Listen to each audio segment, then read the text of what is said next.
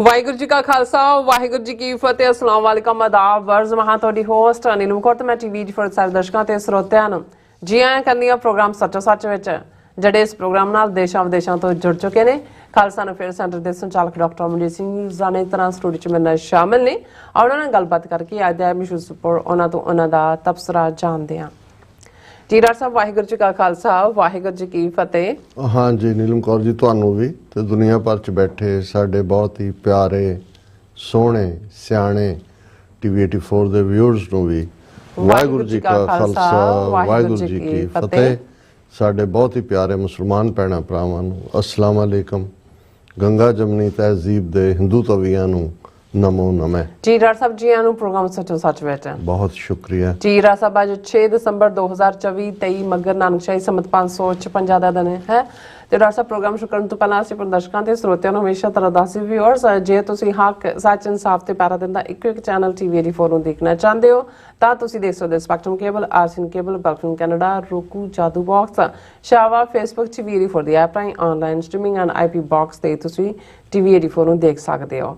Viewers ਜੇ ਤੁਸੀਂ TV 84 ਦਾ programme ਸੱਚੋ ਸੱਚ ਨਾਲ ਫੇਸਬੁੱਕ ਰਾਹੀਂ ਜੁੜੇ ਹੋ ਤਾਂ ਵੱਧ ਲਾਈਕ ਕਰੋ ਤੇ ਸ਼ੇਅਰ ਕਰੋ ਅਤੇ ਨਾਲ ਹੀ YouTube ਤੇ ਸਬਸਕ੍ਰਾਈਬ ਵੀ ਕਰੋ।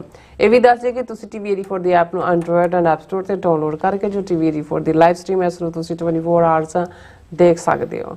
ਸੋ ਵਿਊਅਰਸ ਪ੍ਰੋਗਰਾਮ ਦੀ ਸ਼ੁਰੂਆਤ ਕਰਨ ਜਾ ਰਹੇ ਹਾਂ ਇਸ ਵੀਕ ਦਾ ਅਖੀਰਲਾ ਪ੍ਰੋਗਰਾਮ ਕਰਨ ਜਾ ਰਹੇ ਹਾਂ ਔਰ ਆਸ ਕਰਦੇ ਹਾਂ ਔਰ ਦੁਆ ਕਰਦੇ ਹਾਂ ਜਿਹੜਾ ਤੁਹਾਡਾ ਵੀਕਐਂਡ ਹੈ ਉਹ ਬਹੁਤ ਹੀ ਵਧੀਆ ਗੁਜ਼ਾਰੋਗੇ। ਸੋ ਹੁਣ ਆਪਾਂ ਆਪਣੇ ਜਿਹੜੇ ਪਹਿਲੇ ਸੈਗਮੈਂਟ ਦੇ ਵਿੱਚ ਗੱਲ ਕਰਨ ਤੋਂ ਪਹਿਲਾਂ ਅਸੀਂ ਜਿਹੜਾ ਆਪਣੇ ਪ੍ਰੋਗਰਾਮ ਨੂੰ ਸਪਾਂਸਰ ਕੀਤਾ ਜਾਂਦਾ ਹਮੇਸ਼ਾ ਆਪਣੇ ਵਿਊਅਰਸ ਵੱਲੋਂ ਸੋ ਉਹਨਾਂ ਦਾ ਜ਼ਿਕਰ ਕਰ ਲਈਏ ਕਿ ਅੱਜ ਦੇ ਪ੍ਰੋਗਰਾਮ ਸੱਚੋ ਸੱਚ ਨੂੰ ਸਪਾਂਸਰ ਕੀਤਾ ਗਿਆ ਹੈ ਬੇਕਰਸਫੀਲਡ ਕੈਲੀਫੋਰਨੀਆ ਤੋਂ ਪਾਈ ਰੇਸ਼ਮ ਸਿੱਧੀਆਂ ਗੱਲੋਂ। ਸੋ ਇਹ ਟੀਵੀ 84 ਦੇ ਪੱਕੇ ਖੈਰਖਵਾਹ ਨੇ ਔਰ ਹਮੇਸ਼ਾ ਟੀਵੀ 84 ਦੇ ਵਧੀਆ ਵਿਊਅਰ ਨੇ ਔਰ ਆਪਣੀ ਇਨਪੁਟ ਵੀ ਦਿੰਦੇ ਰਹਿੰਦੇ ਨੇ ਟੀਵੀ 84 ਦੇ ਹਵਾਲੇ ਨਾਲ। ਸੋ ਉਹਨਾਂ ਨੇ ਅੱਜ ਦਾ ਜਿਹੜਾ ਪ੍ਰੋਗਰਾਮ ਹੈ ਉਹ ਸਪਾਂਸਰ ਕੀਤਾ। ਸੋ ਅੱਜ ਦੀ ਸਪਾਂਸਰਸ਼ਿਪ ਲਈ ਅਸੀਂ ਭਾਈ ਰੇਸ਼ਮ ਸਿੰਘ ਜੀ ਉਹਨਾਂ ਦਾ ਤਹਿ ਦਿਲ ਤੋਂ ਧੰਨਵਾਦ ਕਰਦੇ ਹਾਂ। ਤੁਹਾਨੂੰ ਵੀ ਅਪੀਲ ਤੇ ਬੇਨਤੀ ਕਰਦੇ ਹਾਂ ਕਿ ਤੁਸੀਂ ਪ੍ਰੋਗਰਾਮ ਸੱਚੋ ਸੱਚ ਨੂੰ ਵੱਧ ਤੋਂ ਵੱਧ ਸਪਾਂਸਰ ਕਰੋ। ਸਪਾਂਸਰਸ਼ਿਪ ਲਈ ਤੁਸੀਂ ਸਾਨੂੰ ਕਾਲ ਕਰ ਸਕਦੇ ਸਾਡੇ ਫੋਨ ਨੰਬਰ ਤੇ 5168619184 ਸੇਮ ਨੰਬਰ ਤੇ WhatsApp ਕਰ ਸਕਦੇ ਹੋ। ਤੁਸੀਂ ਈਮੇਲ ਵੀ ਕਰ ਸਕਦੇ ਹੋ info@tv84.tv ਤੇ।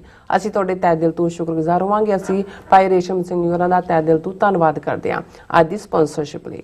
ਸੋ ਅੱਜ ਦੇ ਪਹਿਲੇ ਸੈਗਮੈਂਟ ਦੇ ਵਿੱਚ ਆਪਾਂ ਗੱਲਬਾਤ ਕਰਨ ਜਾ ਰਹੇ ਹਾਂ ਕਿ ਯੂਕੇ ਦੇ ਕਿੰਗ ਚਾਰਲਸ ਨੇ ਮੋਦੀ ਦੇ ਯਾਰ RSS ਲੀਡਰ ਲਾਰਡ ਜਿਹੜੇ ਰਾਮੀ ਰੰਗੜ ਨੂੰ ਦਿੱਤਾ CBE ਦਾ ਖਿਤਾਬ ਵਾਪਸ ਲੈ ਲਿਆ। ਸੋ ਵਾਪਸੀ ਦਾ ਕਾਰਨ ਉਸ ਵੱਲੋਂ ਸੋਸ਼ਲ ਮੀਡੀਆ ਤੇ ਸਿੱਖਾਂ ਤੇ ਖਾਲਸਾਨੀਆਂ ਬਾਰੇ ਕੀਤੀਆਂ ਭੱਦੀਆਂ ਟਿੱਪਣੀਆਂ ਹਨ। ਸੋ ਖਿਤਾਬ ਵਾਪਸ ਲੈਣਾ ਇੱਕ ਬਹੁਤ ਵੱਡੀ ਇਨਸਲਟ ਹੈ ਔਰ Lord Rangar house of Lord ਵਿੱਚ ਹਿੰਦੂਤਵਾਦੀ ਪ੍ਰਮੁੱਖ ਆਵਾਜ਼ ਹਨ। ਸੋ ਇਸ ਬਾਰੇ ਆਪਾਂ ਗੱਲਬਾਤ ਕਰਨ ਜਾ ਰਹੇ ਹਾਂ। ਸੋ ਅਸੀਂ ਚਾਹਾਂਗੇ ਕਿ ਤੁਸੀਂ ਇਸੇ ਤਰ੍ਹਾਂ ਬੜੇ ਰਹਿਣਾ ਦੇਖਣ ਸੁਣ ਲਈ ਤੁਹਾਡਾ ਸਭ ਦਾ ਬਹੁਤ ਬਹੁਤ ਸ਼ੁਕਰੀਆ ਜੀ। ਡਾਕਟਰ ਸਾਹਿਬ ਕੀ ਵਿਚਾਰਾਂ ਨੇ?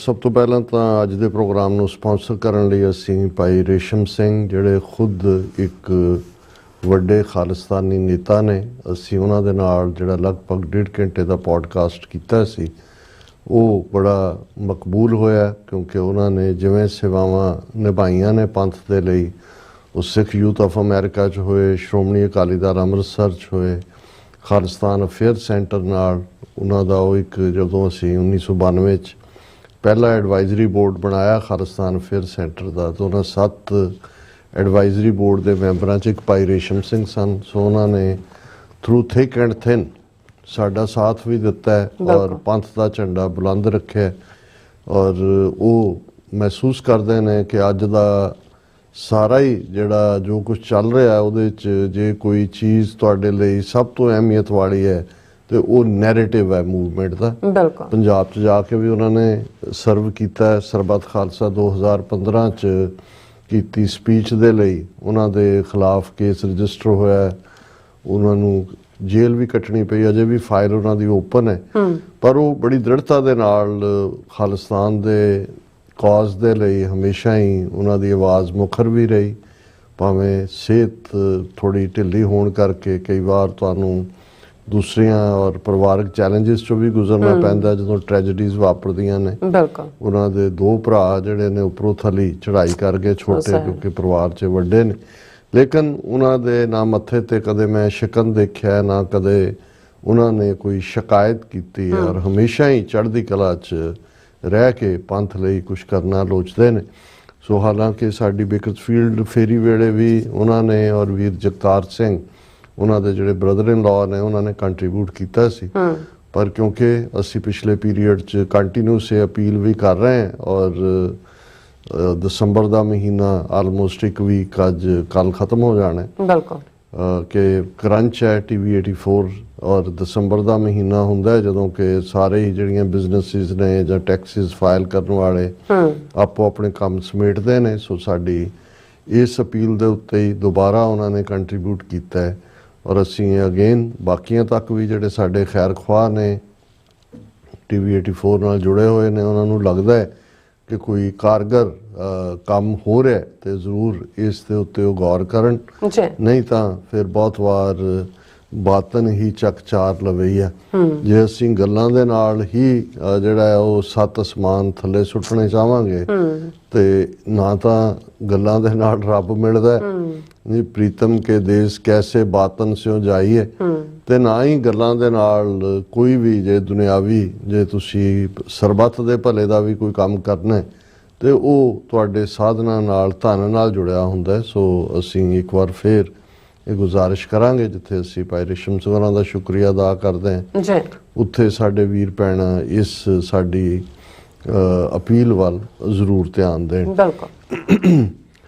ਕੱਲ ਦੇ ਪ੍ਰੋਗਰਾਮ ਦੇ ਵਿੱਚ ਵੀ ਜਿੱਥੇ ਅਸੀਂ 5 ਆਈਜ਼ ਕੰਟਰੀਜ਼ ਦਾ ਜ਼ਿਕਰ ਕਰਦੇ ਹਾਂ ਇੱਕ ਸੈਗਮੈਂਟ ਇਹ ਕੀਤਾ ਸੀ ਕਿ ਕਿਵੇਂ ਨਿਊਜ਼ੀਲੈਂਡ ਦੇ ਵਿੱਚ ਖਾਲਿਸਤਾਨ ਰੈਫਰੈਂਡਮ ਦਾ ਹੋਣਾ ਔਰ ਨਿਊਜ਼ੀਲੈਂਡ ਸਰਕਾਰ ਦਾ ਹਿਊਮਨ ਰਾਈਟਸ ਦੇ ਮੁੱਦੇ ਤੇ ਮੁਖਰ ਹੋ ਕੇ ਲਿਆ ਸਟੈਂਡ ਉਸ ਨੇ ਭਾਰਤ ਨੂੰ ਤਕਲੀਫ ਦਿੱਤੀ ਔਰ ਜਿਹੜਾ ਏਜੰਡਾ ਸੀ ਨਿਊਜ਼ੀਲੈਂਡ ਦੇ ਪ੍ਰਾਈਮ ਮਿਨਿਸਟਰ ਦਾ ਪਿਛਲੇ ਕੈਂਪੇਨ ਵੇਲੇ ਕਿ 1 ਸਾਲ ਦੇ ਵਿੱਚ ਜਿਹੜਾ FTA ਜਿਹਨੂੰ ਫੋਰਨ ਟ੍ਰੇਡ ਐਗਰੀਮੈਂਟ ਜਾਂ ਮੋਸਟ ਫੇਵਰਡ ਨੇਸ਼ਨ ਦੇ ਵਿੱਚ ਹੀ ਆ ਜਾਂਦਾ ਜਦੋਂ ਕਿ ਉਹਦਾ ਮਕਸਦ ਇਹ ਹੀ ਹੁੰਦਾ ਕਿ ਕੋਈ ਟੈਰਿਫ ਨਹੀਂ ਲੱਗੇਗੀ ਦੋਨੋਂ ਪਾਸਿਓਂ ਜਿਹੜਾ ਵਪਾਰ ਖੁੱਲ੍ਹੇਆਮ ਹੋਏਗਾ ਜੋ ਐਗਰੀਮੈਂਟ ਭਾਰਤ ਦਾ ਆਸਟ੍ਰੇਲੀਆ ਦੇ ਨਾਲ ਹੈ।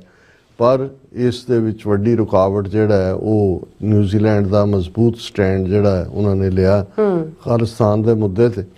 ਸੋ ਅਸੀਂ ਔਰ ਅੱਜ ਹੀ ਆਸਟ੍ਰੇਲੀਆ ਤੋਂ ਵੀ ਕੁਝ ਵੀਰਾਂ ਦੇ ਨਾਲ ਉਹਨਾਂ ਨੇ ਸੰਪਰਕ ਕੀਤਾ ਔਰ ਉਹ ਇਹ ਕਹਿੰਦੇ ਸੀ ਕਿ ਵੀ ਅਸੀਂ ਇਸ ਲਾਈਨ ਦੇ ਉੱਤੇ ਆਸਟ੍ਰੇਲੀਆ 'ਚ ਕੀ ਕਰ ਸਕਦੇ ਹਾਂ ਤੇ ਮੇਰਾ ਇਹੀ ਕਹਿਣਾ ਸੀ ਕਿ ਵੀ ਉਹ ਤਾਂ ਆਲਰੇਡੀ ਐਗਰੀਮੈਂਟ ਐਗਜ਼ਿਸਟ ਕਰਦਾ ਔਰ ਹਾਲਾਂ ਨਿਊਜ਼ੀਲੈਂਡ ਦਾ ਕੋਈ $2.5-3 ਬਿਲੀਅਨ ਦਾ ਉਹਨਾਂ ਦਾ ਟ੍ਰੇਡ ਹੈ ਇੰਡੀਆ ਦੇ ਨਾਲ ਉਹ ਵੀ ਜਿਹੜਾ ਕਿਉਂਕਿ ਸ਼ੀਪ ਮੀਟ ਦੇ ਉੱਤੇ ਉਹ ਆਸਟ੍ਰੇਲੀਆ ਨੇ ਕੁਝ ਟੇਕ ਓਵਰ ਕਰ ਲਿਆ ਹਾਲਾਂ ਚਾਈਨਾ ਨਾਲ ਉਹਨਾਂ ਦਾ $50-60 ਬਿਲੀਅਨ ਦੇ ਕਰੀਬ ਜਾਂ ਉਸ ਤੋਂ ਵੀ ਜ਼ਿਆਦਾ ਹੈ ਕਿ ਵੀ ਇੱਕ ਗੱਲ ਜਿੱਥੇ ਵੀ ਸਾਡੇ ਵੀਰ ਭੈਣਾਂ ਲੌਬੀ ਕਰਦੇ ਨੇ ਉਹਦੇ 'ਚ ਇਹੀ ਹੋਏ ਕਿ we don't trade human rights for trade ਨਹੀਂ ਕਿ ਵਪਾਰ ਦੀ ਖਾਤਰ ਹਿਊਮਨ ਰਾਈਟਸ ਦਾ ਵੀ ਵਪਾਰ ਨਾ ਕਰੋ।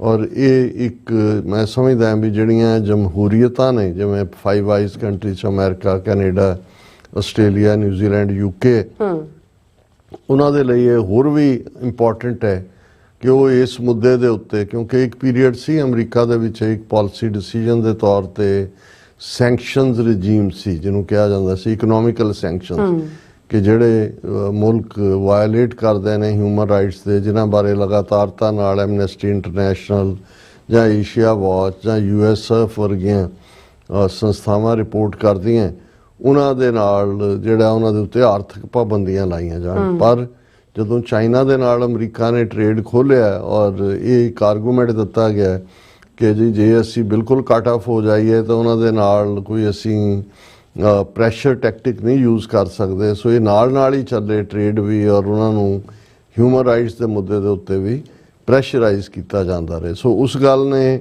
ਇਹ ਜਿਹੜੀ ਇੰਟਰਨੈਸ਼ਨਲ ਲੌਬੀ ਖਾਸ ਤੌਰ ਤੇ ਅਮਰੀਕਾ ਵਰਗੇ ਮੁਲਕਾਂ ਦੀ ਸੀ ਸੈਂਕਸ਼ਨਸ ਦੇ ਉੱਤੇ ਉਹ ਕਮਜ਼ੋਰ ਹੋਈ।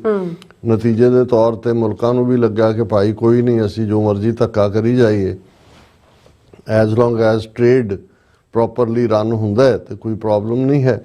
ਸੋ ਹੁਣ ਜਿਸ ਹੱਦ ਤੱਕ ਫਿਰ ਭਾਰਤ ਵਰਗਾ ਰਜੀਮ ਜਿਹੜਾ ਆਪਣੇ ਆਪ ਨੂੰ ਇਹਨਾਂ ਹੀ 5 ਮੁਲਕਾਂ ਦਾ ਫਰੈਂਡਲੀ ਮੁਲਕ ਕਹਿੰਦਾ ਹੈ ਔਰ ਫਿਰ ਉਸ ਦੇ ਨਾਲ ਜਿਹੜਾ ਡੈਮੋਕ੍ਰੇਸੀ ਦਾ ਟਾਈਟਲ ਵੀ ਲਾਇਆ ਹੈ ਔਰ ਇਹਨਾਂ ਮੁਲਕਾਂ ਦੇ ਅੰਦਰ ਆ ਕੇ ਸਪਾਈਂਗ ਕਰਨੀ, ਟਰਾਂਸਨੈਸ਼ਨਲ ਰਿਪਰੈਸ਼ਨ ਕਰਨਾ, ਕਿਲਿੰਗ ਕਰਨੀ, ਆਪਣੇ ਮੂਲ ਦੇ ਜਿਹੜੇ ਉੱਥੋਂ ਦੇ ਸਿਟੀਜ਼ਨ ਆ ਕੇ ਵਸੇ ਨੇ ਉਹਨਾਂ ਦੇ ਉੱਤੇ ਆ ਕੇ ਜਿਹੜਾ ਸਪਾਈਂਗ ਕਰਕੇ ਉਹਨਾਂ ਦੀ ਇਨਫੋਰਮੇਸ਼ਨ ਗੈਂਗਸ ਨੂੰ ਦੇਣੀ, ਫਿਰ ਉਹਨਾਂ ਰਾਹੀਂ ਜਿਹੜੀ ਹੈ ਕਿਲਿੰਗ ਕਰਵਾਉਣੀ, ਜਿਹਦੇ 'ਚ ਉਹਨਾਂ ਦੇ ਹਾਈ ਕਮਿਸ਼ਨਰ ਲੈਵਲ ਦੇ ਡਿਪਲੋਮੈਟ ਇਨਵੋਲਵ ਨੇ।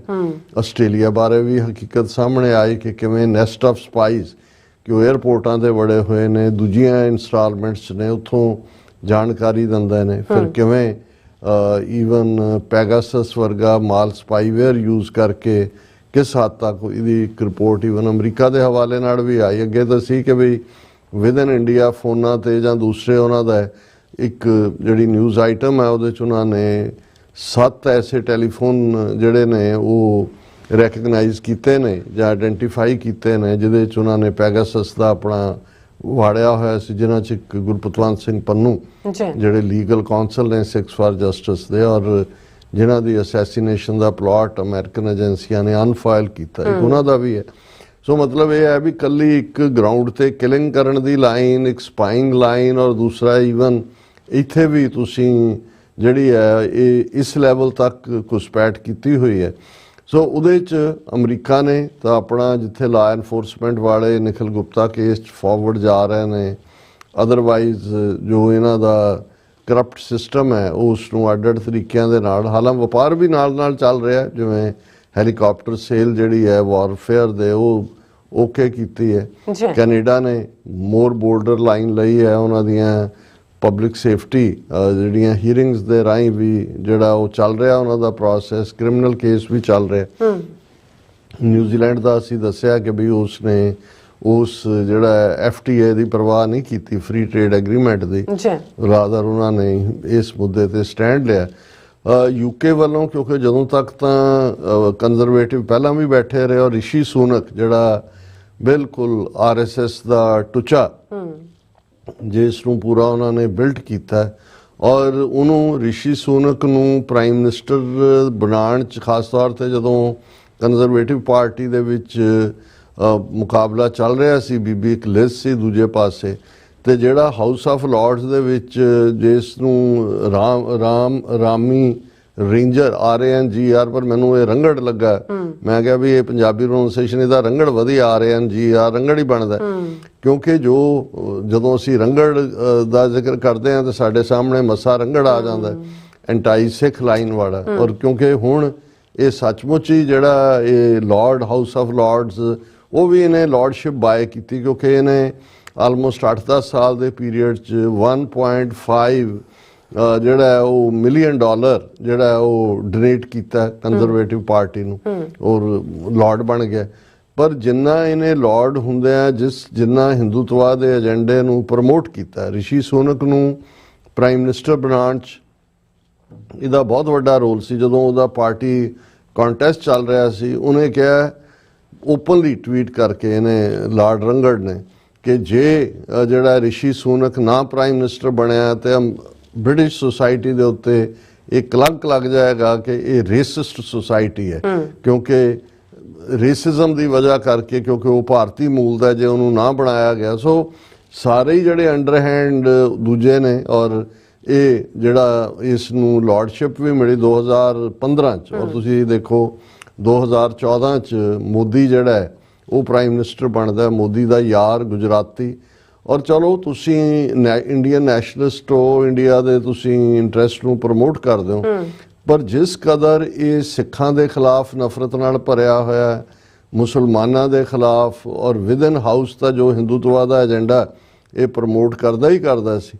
ਪਰ ਜਦੋਂ ਵੀ ਕੋਈ ਸਿੱਖ ਇਸ਼ੂ ਔਰ ਖਾਸ ਤੌਰ 'ਤੇ ਖਾਲਿਸਤਾਨ ਦਾ ਮੁੱਦਾ ਕਿਤੇ ਵੀ ਆਇਆ, ਇਹ ਹਿੰਦੂਤਵੀ ਜਿਹੜੇ ਭਾਰਤ 'ਚ ਬੈਠੇ ਨੇ ਇਹਨੂੰ ਇਹ ਭੁੱਲ ਜਾਂਦਾ ਸੀ ਕਿ ਵੀ ਇਹ ਇੱਕ ਬ੍ਰਿਟਿਸ਼ ਸਿਟੀਜ਼ਨ ਹੀ ਨਹੀਂ ਹੈ, ਹਾਊਸ ਆਫ ਲਾਰਡਸ ਦੇ ਵਿੱਚ ਬੈਠਣਾ ਇੱਕ ਆਨਰ ਹੈ। ਔਰ ਕੱਲਾ ਉਹਨੂੰ ਇਹੀ ਨਹੀਂ ਕਿ ਵੀ ਉਹਨੇ ਲਾਰਡਸ਼ਿਪ ਆਪਣੀ ਡੋਨੇਸ਼ਨ ਨਾਲ ਬਾਏ ਕੀਤੀ ਸੀ, ਉਹਨੂੰ ਕਿੰਗ ਚਾਰਲਸ ਵੱਲੋਂ ਜਿਹੜਾ ਇੱਕ ਵੱਡਾ ਅਵਾਰਡ ਜਿਹੜਾ ਖਿਤਾਬ, ਔਰ ਉਸ ਨੂੰ ਜਿਹੜਾ order of the British empire, commander of the order of British empire, ਜਿਹਨੂੰ CBE ਅਵਾਰਡ ਕਹਿੰਦੇ ਨੇ, commander of the order of British empire. ਜੇ ਖਿਤਾਬਾਂ ਦੀ ਵੀ ਗੱਲ ਕਰੀਏ, ਕਿਉਂਕਿ ਇਹ ਵੀ ਜਦੋਂ ਤੁਸੀਂ ਬ੍ਰਿਟਨ ਦਾ ਜਾਂ ਬ੍ਰਿਟਿਸ਼ ਰੂਲ ਦੇ ਪੀਰੀਅਡ 'ਚ ਆਪਣੇ ਖਿੱਤੇ ਦੇ ਵਿੱਚ ਵੀ ਦੇਖੋ ਕਿ ਵੀ ਜਿਹੜੇ ਲੋਕ ਬਿਲਕੁਲ ਜੇ ਉਹਨੂੰ ਸਾਦਾ ਪੰਜਾਬੀ 'ਚ ਸਮਝਾਉਣਾ ਹੋਏ, ਅੰਗਰੇਜ਼ੀ 'ਚ ਤਾਂ ਅਸੀਂ ਲਾਇਲਿਸਟ ਜਾਂ ਪੰਜਾਬੀ 'ਚ ਵਫਾਦਾਰ ਕਹਾਂਗੇ, ਪਰ ਇਹ ਵਫਾਦਾਰੀ ਤਾਂ ਜਿਹੜਾ ਜਿਸ ਮੁਲਕ ਦੇ ਵਿੱਚ ਜੰਮਦਾ ਉਹਦਾ ਉਸ ਮਿੱਟੀ ਦੇ ਨਾਲ ਹੁੰਦੀ ਹੈ ਜਾਂ ਆਪਣੇ ਮਜ਼ਹਬ ਨਾਲ ਜਾਂ ਆਪਣੀਆਂ ਵੈਲਿਊਜ਼ ਨਾਲ ਹੁੰਦੀਆਂ ਨੇ। ਪਰ ਅੰਗਰੇਜ਼ਾਂ ਨੇ ਜਿਹੜਾ ਅਵਾਰਡ ਸਿਸਟਮ ਜਾਂ ਖਿਤਾਬ ਸਿਸਟਮ ਆਪਣੇ ਰਾਜ ਦੇ ਦੌਰਾਨ ਵੀ ਕਲੋਨੀਅਲ ਰੂਲ ਵੇਲੇ ਪ੍ਰਮੋਟ ਕੀਤਾ, ਉਹਨਾਂ ਲਈ ਜਿਹੜੇ ਪੂਛ ਹਿਲਾਉਂਦੇ ਨੇ। ਔਰ ਉਹਦੇ 'ਚ ਅਸੀਂ ਦੇਖਦੇ ਹਾਂ ਫਿਰ ਇਹਨਾਂ ਨੇ ਸਿੱਖਾਂ, ਹਿੰਦੂਆਂ, ਮੁਸਲਮਾਨਾਂ ਜਿਹੜੇ ਇਹਨਾਂ ਦੇ ਖਾਸ ਤੌਰ 'ਤੇ ਜਗੀਰੂ ਲੋਕ ਸੀ, ਅਮੀਰ ਲੋਕ ਸੀ, ਜਿਹੜੇ ਆਪਣੀਆਂ ਜਾਇਦਾਦਾਂ ਬਚਾਉਣ ਲਈ ਜਾਂ ਆਪਣੀਆਂ ਜਿਹੜੀਆਂ ਰਾਇਲ ਆਨਰ ਉਹਨਾਂ ਨੂੰ ਮਿਲੇ ਹੋਏ ਸੀ ਪ੍ਰਾਪਰਟੀਜ਼, ਉਹਨੂੰ ਬਚਾਉਣ ਲਈ ਬਿਲਕੁਲ ਅੰਗਰੇਜ਼ਾਂ ਦੇ ਕੁੱਤੇ ਬਣੇ ਹੋਏ ਸੀ।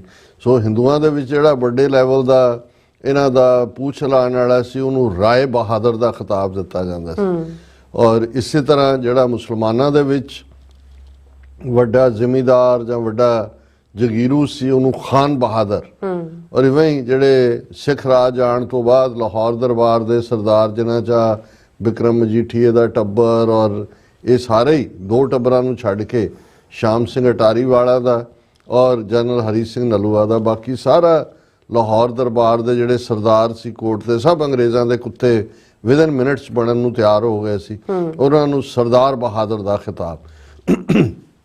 ਇਸ ਤੋਂ ਇਲਾਵਾ ਬਾਅਦ ਦੇ ਵਿੱਚ ਉਹਨਾਂ ਨੇ ਸਰ, ਔਰ ਇਸੇ ਤਰ੍ਹਾਂ ਫੌਜ ਦੇ ਵਿੱਚ ਵਿਕਟੋਰੀਆ ਕ੍ਰਾਸ ਤਾਂ ਬਹੁਤ ਬਾਅਦ 'ਚ ਉਹਨਾਂ ਨੇ ਦੇਣਾ ਸ਼ੁਰੂ ਕੀਤਾ। ਫੌਜ ਦੇ ਵਿੱਚ ਵੱਡੇ ਵੱਡੇ ਇਸ ਕਿਸਮ ਦੇ ਸੀ ਜਿਹੜੇ ਕਿ ਜੀ ਬੜੀ ਬਹਾਦਰੀ ਕੀਤੀ, ਜ਼ਮੀਨਾਂ ਵੀ ਦਿੰਦੇ ਸੀ ਜੀ, ਇੰਨੇ ਮੁਰੱਬੇ ਬਹਾਦਰੀ ਦੇ ਤੇ ਫਰਾਣਾ ਢਿਮਕਾਏ ਸਾਰਾ ਪਾਰਟ ਰਿਹਾ। ਸੋ ਇਵੇਂ ਹੀ ਈਵਨ ਉਹ ਜਿਹੜਾ ਸਾਰਾ ਸਿਸਟਮ ਹੈ ਉਹ ਬ੍ਰਿਟਨ ਦੇ ਵਿੱਚ ਵੀ ਜਿਹੜੇ ਜਿਸ ਲੈਵਲ ਦੇ ਉੱਤੇ ਕਰਾਊਨ ਨੂੰ, ਕਿਉਂਕਿ ਇਹ ਕਿੰਗ ਵੱਲੋਂ ਹੀ ਇਸ ਲੈਵਲ ਦਾ ਅਵਾਰਡ ਦਿੱਤਾ ਜਾਂਦਾ, ਹਾਲਾਂਕਿ ਲੋਅਰ ਲੈਵਲ ਦੇ ਉੱਤੇ ਇੱਕ ਹੋਰ ਅਵਾਰਡ OBE ਹੈ, order of the British empire.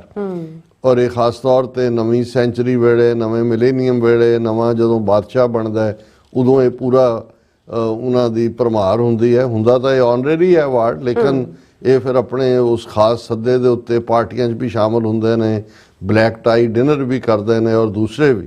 ਔਰ ਇਹ ਦੱਸਣ ਦੇ ਲਈ ਹੁੰਦਾ ਕਿ ਜੀ ਅਸੀਂ ਬੜੇ ਤੁਹਾਡੇ ਵਫਾਦਾਰ हैं और ਅਸੀਂ ਬੜੇ ਖਿਦਮਤਗਾਰ हैं। ਇਸ ਕਿਸਮ ਦਾ ਇੱਕ commander of the order of British empire CBE award ਜਿਹੜਾ ਇਹਨੂੰ ਲਿਆ ਹੋਇਆ ਸੀ ਪੈਸੇ ਦੇ ਕੇ, ਜੇ ਲਾਰਡਸ਼ਿਪ ਪੈਸੇ ਦੇ ਕੇ ਮਿਲਦੀ ਹੈ। ਤੇ ਉਹ ਹੁਣ ਗੱਲ ਇਹ ਨਹੀਂ ਹੁੰਦੀ ਵੀ ਅਵਾਰਡ ਦੇ ਨਾਲ ਕਿਹੜਾ ਵਾਧੂ ਫੁੱਲ ਲੱਗ ਜਾਂਦੇ ਨੇ। ਇਸ ਕਿਸਮ ਦੇ ਵੈਸੇ ਹੀ ਕਰਪਟ ਕਿਸਮ ਦੇ ਲੋਕ ਹੁੰਦੇ ਨੇ ਜਿਹੜੇ ਇਸ ਹੱਦ ਤੱਕ ਪਹੁੰਚਦੇ ਨੇ।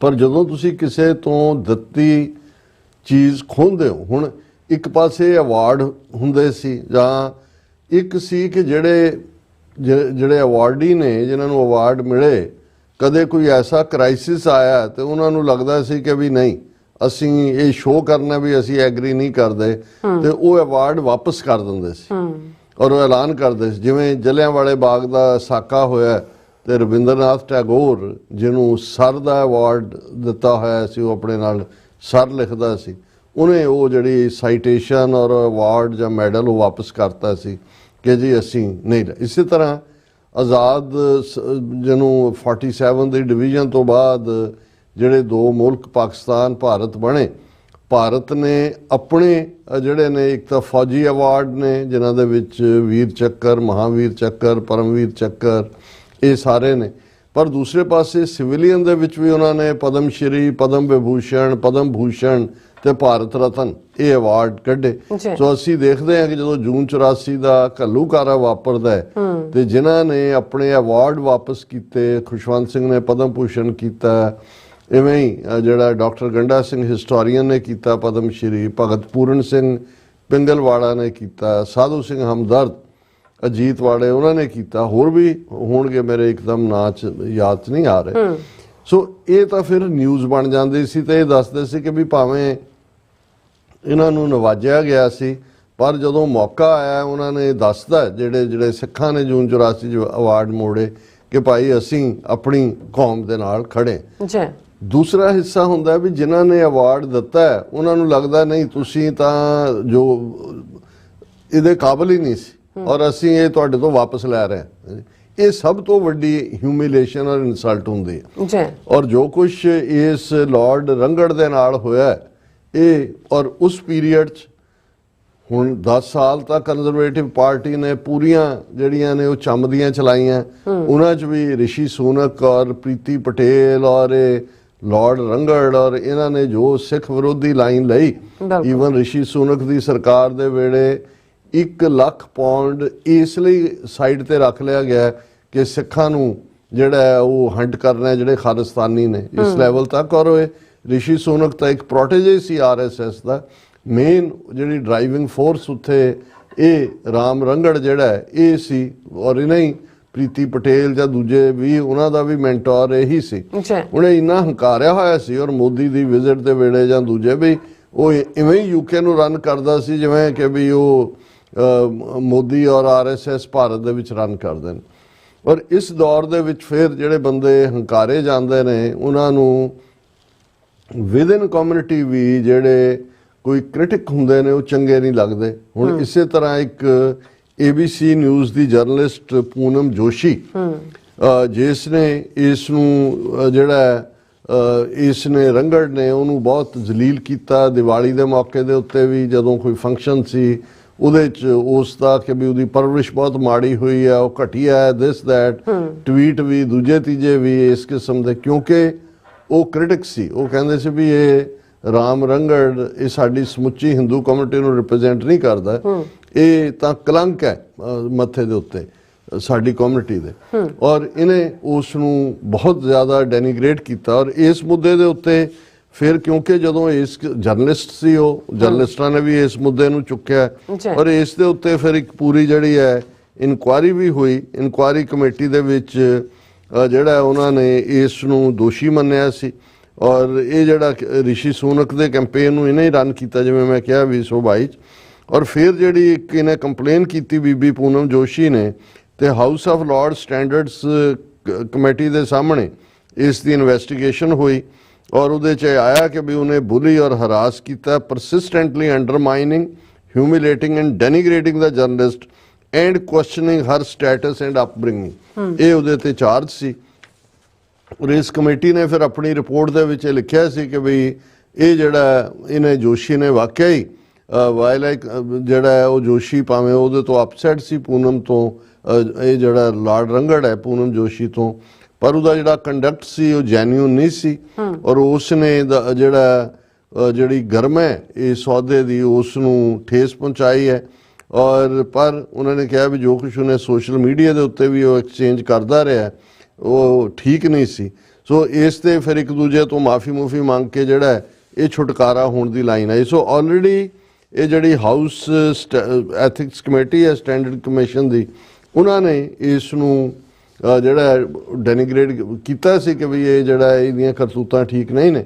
ਪਰ ਇਹਨੇ ਜਿਸ ਅੰਦਾਜ਼ ਦੇ ਵਿੱਚ ਫਿਰ ਅੱਡ-ਅੱਡ ਮੁੱਦਿਆਂ ਦੇ ਉੱਤੇ ਸੋਸ਼ਲ ਮੀਡੀਆ ਤੇ ਜਾ ਕੇ ਸਿੱਖਾਂ ਦੇ ਖਿਲਾਫ ਲਿਖਣਾ, ਮੁਸਲਮਾਨਾਂ ਦੇ ਪਾਕਿਸਤਾਨੀਆਂ ਦੇ ਖਿਲਾਫ ਲਿਖਣਾ, ਇਸ ਦੇ ਉੱਤੇ ਫਾਈਨਲੀ ਜਿਹੜਾ ਕਿ ਔਰ ਇਹ ਖਬਰ ਹੀ ਜਦੋਂ ਇਹ ਟਾਈਟਲ ਹੈ ਕਿੰਗ ਹੀ ਵਾਪਸ ਕਿੰਗ ਦੇ ਨਾਂ ਤੇ ਹੀ ਵਾਪਸ ਲਿਆ ਜਾਂਦਾ ਹੈ। ਔਰ ਇਹ ਖਬਰ ਜਿਹੜੀ ਸੀ ਕਿ ਵੀ lord Rami Ranger stripped of his CBE by the king over harassment of journalists and derogatory comments about Sikhs and Pakistanis। ਕਿ ਵੀ ਇਹਦੇ ਜੋ ਇਹਨੇ ਕਮੈਂਟ ਕੀਤੇ ਸਿੱਖਾਂ ਪਾਕਿਸਤਾਨੀਆਂ ਤੇ ਔਰ ਉਸ ਤੋਂ ਪਹਿਲਾਂ ਜਿਹੜੀ ਉਹਨੇ ਕਮੇਟੀ ਨੇ ਐਥਿਕਸ ਕਮੇਟੀ ਨੇ ਪੂਨਮ ਜੋਸ਼ੀ ਦੇ ਮਾਮਲੇ ਦੇ ਵਿੱਚ ਇਹ ਸਾਰੇ ਨੂੰ ਦਿੱਤਾ। ਔਰ ਇਹਦੇ ਨਾਲ ਹੀ ਇਹਦਾ ਇੱਕ ਹੋਰ ਛੋਟਾ ਜਮੂਰਾ ਅਨਿਲ ਭਨੋਟ ਜਿਹਨੂੰ ਇੱਕ ਹੋਰ ਅਵਾਰਡ ਮਿਲਿਆ ਹੋਇਆ ਸੀ OBE order of the British empire, ਉਹਨੂੰ ਵੀ ਸਟ੍ਰਿਪ ਆਫ ਕੀਤਾ ਗਿਆ ਉਹਦੇ ਕੰਡਕਟ ਕਰਕੇ। ਉਹ ਵੀ ਪੂਰਾ ਹਿੰਦੂਤਵਾ ਦਾ ਝੰਡਾ ਬਰਦਾਰ ਔਰ ਇਹ ਈਵਨ ਜਿਹੜੀਆਂ ਮੇਜਰ ਖਬਰਾਂ ਦੇ ਨਾਲ ਈਵਨ ਟ੍ਰਿਬਿਊਨ ਦੇ PTI ਇਹਨਾਂ ਦੀ ਪ੍ਰੈਸ ਟਰਸਟ ਆਫ ਇੰਡੀਆ ਨੇ ਇਸ ਖਬਰ ਨੂੰ ਪ੍ਰੋਮੀਨੈਂਟ ਨਾਲ ਛਾਪਿਆ। ਔਰ ਭਨੋਟ ਬਾਰੇ ਵੀ ਉਹਨਾਂ ਨੇ ਕਿਹਾ ਕਿ for teacher committee's decision this week also covers Anil Kumar Panote, who was conferred an OBE, Order of British Empire, for service to the Hindu community and interfaith relations in the late Queen's birthday honours in June 2010. ਇਹਨੂੰ ਅਨਿਲ ਭਨੋਟ ਨੂੰ ਵੀ 2010 ਦੇ ਵਿੱਚ ਇਹ award ਦਿੱਤਾ ਗਿਆ ਸੀ। ਹੁਣ ਉਹਨਾਂ ਨੇ ਕਿਹਾ ਕਿ ਦ king has directed that the appointment of Anil Kumar Panote to be an officer of the Civil Division of Most Excellent Order of British Empire dated 12th June 2010 shall be cancelled and annulled, and that his name shall be erased from the register of the said order. So Anil Kumar Panote ਤੋਂ ਉਹਨਾਂ ਨੇ OB ਦਾ title ਖੋਹ ਲਿਆ। ਇਸ ਰੰਗੜ ਤੋਂ ਉਹਨਾਂ ਨੇ commander of the order of British empire CBE the title ਖੋਇਆ। ਔਰ ਇਹ ਮੈਂ ਸਮਝਦਾ ਵੀ ਆਪਣੇ ਆਪ 'ਚ ਬਹੁਤ ਵੱਡੀ। ਅੱਜ ਜਦੋਂ ਮੈਂ ਸਵੇਰੇ ਵੀ ਖਬਰ ਦੇਖੀ, ਮੈਂ ਕਿਹਾ ਅਸੀਂ ਕੱਲ ਗੱਲ ਕੀਤੀ ਸੀ ਕਿ ਵੀ ਇਹ ਜਦੋਂ ਸਿੱਖਾਂ ਦੇ ਉੱਤੇ ਇਹਨਾਂ ਨੇ 40 ਸਾਲ ਪਹਿਲਾਂ ਟੋਟਲ ਵਾਰ ਡਿਕਲੇਅਰ ਕੀਤੀ ਤਾਂ ਅਸੀਂ ਕਿ ਮਸਲ ਕੇ ਰੱਖ ਦਿਆਂਗੇ, ਦੂਜੇ ਚੁੱਕਣ ਨਹੀਂ ਦਿਆਂਗੇ, ਸਿਰ ਨਹੀਂ ਚੁੱਕਣ ਦਿਆਂਗੇ। ਪਰ ਸਿੱਖਾਂ ਨੇ ਦੱਸ ਦਿੱਤਾ ਹੈ 40 ਸਾਲ ਭਾਵੇਂ ਸਾਡੀਆਂ 2 ਨਸਲਾਂ ਇਹਨਾਂ ਨੇ, ਇੱਕ ਨਸਲ ਮਾਰੀ, ਇੱਕ ਡਰੱਗਸ ਦੇ ਹਵਾਲੇ ਕੀਤੀ, ਤੀਜੀ ਉੱਥੋਂ ਭੱਜਣ ਤੇ ਮਜਬੂਰ ਕੀਤਾ। ਪਰ ਡਾਇਸਪੋਰਾ ਸਿੱਖਾਂ ਨੇ ਦੱਸ ਦਿੱਤਾ ਕਿ ਭਾਈ ਤੁਹਾਡਾ ਪੰਗਾ ਜਿਸ ਕੌਮ ਦੇ ਨਾਲ ਹੁਣ ਪਿਆ, ਅਸੀਂ ਤਾਂ ਇੱਕ ਪੂਰੀ ਸਦੀ ਲੜੇ ਆ ਮੁਗਲਾਂ ਦੇ ਨਾਲ ਵੀ, ਦਰਾ ਖੈਬਰ ਪਾਰ ਦੇ ਧਾੜਵੀਆਂ ਨਾਲ ਵੀ, ਤੇ ਅਲਟੀਮੇਟਲੀ ਅਸੀਂ ਉਸ ਧਰਤੀ ਦੇ ਉੱਤੇ ਸੱਚ ਹੱਕ ਇਨਸਾਫ ਦਾ ਰਾਜ ਕਾਇਮ ਕੀਤਾ ਸੀ। ਸੋ ਮੈਂ ਸਮਝਦਾ ਵੀ ਇਹ ਭਾਵੇਂ ਨਿਊਜ਼ੀਲੈਂਡ ਹੋਏ, ਅਮਰੀਕਾ ਕੈਨੇਡਾ ਦੇ ਹਵਾਲੇ ਨਾਲ ਅੱਜ ਭਾਰਤ ਬਿਲਕੁਲ ਉਸ ਲਾਈਨ ਦੇ ਉੱਤੇ ਆ ਕੇ ਖੜਾ ਹੈ ਜਿੱਥੇ ਕਿ ਅਮਰੀਕਾ ਕੈਨੇਡਾ ਸਮਝਦੇ ਨੇ ਕਿ ਵੀ ਇਹ ਡੈਮੋਕ੍ਰੇਸੀ ਦੀ ਗਾਰਬ ਦੇ ਵਿੱਚ ਇਹ ਜਿਹੜਾ ਅਸਲ ਦੇ ਵਿੱਚ ਇੱਕ ਤਾਨਾਸ਼ਾਹ, ਔਰ ਦੂਸਰਾ ਜਿਵੇਂ ਕੈਨੇਡਾ ਦਾ ਅਸੀਂ ਦੱਸਿਆ ਸੀ ਕਿ 74% ਮੇਨ ਸਟ੍ਰੀਮ ਕੈਨੇਡਾ ਦੇ ਲੋਕਾਂ ਨੇ ਕਿਹਾ ਕਿ ਭਾਰਤ ਤਾਂ ਰੂਸ ਔਰ ਚੀਨ ਤੋਂ ਬਾਅਦ ਇਸ ਕਿਸਮ ਦਾ ਮੁਲਕ ਹੈ ਜਿੱਥੇ ਹਿਊਮਨ ਰਾਈਟਸ ਔਰ ਡੈਮੋਕ੍ਰੇਸੀ ਨਾਂ ਦੀ ਕੋਈ ਚੀਜ਼ ਨਹੀਂ ਹੈ। ਸੋ ਅਸੀਂ ਸਮਝਦੇ ਹਾਂ ਕਿ ਵੀ ਇਹ ਬ੍ਰਿਟਨ ਦੇ ਵਿੱਚ ਵੀ ਇਹ 2 ਅਨਿਲ ਭਨੋਟ ਔਰ ਇਹ ਲਾਰਡ ਰੰਗੜ ਜਿਹੜੀ ਬਿਲਕੁਲ ਖੁੱਲ੍ਹ ਕੇ ਸਿੱਖਾਂ ਦੇ ਖਿਲਾਫ ਇਹਦੇ ਕਈ ਟਵੀਟ ਨੇ ਜਿਹਦੇ 'ਚ ਉਹਨੇ ਸਿੱਖਾਂ ਨੂੰ ਰਿਡੀਕਿਊਲ ਕੀਤਾ ਹੋਇਆ। ਪਰ ਫਾਈਨਲੀ ਅਸੀਂ ਸਮਝਦੇ ਹਾਂ ਵੀ ਕਿੰਗ ਚਾਰਲਸ ਜਾਂ ਉਹਨਾਂ ਦੇ ਜਿਹੜੇ ਵੀ ਅੱਗੋਂ ਮਹਿਕਮੇ ਸਾਰੇ ਨੂੰ ਡੀਲ ਕਰਦੇ ਨੇ, ਉਹਨਾਂ ਨੂੰ ਲੱਗਾ ਕਿ ਵੀ ਇਹ ਹਿੰਦੂ ਤੋਂ ਵੀ ਇੱਥੇ UK 'ਚ ਬੈਠ ਕੇ UK ਦੇ ਇਹਨਾਂ ਆਨਰਸ ਦੇ ਵੀ ਹੱਕਦਾਰ ਨਹੀਂ ਨੇ, ਜਿਹੜੇ ਬੇਸ਼ੱਕ ਉਹਨਾਂ ਨੇ ਪੈਸੇ ਦੇ ਕੇ ਜਾਂ ਆਪਣਾ ਕਿ ਜੇ ਅਸੀਂ ਬੜੀ ਕਮਿਊਨਿਟੀ ਨੂੰ ਸਰਵ ਕਰ ਰਹੇ ਹਾਂ, ਪਰ ਉਹਨੂੰ ਲੱਗਾ ਕਿ ਭਾਈ ਬ੍ਰਿਟਿਸ਼ ਸੁਸਾਇਟੀ ਦੇ ਵਿੱਚ ਨਫ਼ਰਤ ਦੀ ਕੋਈ ਥਾਂ ਨਹੀਂ ਹੈ। ਸੋ ਉਹਨਾਂ ਨੇ ਜਰਨਲਿਸਟ ਨੂੰ, ਪੂਨਮ ਜੋਸ਼ੀ ਨੂੰ ਹਰਾਸ ਕਰਨ, ਉਸ ਨੂੰ ਬੁਲੀ ਕਰਨ, ਇਹ ਵੀ ਮੁੱਦਾ ਐਥਿਕਸ ਕਮੇਟੀ ਦੇ ਸਾਹਮਣੇ ਸੀ। ਪਰ ਦੂਸਰੇ ਪਾਸੇ ਸਿੱਖਾਂ ਔਰ ਪਾਕਿਸਤਾਨੀ ਮੁਸਲਮਾਨਾਂ ਬਾਰੇ ਇਸ ਵੱਲੋਂ ਕੀਤੀਆਂ ਗਈਆਂ ਭੱਦੀਆਂ ਟਿੱਪਣੀਆਂ, ਉਸ ਤੋਂ ਹੁਣ ਇਹ ਹੈ ਕਿ ਵੀ ਸਟੈਪ ਆਫ ਕਿ ਵੀ ਉਹਦਾ ਮੈਡਲ ਲਾ ਕੇ ਉਹਨੂੰ ਕਿਹਾ ਵੀ ਜਾ ਹੁਣ ਘਰ ਜਾ ਕੇ ਆਰਾਮ ਨਾਲ ਜੁੱਤੀ ਲਾ ਕੇ ਬਹੁ। ਜੀ ਡਾਕਟਰ ਸਾਹਿਬ ਤੁਹਾਡਾ ਬਹੁਤ ਸ਼ੁਕਰੀਆ। ਸੋ ਅਥਲੇ ਨੇ ਬ੍ਰੇਕ ਤੇ ਜਾਣ ਤੋਂ ਪਹਿਲਾਂ ਅਸੀਂ ਆਪਣੇ ਦਰਸ਼ਕਾਂ ਦੇ ਸਰੋਤਿਆਂ ਨੂੰ ਅਪੀਲ ਤੇ ਬੇਨਤੀ ਕਰ ਰਹੀ ਵਿਊਅਰਸ, ਜਿਸ ਤਰ੍ਹਾਂ ਕਿ ਤੁਸੀਂ ਜਾਣਦੇ ਹੋ TV84 ਹੱਕ ਸੱਚ ਇਨਸਾਫ ਦੀ ਆਵਾਜ਼ ਬੁਲੰਦ ਕਰ ਰਿਹਾ ਹੈ। ਆਵਾਜ਼ ਤੁਹਾਡੇ ਪਿਆਰ ਸਦਕਾ, ਤੁਹਾਡੇ ਵਿਸ਼ਵਾਸ ਸਦਕਾ, ਤੁਹਾਡੇ ਡੋਨੇਸ਼ਨ ਸਦਕਾ ਹੀ ਹੋ ਸਕਦੀ ਹੈ। ਸੋ ਅਸੀਂ ਚਾਹਾਂਗੇ ਕਿ ਤੁਸੀਂ TV84 ਦੀ ਚੜ੍ਹਦੀ ਕਲਾ ਲਈ ਵੱਧ ਤੋਂ ਵੱਧ ਡੋਨੇਟ ਕਰੋ। ਡੋਨੇਟ ਕਰਨ ਲਈ ਸਾਡੀ ਵੈਬਸਾਈਟ TV84.tv ਤੇ ਜਾ ਕੇ ਪੇਪਲ ਦੀ ਵਰਤੋਂ ਕਰਕੇ 1 ਟਾਈਮ ਡੋਨੇਟ ਕਰ ਸਕਦੇ ਹੋ, ਮੰਥਲੀ ਡੋਨੇਟ ਵੀ ਕਰ ਸਕਦੇ ਹੋ। ਤੁਸੀਂ TV84 ਦੇ ਨਾਮ ਤੇ ਚੈੱਕ ਬਣਾ ਕੇ ਸਾਨੂੰ ਮੇਲ ਵੀ ਕਰ ਸਕਦੇ ਹੋ ਸਾਡੇ ਇਸ ਪਤੇ ਤੇ 36-01 37th Avenue, Long Island City, New York 11101 USA, ਜਾਂ ਫਿਰ ਤੁਸੀਂ ਸਾਨੂੰ ਫੋਨ ਰਾਹੀਂ ਵੀ ਸੰਪਰਕ ਕਰ ਸਕਦੇ ਹੋ 5166191984। ਤੁਸੀਂ ਸਾਨੂੰ ਈਮੇਲ ਵੀ ਕਰ ਸਕਦੇ ਹੋ info@tv84.tv ਤੇ। ਅਸੀਂ ਤੁਹਾਡੇ ਤਹਿ ਦਿਲ ਤੋਂ ਸ਼ੁਕਰਗੁਜ਼ਾਰ ਹੋਵਾਂਗੇ। ਸੋ ਥੱਲੇ ਨੇ ਬ੍ਰੇਕ ਵਿਊਅਰਸ, ਤੁਸੀਂ ਸਾਨੂੰ ਇਸੇ ਤਰ੍ਹਾਂ ਬੜੇ ਰਹਿਣਾ। ਮਿਲਦੇ ਹਾਂ ਛੋਟੇ ਜਿਹੇ ਬ੍ਰੇਕ ਤੋਂ ਬਾਅਦ।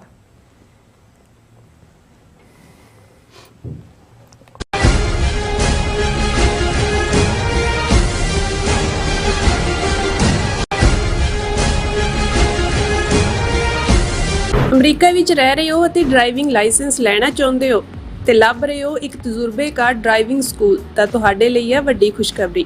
ਕੈਲੀਫੋਰਨੀਆ ਦਾ ਸਟਾਕਟਨ ਟਰੱਕ ਡਰਾਈਵਿੰਗ ਸਕੂਲ ਤੁਹਾਨੂੰ ਦੇਵੇਗਾ ਡਰਾਈਵਿੰਗ ਸਿਖਲਾਈ ਅਤੇ ਡਰਾਈਵਿੰਗ ਦੌਰਾਨ ਪੇਸ਼ ਆਉਂਦੀਆਂ ਮੁਸ਼ਕਲਾਂ ਨਾਲ ਨਜਿੱਠਣ ਦੀ ਸਿਖਲਾਈ।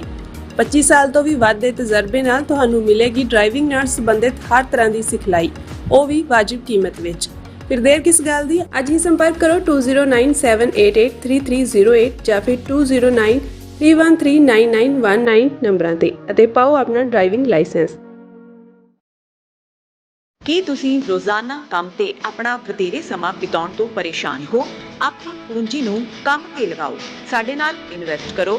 ਅਸੀਂ ਤੁਹਾਡੀ ਪੂੰਜੀ ਤੋਂ ਤੁਹਾਡੇ ਲਈ ਵਧੇਰੇ ਪੈਸੇ ਬਣਾ ਸਕਦੇ ਹਾਂ। ਅਸੀਂ ਪ੍ਰਾਈਵੇਟ ਇਕੁਇਟੀ ਇਨਵੈਸਟਮੈਂਟ ਫਰਮ ਹਾਂ ਤੇ ਕਮਰਸ਼ੀਅਲ ਰੀਅਲ ਏਸਟੇਟ ਵਿੱਚ ਮਾਹਿਰ ਹਾਂ। Property management, leasing, asset management, commercial real estate investment ਵਿੱਚ ਸਾਰੀਆਂ ਸੇਵਾਵਾਂ ਲਈ ਅਮਰੀਕਾ ਭਰ ਵਿੱਚੋਂ ਤੁਸੀਂ ਸਾਡੇ ਤੱਕ ਪਹੁੰਚ ਕਰ ਸਕਦੇ ਹੋ। ਆਜ਼ਾਦ ਕਮਰਸ਼ੀਅਲ ਰੀਅਲਟੀ ਸਰਵਿਸਿਜ਼ ਤੇ Azad family trust 701 Don Coast road, suite number 204, Houston, Texas. ਤੁਸੀਂ ਸਾਨੂੰ ਸਾਡੇ ਫੋਨ ਨੰਬਰ 7136861277 ਤੇ ਸੰਪਰਕ ਕਰ ਸਕਦੇ ਹੋ। ਆਜ਼ਾਦ ਕਮਰਸ਼ੀਅਲ ਰੀਅਲਟੀ ਸਰਵਿਸਿਜ਼।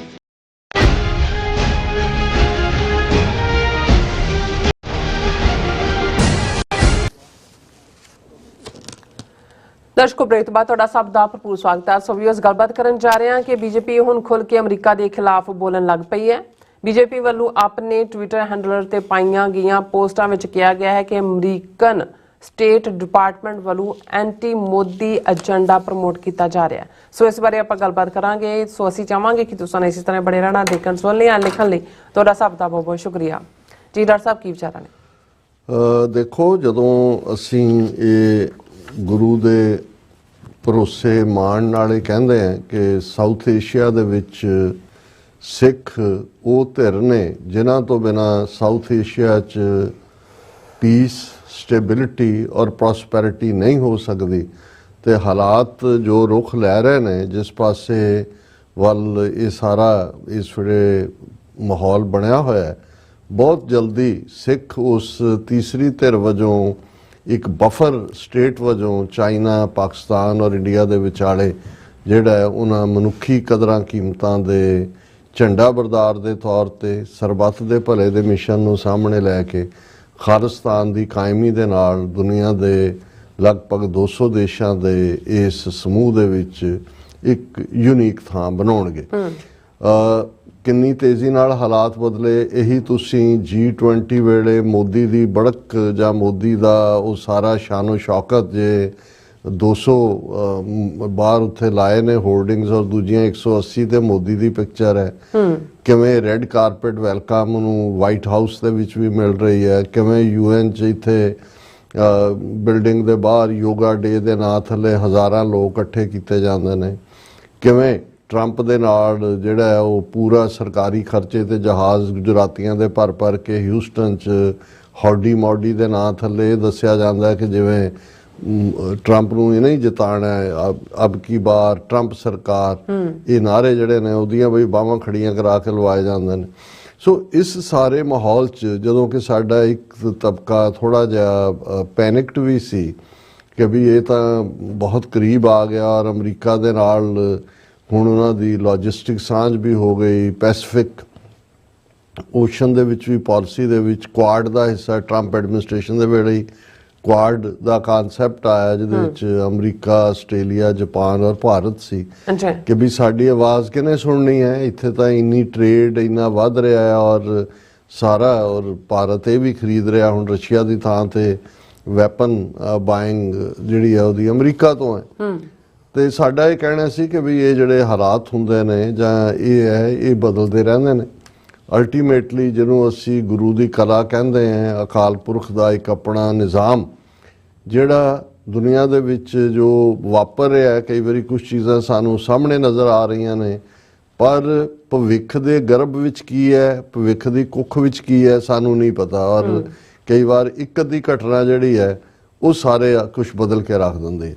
ਔਰ ਇਹ ਮੈਂ ਸਮਝਦਾ ਵੀ ਇਸ ਨੂੰ ਗੁਰੂ ਦੀ ਕਲਾ ਨਾ ਕਹੀਏ ਤੇ ਹੋਰ ਕੀ ਕਹੀਏ ਕਿ ਵੀ ਕਿਵੇਂ ਅਸੀਂ ਨਿਊਜ਼ੀਲੈਂਡ ਦਾ ਜ਼ਿਕਰ ਕਰਕੇ ਹਟੇ ਹਾਂ, ਕੈਨੇਡਾ ਦਾ ਜ਼ਿਕਰ ਅਸੀਂ ਪਿਛਲੇ 1.5 ਸਾਲ ਤੋਂ ਲਗਾਤਾਰਤਾ ਨਾਲ ਕਰ ਰਹੇ ਹਾਂ। UK 'ਚ ਵੀ ਲਾਰਡ ਰੰਗੜ ਔਰ ਭਨੋਟ ਉਹਨਾਂ ਨੂੰ ਜੋ ਦਿੱਤਾ ਹੈ, ਉਹਨਾਂ ਨੇ ਗਲ 'ਚ ਪਟਾ ਪਾਇਆ ਸੀ, ਪੂਛ ਹਿਲਾਉਣ ਵਾਲੇ, ਉਹ ਪਟੇ ਵੀ ਲਾ ਲਏ ਉਹਨਾਂ ਦੇ। ਔਰ ਹੁਣ ਕਿੱਥੇ ਇੱਥੇ ਖਲੋ ਕੇ ਨਿਊਯਾਰਕ ਜਾਂ ਵਾਈਟ ਹਾਊਸ ਦੇ ਵਿੱਚ ਮੋਦੀ ਜਦੋਂ ਇਹ ਕਹਿੰਦਾ ਸੀ ਕਿ ਜੀ ਅਸੀਂ ਪੁਰਾਣੀ ਸਿਵਲਾਈਜੇਸ਼ਨ, ਲਾਰਜੈਸਟ ਡੈਮੋਕ੍ਰੇਸੀ, ਤੁਸੀਂ ਗ੍ਰੇਟ ਡੈਮੋਕ੍ਰੇਸੀ, ਫਿਰ ਆਪਣੇ ਆਪ ਨੂੰ ਕਹਿਣ ਲੱਗ ਗਏ G20 ਵੇਲੇ ਤਾਂ ਮਦਰ ਆਫ ਡੈਮੋਕ੍ਰੇਸੀ, ਕਿ ਸਾਡੇ 'ਚੋਂ ਹੀ ਸਭ ਕੁਝ ਜੰਮਿਆ। ਹੁਣ ਜਦੋਂ ਤੁਸੀਂ ਇਹਨਾਂ ਦਾ ਅਫੀਸ਼ੀਅਲ, ਹਾਲਾਂ ਅਸੀਂ ਇੱਕ ਕੱਲ੍ਹ ਜਾਂ ਪਰਸੋਂ ਦੇ ਪ੍ਰੋਗਰਾਮ 'ਚ ਬੀਜੇਪੀ ਦਾ ਇੱਕ ਪ੍ਰੋਮੀਨੈਂਟ ਮੈਂਬਰ ਪਾਰਲੀਮੈਂਟ ਤਿਵਾੜੀ, ਜਿਹਨੇ ਰਾਜ ਸਭਾ ਦੇ ਵਿੱਚ ਖਲੋ ਕੇ ਕਿਹਾ ਕਿ ਜੀ ਇਹ ਅਮਰੀਕਾ ਔਰ ਦੂਸਰਾ ਜਿਹੜਾ ਹੈ ਇਹ ਕਿਤੇ ਨਾ ਕਿਤੇ ਜਦੋਂ ਐਸਾ ਕੀ ਹੁੰਦਾ ਹੈ ਕਿ ਜਦੋਂ ਪਾਰਲੀਮੈਂਟ ਦਾ ਸੈਸ਼ਨ ਸ਼ੁਰੂ ਹੋਣਾ ਹੋਏ ਉਦੋਂ ਕੋਈ ਹਿੰਡਨਸਬਰਗ ਰਿਪੋਰਟ ਆ ਜਾਂਦੀ ਹੈ ਜਾਂ ਅਡਾਨੀ ਦੇ ਖਿਲਾਫ ਚਾਰਜ ਆ ਗਏ ਜਾਂ ਕੋਈ ਹੋਰ ਆ ਗਿਆ, ਇਹ ਡੈਲੀਬਰੇਟ। ਪਰ ਉਹ ਕਈ ਵਾਰੀ ਉਹਦੇ ਤੋਂ ਜੇ ਪੱਲਾ ਝਾੜਨਾ ਹੋਏ ਤਾਂ ਪਾਰਟੀ ਬਹੁਤ ਵਾਰੀ ਹੈ ਉਹਨੂੰ ਇੰਡੀਵਿਜੂਅਲ ਓਪੀਨੀਅਨ ਕਹਿੰਦੇ, ਔਰ ਹੈ ਵੀ ਇੰਡੀਵਿਜੂਅਲ ਸੀ, ਕੋਈ ਆਫੀਸ਼ੀਅਲ ਲੈਵਲ ਦੇ ਉੱਤੇ ਤਾਂ ਨਹੀਂ ਸੀ ਉਹਨੇ ਕਿਹਾ, ਔਰ ਇਸੇ ਤਰ੍ਹਾਂ ਕੋਈ ਡਾਇਰੈਕਟ ਨੇਮਿੰਗ ਵੀ ਨਹੀਂ ਸੀ। ਪਰ ਹੁਣ ਇਹ ਅਮਰੀਕਾ ਔਰ ਕਿਉਂਕਿ ਇੱਕ ਤਾਂ ਸਾਹਮਣੇ ਜੋ ਨਜ਼ਰ ਆ ਰਿਹਾ ਉਹ ਹੈ, ਇੱਕ ਹੈ ਜਿਹੜਾ ਬਿਹਾਈਂਡ ਕਲੋਜ਼ ਡੋਰ ਜਿਹੜੀ ਬਾਂਹ ਮਰੋੜੀ ਜਾ ਰਹੀ ਹੈ, ਔਰ ਉਹਦੇ ਤੋਂ ਫਿਰ ਨਜ਼ਰ ਆ ਰਿਹਾ ਵੀ ਗੱਲ ਕਿੱਧਰ ਨੂੰ ਜਾ ਰਹੀ ਹੈ। ਹੁਣ ਅੱਜ ਖੁੱਲ੍ਹ ਕੇ ਬੀਜੇਪੀ ਨੇ ਅਮਰੀਕਾ ਦੇ ਉੱਤੇ ਇਲਜ਼ਾਮਾਂ ਦੀ ਜਿਹੜੀ ਹੈ ਉਹ ਮੀਂਹ ਵਰਾ ਦਿੱਤਾ, ਰਾਦਰ ਕੀ ਉਹਨੂੰ ਕਹਿੰਦੇ ਨੇ ਬਾਛੜ ਹੈ, ਉਹਦੀ ਮੀਂਹ ਪੂਰੀ ਕਰ ਦਿੱਤੀ। ਔਰ ਉਹਦੇ 'ਚ ਸਿੱਧੇ ਸਿੱਧੇ ਲਫ਼ਜ਼, ਹਾਲਾਂ ਅਸੀਂ ਆਪਣੀਆਂ ਕਨਵਰਸੇਸ਼ਨ 'ਚ ਇਹ ਕਹਿੰਦੇ ਹਾਂ ਜਦੋਂ ਅਸੀਂ ਪੈਂਟਾਗਨ ਫੈਸਲਾ ਕਰੇਗਾ, ਡੀਪ ਸਟੇਟ ਕਰੇਗੀ।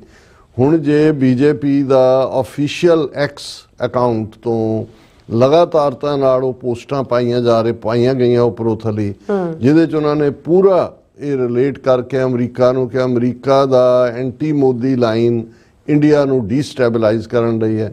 ਉਹਦੇ 'ਚੋਂ ਰੌਕਾਫੈਲਰ ਇੰਸਟੀਚਿਊਟ ਨੂੰ ਵੀ ਲੈ ਆਉਂਦੇ ਨੇ, ਉਸ ਦੇ ਵਿੱਚ ਉਹ ਹਾਲਾਂ ਅਡਾਨੀ ਨੂੰ ਡਿਫੈਂਡ ਨਹੀਂ ਕੀਤਾ ਇਹਦੇ 'ਚ, ਪਰ ਓਵਰਆਲ ਸਾਰਾ, ਔਰ ਫਿਰ ਉਹਦੇ ਨਾਲ ਰਾਹੁਲ ਗਾਂਧੀ ਨੂੰ ਵੀ ਜੋੜ ਦਿੰਦੇ ਨੇ ਕਿ ਬਈ ਇਹ ਡੀਪ ਸਟੇਟ ਲਈ ਕੰਮ ਕਰ ਰਿਹਾ ਹੈ। ਉਜ਼ਬੇਕਿਸਤਾਨ ਦੇ ਵਿੱਚ ਇੱਕ ਮੀਟਿੰਗ ਹੋਈ, ਉਹਦੇ 'ਚ ਬਿਲੀਅਨਰ ਸੋਰਸ ਵੀ ਮੌਜੂਦ ਸੀ, ਔਰ ਇਹ ਸਾਰਾ। ਸੋ ਬੇਸ਼ੱਕ ਇਸ ਇੱਕ ਪੂਰਾ ਖੁੱਲ੍ਹ ਸਕੇਲ ਵਾਰ ਦੇ ਨਾਲ ਉਹ ਜਿੱਥੇ ਅਮਰੀਕਾ ਨੂੰ ਸਿੱਧਾ ਦੋਸ਼ੀ ਦੱਸ ਰਿਹਾ ਵੀ ਜੋ ਭਾਰਤ ਦੇ ਵਿੱਚ ਈਵਨ ਉਹਦੇ ਨਾਲ ਭਾਵੇਂ ਸਟੇਟਮੈਂਟ 'ਚ ਨਹੀਂ ਜੋੜਿਆ, ਮਨੀਪੁਰ ਦੇ ਵਿੱਚ ਜੋ ਹੋ ਰਿਹਾ ਜਿੱਥੇ ਡਰੋਨਸ ਤੱਕ ਲੜਾਈ ਪਹੁੰਚੀ, ਬੰਗਲਾਦੇਸ਼ ਜਿਹੜਾ ਜਿੱਥੇ ਅਮਰੀਕਾ ਨੇ ਆਪਣਾ ਪੈਰ ਧਰਾਵਾ ਕੀਤਾ। ਸੋ ਇਹ ਜੇ ਹੁਣ ਅੱਜ ਭਾਰਤ ਦੀ ਹਾਲਾਂ ਤੁਸੀਂ ਬਿਹਾਈਂਡ ਡੋਰ ਕੋਈ ਚਾਰਜ ਲਾਉਂਦੇ ਹੋ ਜਾਂ ਕੁਝ ਕਹਿੰਦੇ ਹੋ, ਸਮਝ ਆ ਸਕਦਾ। ਜਦੋਂ ਇਸ ਲੈਵਲ ਦਾ ਮਤਲਬ ਇਹ ਹੈ ਕਿ ਵੀ ਹਾਲਾਤ ਭਾਰਤ ਦੇ ਬੀਜੇਪੀ ਜਾਂ ਨਾਗਪੁਰ ਵਾਲਿਆਂ ਦੇ ਵੀ ਕੰਟਰੋਲ ਤੋਂ ਬਾਹਰ ਨੇ। ਉਹਨਾਂ ਨੂੰ ਇਹ ਲੱਗਦਾ ਕਿ ਵੀ ਹੁਣ ਨੈਕਸਟ ਸਟੈਪ ਜਿਹੜਾ ਅਮਰੀਕਾ ਨੇ ਕਰਨਾ ਹੈ ਜੀ ਕਿ ਬਈ ਉਹ ਟੁਕੜੇ ਹਜ਼ਾਰ ਹੋਏ ਵਾਲਾ, ਉਸ ਤੋਂ ਪਹਿਲਾਂ ਜਿਹੜਾ ਉਹ ਪੂਰਾ ਉਹਨਾਂ ਨੇ ਓਪਨ ਫਾਇਰ ਕੀਤਾ। ਔਰ ਇਹ ਮੈਂ ਹਾਲਾਂ ਜਦੋਂ ਕਿਸੇ ਖਬਰ ਨੂੰ ਤੁਸੀਂ ਐਸ ਸੱਚ ਟਰਾਂਸਲੇਟ ਕਰਦੇ ਹੋ ਟਾਈਮ ਵੀ ਲੱਗਦਾ ਹੈ, ਔਰ ਉਹਦਾ ਕਈ ਵਾਰੀ ਡਿਸਕਸ਼ਨ ਦਾ ਚਾਮ ਵੀ ਨਹੀਂ ਹੁੰਦਾ, ਪਰ ਕਈ ਵਾਰੀ ਇਹ ਹੁੰਦਾ ਵੀ ਆਥੈਂਟਿਸਿਟੀ ਪ੍ਰੂਵ ਕਰਨ ਦੇ ਲਈ ਸਾਨੂੰ ਹੁੰਦਾ ਵੀ ਕਿਉਂਕਿ ਸਾਡਾ ਪੰਜਾਬੀ ਮੀਡੀਆ ਜਾਂ ਉੱਥੇ ਤਾਂ ਕੋਈ ਇਨਵੈਸਟੀਗੇਟਿਵ ਜਰਨਲਿਜ਼ਮ ਤਾਂ ਦੂਰ ਦੀ ਗੱਲ, ਉਹਨਾਂ ਦੇ ਲਈ ਤਾਂ ਉਹੀ ਉਹਨਾਂ ਨੂੰ ਤਾਂ ਬਾਦਲਾਂ ਤੋਂ ਬਿਨਾ ਜਾਂ ਕੋਈ ਹੋਰ ਲੋਕਲ ਇਧਰਲੀਆਂ ਉਧਰਲੀਆਂ ਛੁਤਰੀਆਂ ਜਿਹੜੀਆਂ ਸ਼ੁਰਲੀਆਂ ਉਹਨਾਂ ਦੀਆਂ ਖਬਰਾਂ ਤੋਂ ਬਿਨਾ ਕਿਹੜੇ ਲੈਵਲ ਦੇ ਉੱਤੇ ਡਿਸਕਸ ਹੁੰਦਾ ਹੈ ਕਿ ਵੀ ਚੱਲ ਕੀ ਰਿਹਾ। ਜੇ ਉੱਥੇ ਬੈਠੇ ਈਵਨ ਲੀਡਰਸ਼ਿਪ ਵੀ ਅੱਡ-ਅੱਡ ਤਰ੍ਹਾਂ ਦੀ ਟ੍ਰਾਂਸਨੈਸ਼ਨਲ ਰਿਪਰੈਸ਼ਨ ਦੇ ਮੁੱਦੇ ਤੇ ਉਹਨਾਂ ਤੋਂ ਕੋਈ ਬਿਆਨ ਨਹੀਂ ਸਰਿਆ, ਕੋਈ ਮੀਟ ਕੋਈ ਇਕੱਠ ਸ਼੍ਰੋਮਣੀ ਕਮੇਟੀ ਜਾਂ ਦੂਜੇ ਤੀਜਿਆਂ ਨੇ ਬਾਰਿੰਗ ਸ਼੍ਰੋਮਣੀ ਅਕਾਲੀ ਦਲ ਅੰਮ੍ਰਿਤਸਰ ਮਾਨ ਦਲ ਜਾਂ ਦਲ ਖਾਲਸਾ, ਉਹਨਾਂ ਜਦੋਂ ਅਸੀਂ ਇਹ ਕਹਿੰਦੇ ਹਾਂ ਅਸੀਂ ਦੂਸਰੀਆਂ ਦਾ ਤਰ੍ਹਾਂ ਦਾ ਕਰ, ਉਹਨਾਂ ਨੇ ਤਾਂ ਸਟੈਂਡ ਵੀ ਲਿਆ। ਈਵਨ ਆ ਮੋਗੇ 'ਚ ਜਿਹੜੀ ਕਨਵੈਨਸ਼ਨ ਦਲ ਖਾਲਸਾ ਦੀ ਹੋਈ ਉਹਦੇ 'ਚ ਸਾਰੀਆਂ ਤਰ੍ਹਾਂ ਦੀ ਪਾਰਟਿਸਿਪੇਸ਼ਨ ਸੀ, ਲੇਕਿਨ ਜਿਹੜੀਆਂ ਉਹ ਉੱਥੇ ਜਿਨ੍ਹਾਂ ਨੇ ਕੰਟਰੋਲ ਕੀਤਾ ਹੈ ਸ਼੍ਰੋਮਣੀ ਕਮੇਟੀ ਸਿੱਖਾਂ ਦੀ ਬਾਡੀ ਹੈ, ਪਰ ਇਹਨਾਂ ਨੇ ਕਿਹੜਾ ਮਤਾ ਜਿਹੜਾ ਉਹ ਕੀਤਾ ਕਿ ਵੀ ਤੁਸੀਂ ਸਿੱਖਾਂ ਦੇ ਮੁੰਡੇ ਮਾਰ ਰਹੇ ਹੋ ਜਾਂ ਦੂਜਾ। ਸੋ ਉਹਨਾਂ ਤੋਂ ਇਹ ਐਕਸਪੈਕਟ ਕਰਨਾ ਹੈ ਕਿ ਉਹ ਅਮਰੀਕਾ ਦੇ ਹੱਕ 'ਚ ਕੋਈ ਗੱਲ ਕਹਿਣਗੇ ਤੇ ਜੋ ਭਾਰਤ ਦਾ ਨੈਰੇਟਿਵ ਹੈ ਉਹਨੂੰ ਚੈਲੰਜ ਕਰਨਗੇ। ਸੋ ਇਸ ਲਈ ਇਹ ਜ਼ਰੂਰੀ ਹੁੰਦਾ ਹੈ ਕਿ ਜਿਹੜੀਆਂ ਉਹਨਾਂ ਦੇ ਮੀਡੀਆ 'ਚ ਵੀ ਛਪਦੀ ਕੋਈ ਗੱਲ ਹੈ, ਜਿਵੇਂ ਦਾ ਹਿੰਦੂ ਜਿਹਨੂੰ ਮੈਂ ਅਕਸਰ ਕੋਟ ਕਰਦਾ ਕਿਉਂਕਿ ਟ੍ਰਿਬਿਊਨ ਤਾਂ ਨਕਮਾ ਹੋ ਗਿਆ ਕੰਮ, ਟ੍ਰਿਬਿਊਨ ਦਾ ਤਾਂ ਉਹਨਾਂ ਨੇ ਫਾਰਮੈਟ ਵੀ ਐਡੀਟੋਰੀਅਲ ਤਾਂ ਪਹਿਲਾਂ ਹੀ ਉਹਨਾਂ ਨੇ ਦੂਜਾ ਆਰੀਆ ਸਮਾਜੀਆਂ ਵਾਲਾ ਸੀ, ਕੋਈ ਤੁਹਾਨੂੰ ਖਬਰਾਂ ਦਾ ਸੋਰਸ ਵੀ ਨਹੀਂ ਔਰ ਦੂਜਾ ਵੀ ਨਹੀਂ। ਉਹਨਾਂ ਨੇ ਜਿਹੜੀ ਇੱਕ ਸਟੇਜ ਦੇ ਉੱਤੇ ਦਿਆਲ ਸਿੰਘ ਮਜੀਠੀਏ ਦਾ ਸ਼ੁਰੂ ਕੀਤਾ ਪੇਪਰ ਕੁਝ ਦਿੰਦਾ ਸੀ, ਉਹਦੇ 'ਚੋਂ ਤਾਂ ਬਿਲਕੁਲ ਉਹ ਵਿਦਨ 5 ਮਿੰਟਸ ਤੁਸੀਂ ਗਲੈਂਸ ਕਰਕੇ ਨਿਕਲ ਜਾਂਦੇ ਹੋ, ਉਹਦੇ 'ਚ ਨਹੀਂ। ਔਰ ਇਹਦੇ 'ਚ ਕੁਛ ਉਹਨਾਂ ਦੇ ਨੇ ਜਿਵੇਂ ਜੇ ਅਸੀਂ ਬ੍ਰੌਡਰ ਕੰਟੈਕਸਟ ਦੇ ਵਿੱਚ ਦੇਖੀਏ ਉਹਦੇ 'ਚ ਕੁਛ ਨਾ ਕੁਛ ਭਾਵੇਂ ਇੰਡੀਅਨ ਨੈਸ਼ਨਲਿਸਟ ਏਜੰਡਾ ਜਿਵੇਂ ਪ੍ਰਿੰਟ ਵਾਲੇ ਨੇ, ਵਾਇਰ ਵਾਲੇ ਨੇ, ਪਰ ਘੱਟੋ ਘੱਟ ਕੁਛ ਚੀਜ਼ਾਂ ਨੂੰ ਉਹਨਾਂ ਦੇ ਇਨਵੈਸਟੀਗੇਟਿਵ ਜਰਨਲਿਸਟ ਨੇ ਜੇ ਹੁਣ ਪੈਗਾਸਸ ਦੀ ਇੰਟਰਨੈਸ਼ਨਲ ਰਿਪੋਰਟਿੰਗ ਹੋਈ ਤਾਂ ਉਹਦੇ 'ਚ ਵੀ ਪ੍ਰਿੰਟ ਦੇ ਔਰ ਦੂਸਰੇ ਦੇ ਮੌਜੂਦ ਸੀ। ਇਸੇ ਤਰ੍ਹਾਂ ਜੇ ਹਿੰਡਨਸਬਰਗ ਰਿਪੋਰਟ ਆਈ ਉਹਦੇ ਤੇ ਉੱਤੇ ਵੀ ਉਹਨਾਂ ਨੇ ਪੂਰੇ ਤਬਸਰੇ ਕੀਤੇ। ਔਰ ਹੁਣ ਵੀ ਜਿਹੜਾ ਜਸਟਿਸ ਡਿਪਾਰਟਮੈਂਟ ਨੇ ਔਰ ਦੂਜਿਆਂ ਨੇ ਅਡਾਨੀ ਔਰ ਉਸ ਦੇ ਭਤੀਜੇ ਔਰ ਬਾਕੀ 5 ਹੋਰ ਚੋਰਾਂ ਨੂੰ ਇੰਡਾਇਕਟ ਕੀਤਾ ਹੈ, ਉਸ ਦੇ ਉੱਤੇ ਵੀ ਉਹਨਾਂ ਦੀ ਇਨਵੈਸਟੀਗੇਟਿਵ ਰਿਪੋਰਟ ਹੈ। ਜੀ। ਹੁਣ ਇਹ ਈਵਨ ਖਬਰ ਦਾ ਹਿੰਦੂ ਬਿਊਰੋ ਨੇ ਖਬਰ ਦਾ ਟਾਈਟਲ ਹੀ ਇਹ ਦਿੱਤਾ ਹੈ, US state department behind anti Modi agenda BJP। ਖੁੱਲ੍ਹ ਕੇ ਸਟੇਟ ਡਿਪਾਰਟਮੈਂਟ ਵਿਦੇਸ਼ ਮੰਤਰਾਲੇ ਨੂੰ ਕਹਿੰਦੇ ਨੇ, ਜਿਹੜੀ ਇਹਨਾਂ ਦੀ ਫੋਰਨ ਅਫੇਅਰਸ ਹੈ, ਕਿ ਵੀ ਇਹ ਜਿਹੜੀ ਅਮਰੀਕਾ ਦਾ ਫੋਰਨ ਅਫੇਅਰਸ ਹੈ ਜੋ ਅੱਜ ਐਂਟੀ ਮੋਦੀ ਏਜੰਡਾ ਉਹਦੇ ਪਿੱਛੇ ਨੇ। ਫਿਰ ਉਹਨਾਂ ਨੇ ਇੰਟਰਨੈਸ਼ਨਲ ਗਰੁੱਪਸ ਨੂੰ ਵੀ ਜਿਹੜਾ ਜਿਹੜਾ ਅਮਰੀਕਨ ਹੈ ਉਹਨੂੰ ਐਕਿਊਜ਼ ਕੀਤਾ ਹੈ for organised crime and corruption reporting project of providing the ammunition for agenda and Congress of using its reports to disrupt parliament। ਕਿ ਵੀ ਇਹਦੇ ਪਿੱਛੇ ਸਟੇਟ ਡਿਪਾਰਟਮੈਂਟ ਇੰਡੀਆ ਨੂੰ ਡੀਸਟੈਬਲਾਈਜ਼ ਕਰਨ ਲਈ ਐਂਟਾਈ ਮੋਦੀ ਲਾਈਨ ਲੈ ਰਿਹਾ। ਅੱਛਾ। ਔਰ ਉਹਨਾਂ ਨੇ ਇਹ ਜਿਹੜਾ ਔਰ ਇਹਦੀ ਡਿਟੇਲ ਫਿਰ ਅੱਗੇ ਆ ਜਾਂਦਾ ਦਾ Bharatiya Janata party alleges that US State Department was behind the targeted attacks on Prime Minister Modi and ruling party and attempts to destabilize India। ਕਿ ਇਹ ਭਾਰਤ ਨੂੰ ਅਸਥਿਰ ਕਰਨਾ ਚਾਹੁੰਦੇ, ਤੋੜਨਾ ਚਾਹੁੰਦੇ ਨੇ। ਅਸਥਿਰ ਦਾ ਤਾਂ ਮਤਲਬ ਹੀ ਹੈ। It also accused another group, the Organized Crime and Corruption Reporting Project OCCRP, of providing the ammunition for the agenda and Congress of using the OCCRP reports to disrupt parliament। ਕਿਉਂਕਿ ਪਾਰਲੀਮੈਂਟ ਸੈਸ਼ਨ ਚੱਲ ਰਿਹਾ, ਪਹਿਲੇ 3-4 ਦਿਨ ਤਾਂ ਇਹਨਾਂ ਰਿਪੋਰਟਾਂ ਦੇ ਆਧਾਰਿਤ ਹੀ ਕਾਂਗਰਸ ਨੇ ਜਿਹੜਾ ਉਹ ਸਵਾਲਾਂ ਦੇ ਜਵਾਬ ਮੰਗੇ ਔਰ ਉਹ ਡਿਸਰਪਟ ਹੋਈ parliament. Through a series of posts on X, the party on Thursday, December 5th, said the French investigative media group Mediapart revealed that OCCRP was funded by US State Department's US aid along with other deep state figures like George Soros and the Rockefeller Foundation। Rockefeller Foundation ਕੀ ਹੈ? ਹੁਣ ਤੁਸੀਂ ਅੱਜ ਕੱਲ੍ਹ 'ਚ ਦੇਖਿਆ ਹੋਣਾ ਹੈ ਕਿ ਕ੍ਰਿਸਮਸ ਟਰੀ ਟਾਈਮ ਸਕੁਏਅਰ ਦੇ ਉੱਤੇ ਜਿਹੜਾ ਲੱਗਦਾ ਹੈ, ਜਿਹਨੂੰ ਦੇਖਣ ਲਈ ਦੁਨੀਆ ਭਰ ਤੋਂ ਲੋਕ ਆਉਂਦੇ ਨੇ, ਹੁਣ ਉਹ ਰੌਕਫੈਲਰ ਫਾਊਂਡੇਸ਼ਨ ਵੱਲੋਂ ਹੀ ਹੁੰਦਾ ਹੈ। ਇਹਨਾਂ ਦੇ ਹੋਰ ਵੀ ਬਹੁਤ ਸਾਰੇ ਜਿਹੜੇ ਨੇ ਉਹ ਫਿਲੈਂਥਰੋਪਿਕ ਕੰਮ ਕਰਦੇ ਨੇ, ਬਹੁਤ ਵੱਡਾ ਇਹਨਾਂ ਦਾ ਬਜਟ। ਹੁਣ ਉਹਨੂੰ ਵੀ ਉਹਨਾਂ ਨੇ ਘੜੀਸ ਲਿਆ BJP ਨੇ ਕਿ ਭਾਈ ਇਹ ਜਿਹੜਾ ਇਹ ਵੀ ਡੀਪ ਸਟੇਟ ਦੀਆਂ ਹੀ ਅੱਗੋਂ ਬ੍ਰਾਂਚਾਂ ਨੇ। ਜਾਰਜ ਸੋਰਸ, ਕਿਉਂਕਿ George source Modi and Hindutva ਨੂੰ ਕ੍ਰਿਟਿਸਾਈਜ਼ ਕਰਦਾ। ਫਿਰ ਉਹਨੇ ਕਿਹਾ ਜੀ in fact 50% of OCCRP's funding comes directly from the US State Department। OCCRP has served as a media tool for carrying out a deep state agenda। ਹੁਣ ਆ ਗਈ ਡੀਪ ਸਟੇਟ, ਪੈਂਟਾਗਨ ਕੇ ਇਹ ਸਾਰਿਆਂ ਦਾ ਏਜੰਡਾ ਹੈ। OCCRP ਔਰ ਰੌਕਫੈਲਰ institute foundation ਇਹਨਾਂ ਨੂੰ ਵੀ ਇਸਤੇਮਾਲ ਕੀਤਾ ਜਾ ਰਿਹਾ। ਕਾਂਗਰਸ ਵੀ ਉਹਦਾ ਹਿੱਸਾ ਬਣੀ ਹੋਈ ਹੈ। ਔਰ ਇਹ ਜਿਹੜਾ ਉਹਨਾਂ ਨੇ ਕਿਹਾ deep state had a clear objective to destabilise India by targeting prime minister Modi. ਹੁਣ ਮੋਦੀ ਦੇ ਉੱਤੇ ਕੁਝ ਵੀ ਕਹਿਣਾ, ਇਹਨਾਂ ਦਾ ਇਹ ਕਹਿਣਾ ਹੈ ਕਿ ਵੀ ਇਹ ਡੀਪ ਸਟੇਟ ਯਾਨੀ ਅਮਰੀਕਾ, ਪੈਂਟਾਗਨ, ਸਟੇਟ ਡਿਪਾਰਟਮੈਂਟ, ਉਹਨਾਂ ਦਾ ਏਜੰਡਾ ਹੈ ਕਿ ਇੰਡੀਆ ਨੂੰ ਤੋੜੋ। ਔਰ ਉਹਦੇ 'ਚ ਉਹਨਾਂ ਨੇ ਕਿਹਾ ਕਿ ਭਾਈ ਇਸ ਦੇ ਉੱਤੇ ਉਹ ਮਟੀਰੀਅਲ ਪ੍ਰੋਵਾਈਡ ਕਰ ਰਹੇ ਨੇ, ਕਾਂਗਰਸ ਨੂੰ ਐਕਸਪਲੋਇਟ ਕਰਦੀ ਹੈ। ਰਾਹੁਲ ਗਾਂਧੀ ਜਿਹੜਾ ਰਿਪੀਟਡਲੀ ਜਿਹੜਾ ਅਮਰੀਕਾ ਜਾਂ UK ਜਾਂਦਾ ਹੈ, ਇਹ ਉੱਥੇ ਜਾ ਕੇ ਉਹਦੀ ਜਿਵੇਂ ਇੱਕ ਸੀਕ੍ਰੇਟ ਵਿਜ਼ਿਟ ਉਹਨੇ ਉਜ਼ਬੇਕਿਸਤਾਨ 'ਚ ਕੀਤੀ, ਜਿੱਥੇ ਜਿਹੜਾ US ਏਡ ਔਰ ਦੂਜੇ ਵੀ ਉੱਥੇ ਮੌਜੂਦ ਸੀ। The deep state is an evil force that has brought nothing but destruction। ਇਹ ਹੁਣ ਅਮਰੀਕਾ ਦੇ ਉੱਤੇ ਸਿੱਧਾ ਚਾਰਜ ਵੀ ਤੁਸੀਂ ਤਬਾਹੀ ਲਿਆਉਣਾ ਚਾਹੁੰਦੇ ਹੋ, ਤੁਸੀਂ ਇੰਡੀਆ ਨੂੰ ਤੋੜਨਾ ਚਾਹੁੰਦੇ ਹੋ। ਔਰ ਇਹ ਸਾਰੇ ਦਾ ਉੱਤੇ ਫਿਰ ਲੰਬਾ ਚੌੜਾ ਹੈ ਪੂਰਾ। ਉਹਨਾਂ ਨੇ ਜਿਹੜਾ ਕਿ ਅਡਾਨੀ ਦੇ ਉੱਤੇ ਵੀ ਜਿਹੜਾ ਅਟੈਕ ਹੋਇਆ ਉਹ ਇਸ ਦਾ ਹਿੱਸਾ ਹੈ। ਔਰ ਦੂਜਾ ਜਿਹੜਾ ਡਿਸਰਪਸ਼ਨ ਪਾਰਲੀਮੈਂਟ ਦੀ ਕਰਨਾ ਇਹ ਵੀ ਹੈ। ਔਰ ਇਹ ਜਿਹੜਾ the common link between Adani and Pegasus issues is that the material used by the Congress party to target the government in both cases was provided by OCCRP। ਸੋ ਅਸੀਂ ਤੇ ਇਸ ਨੂੰ ਵੈਲਕਮ ਸਟੇਟਮੈਂਟ ਕਰਦੇ ਹਾਂ। ਅਸੀਂ ਇਹ ਕਹਿੰਦੇ ਹਾਂ ਕਿ ਭਾਈ ਅਲਟੀਮੇਟਲੀ ਅਮਰੀਕਾ ਨੇ ਇਹਨਾਂ ਨੂੰ ਅਸਲੀ ਆਪਣੇ ਹੱਥ ਵੀ ਤੇ ਅਸਲੀ ਦੰਦ ਵੀ ਤੇ ਅਸਲੀ ਅੱਖਾਂ ਵੀ ਦਿਖਾਣੀਆਂ ਸ਼ੁਰੂ ਕਰ ਦਿੱਤੀਆਂ। ਹੁਣ ਤੱਕ ਤਾਂ ਅਸੀਂ ਉਹ ਕਹਿੰਦੇ ਨਾ ਹਾਥੀ ਦੇ ਦੰਦ ਖਾਣ ਦੇ ਹੋਰ ਤੇ ਦਿਖਾਣ ਦੇ ਹੋਰ। ਉਹ ਜਿਹੜੇ ਬਾਹਰ ਹੁੰਦੇ ਨਾ ਦਿਖਾਣ ਵਾਲੇ ਆਈਵਰੀ ਜਿਹਦੀਆਂ ਫਿਰ ਬਹੁਤ ਸਾਰੀਆਂ ਚੀਜ਼ਾਂ ਬਣਦੀਆਂ, ਉਹ ਖਾਣ ਲਈ ਨਹੀਂ ਹੁੰਦੇ। ਉਹ ਇਨਫੈਕਟ ਉਹਦਾ ਮਕਸਦ ਜਦੋਂ ਹਾਥੀ ਨੇ ਕੋਈ ਬੜਾ ਪਾਵਰਫੁਲ ਦਰਖਤ ਵਗੈਰਾ ਖਾੜਨਾ ਤੇ ਉਹ ਉਹਦੇ ਲਈ ਹੁੰਦੇ ਨੇ। ਤੇ ਹੁਣ ਕਹਿੰਦੇ ਤਾਂ ਅਸੀਂ ਉਹਨੂੰ ਕੋਈ ਉਹਦਾ ਸਮਾਨ ਬਣਿਆ ਹੁੰਦਾ ਸੀ, ਇਹੀ ਕਹਿੰਦੇ ਨਾ ਵੀ ਹਾਥੀ ਦੰਦ ਦਾ ਸਮਾਨ ਹੈ।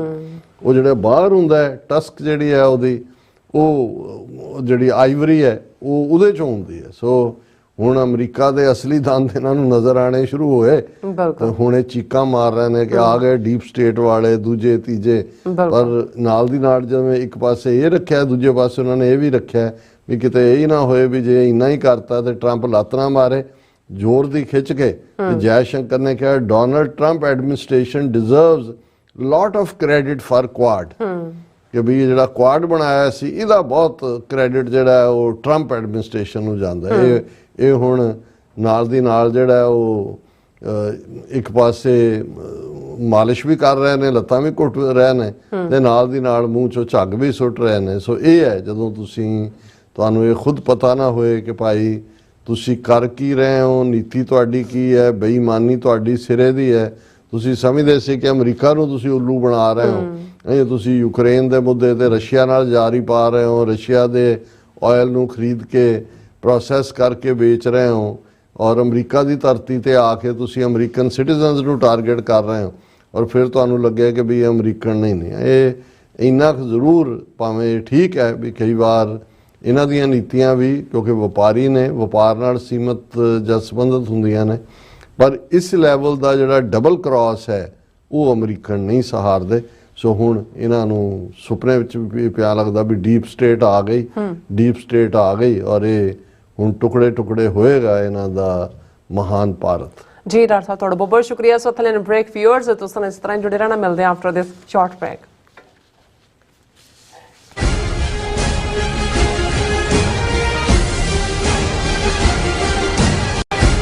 ਕੀ ਤੁਹਾਨੂੰ 30, 40 ਜਾਂ 50 ਦਿਨ ਵੇਟ ਕਰਨੀ ਪੈ ਰਹੀ ਹੈ ਤੁਹਾਡੇ ਚੈੱਕ ਲਈ? ਫਿਰ ਬ੍ਰੋਕਰਾਂ ਪਿੱਛੇ ਭੱਜਦੇ ਫਿਰਦੇ ਹੋ ਪੈਸੇ ਲਈ, ਬਹੁਤ ਜ਼ਿਆਦਾ ਟਾਈਮ ਵੇਸਟ ਹੋ ਜਾਂਦਾ ਇੱਦਾਂ ਤਾਂ। ਜੇ ਤੁਸੀਂ ਅੱਜ ਹੀ ਪੈਸੇ ਲੈਣੇ ਤਾਂ ਬੌਬਟੇਲ ਨੂੰ ਕਾਲ ਕਰੋ। ਬੌਬਟੇਲ ਤੁਹਾਡੀਆਂ ਇਨਵੋਇਸਿਸ ਸੇਮ ਡੇ ਫੰਡ ਕਰ ਸਕਦੇ ਹਾਂ for a small fee, no contract, no reserve and no hidden fees। ਅੱਜ ਹੀ ਕਾਲ ਕਰੋ ਬੌਬਟੇਲ ਨੂੰ ਤੇ ਤੁਹਾਡਾ ਪਹਿਲਾ ਮਹੀਨਾ free. 410 204 2084 again 410 204।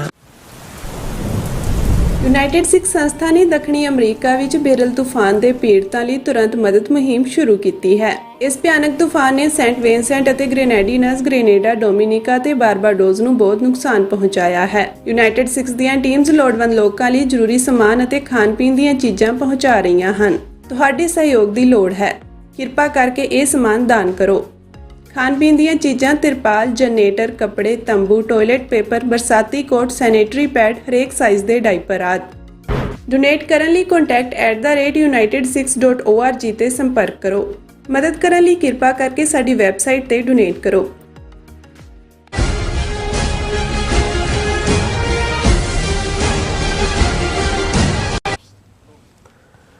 Viewers welcome back to programme. So viewers Canada ਦੇ ਹਵਾਲੇ ਨਾਲ ਗੱਲਬਾਤ ਕਰਨ ਜਾ ਰਹੇ ਹਾਂ ਕਿ ਕੈਨੇਡਾ ਤੋਂ ਮਿਲ ਰਹੀਆਂ ਖਬਰਾਂ ਅਨੁਸਾਰ ਹਿੰਦੂਤਵੀ ਐਮਪੀ ਚੰਦਰਾ ਆਰੀਆ ਨੇ 40 ਵਰ੍ਹੇ ਪਹਿਲਾਂ ਦੀ ਸਿੱਖ ਨਸਲਕੁਸ਼ੀ ਨੂੰ ਮਾਨਤਾ ਦੇਣ ਲਈ ਜਿਹੜੀ ਪਾਰਲੀਮੈਂਟ ਵਿੱਚ ਐਮਪੀ ਸੁਖ ਧਾਲੀਵਾਲ ਵੱਲੋਂ ਲਿਆਂਦੇ ਮਤੇ ਦਾ ਵਿਰੋਧ ਕੀਤਾ। ਸੋ ਇਸੇ ਤਰ੍ਹਾਂ ਇਸ ਮਤੇ ਨੂੰ ਸਰਬਸੰਮਤੀ ਨਾਲ ਪਾਸ ਕਰਾਉਣ ਦਾ ਯਤਨ ਜਿਹੜਾ ਸਫਲ ਨਹੀਂ ਹੋਇਆ। ਸੋ ਇਸੇ ਤਰ੍ਹਾਂ ਐਨਡੀਪੀ ਪਾਰਟੀ ਦੇ ਲੀਡਰ ਜਗਮੀਤ ਸਿੰਘ ਵੱਲੋਂ ਇਸ ਮਤੇ ਨੂੰ ਫੋਰਨ ਅਫੇਅਰਸ ਕਮੇਟੀ ਸਾਹਮਣੇ ਲਿਆਉਣ ਦੇ ਯਤਨ ਨੂੰ ਵੀ ਹਮਾਇਤ ਨਹੀਂ ਮਿਲੀ। ਸੋ ਇਸ ਬਾਰੇ ਆਪਾਂ ਗੱਲਬਾਤ ਕਰਨ ਜਾ ਰਹੇ ਹਾਂ। ਸੋ ਅਸੀਂ ਚਾਹਾਂਗੇ ਕਿ ਤੁਸੀਂ ਇਸੇ ਤਰ੍ਹਾਂ ਬਣੇ ਰਹਿਣਾ, ਦੇਖਣ ਸੁਣ ਲਿਆ, ਲਿਖਣ ਲਈ ਤੁਹਾਡਾ ਸਭ ਦਾ ਬਹੁਤ ਬਹੁਤ ਧੰਨਵਾਦ। ਜੀ ਡਾਕਟਰ ਸਾਹਿਬ ਕੀ ਕਹਿਣਾ ਚਾਹੋਗੇ?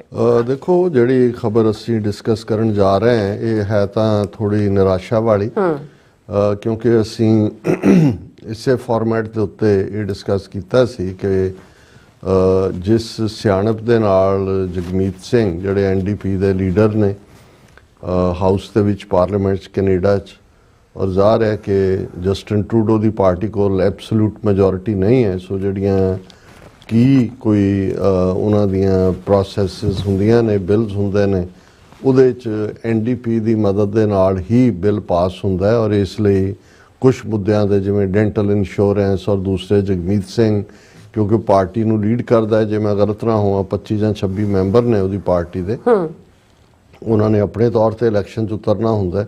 ਸੋ ਜਿਹੜਾ ਕਿਉਂਕਿ ਉਹ ਵੀ ਆਮ ਲੋਕਾਂ ਜਾਂ ਲੇਬਰ ਜਾਂ ਜਿਹੜੀ ਮਜ਼ਦੂਰ ਔਰ ਕਿਰਤੀ ਵਰਗ ਹੈ ਉਹਨਾਂ ਦੀ ਨੁਮਾਇੰਦਗੀ ਕਰਦੀ ਪਾਰਟੀ ਹੈ NDP, ਇਸ ਲਈ ਉਹਦਾ ਜ਼ਿਆਦਾ ਬੇਸ ਬ੍ਰਿਟਿਸ਼ ਕੋਲੰਬੀਆ 'ਚ ਹੈ। ਉਹਨਾਂ ਦੀ ਹਕੂਮਤ ਵੀ ਹੁਣ ਉੱਥੇ ਬਣੀ ਹੈ ਸਟੇਟ ਦੇ ਵਿੱਚ।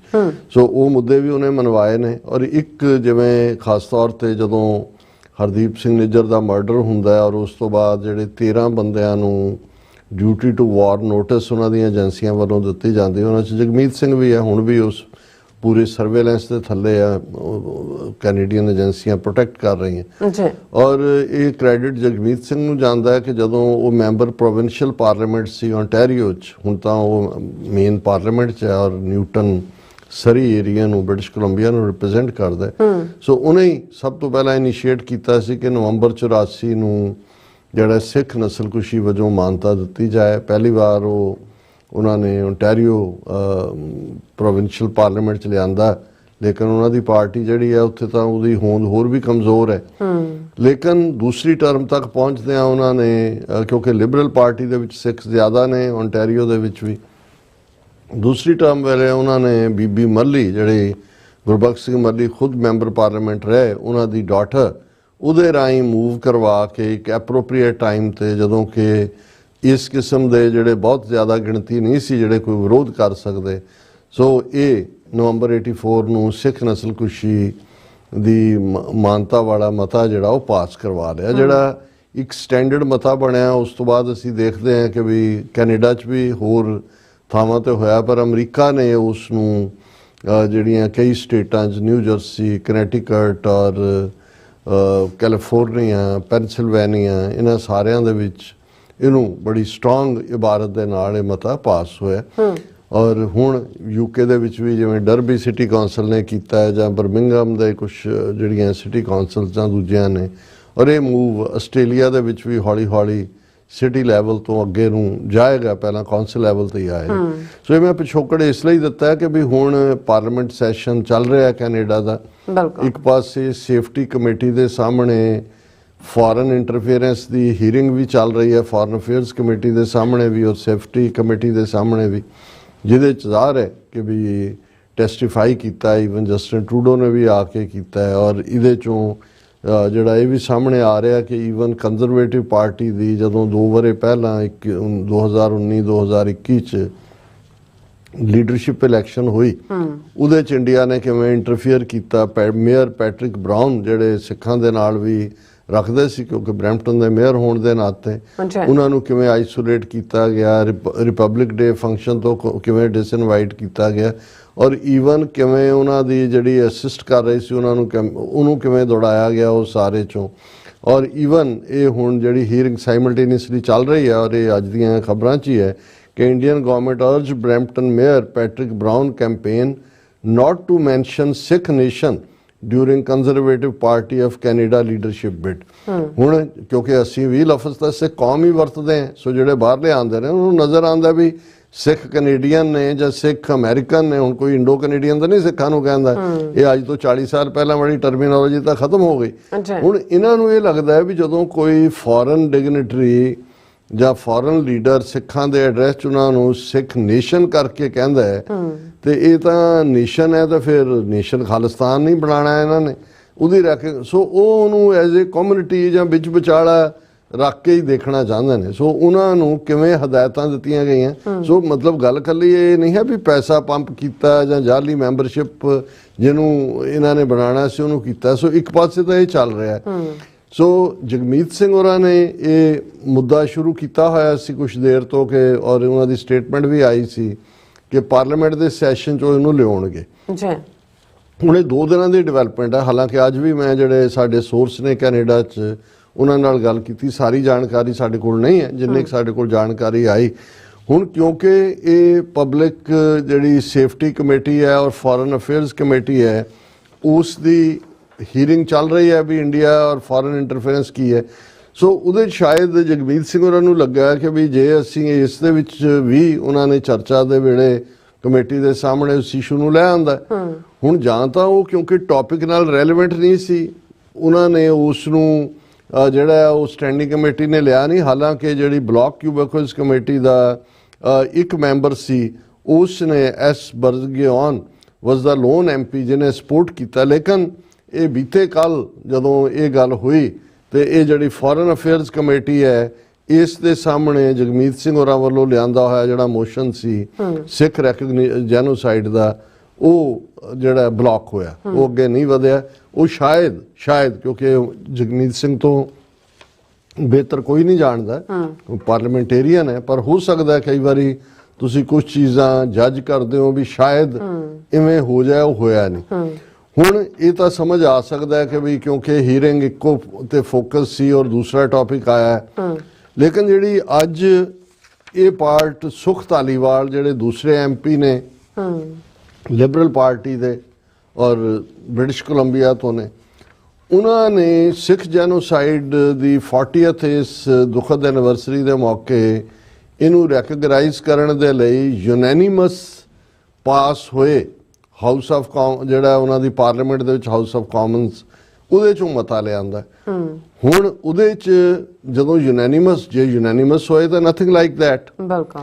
ਲੇਕਿਨ ਇਸ ਗੱਲ ਦਾ ਧਿਆਨ ਰਹਿਣਾ ਚਾਹੀਦਾ ਸੀ ਕਿ ਵੀ ਚੰਦਰਾ ਆਰੀਆ ਬੈਠਾ ਉੱਥੇ, ਜਿਹੜਾ MP ਹੈ ਸਿਟਿੰਗ ਹਿੰਦੂਤਵਾ ਦਾ ਬੱਚਾ, ਜਿਵੇਂ ਪ੍ਰੀਤੀ ਪਟੇਲ ਉੱਥੇ ਜਾਂ ਲਾਰਡ ਰੰਗੜ ਜਾਂ ਦੂਸਰੇ ਨੇ ਡਾਇਰੈਕਟਲੀ ਜਿੰਨੀ ਨਫ਼ਰਤ ਇਹਨੇ ਚੰਦਰੇ ਨੇ ਫੈਲਾਈ ਹੈ ਸਿੱਖਾਂ ਦੇ ਖਿਲਾਫ, ਉਹ ਬਰੈਂਪਟਨ ਦੀ ਘਟਨਾ ਹੋਏ, ਉਹ ਖਾਲਿਸਤਾਨ ਰੈਫਰੈਂਡਮ ਹੋਏ, ਉਹ ਤਾਂ ਖੁੱਲ੍ਹ ਕੇ ਇਸ ਕਿਸਮ ਦੀ ਨਫ਼ਰਤ ਤਾਂ ਈਵਨ ਤੁਹਾਨੂੰ ਖੁੱਲ੍ਹੇਆਮ ਕਈ ਵਾਰੀ ਇੰਡੀਅਨ ਮੀਡੀਆ 'ਚ ਵੀ ਨਹੀਂ ਮਿਲਦੀ ਹੈ।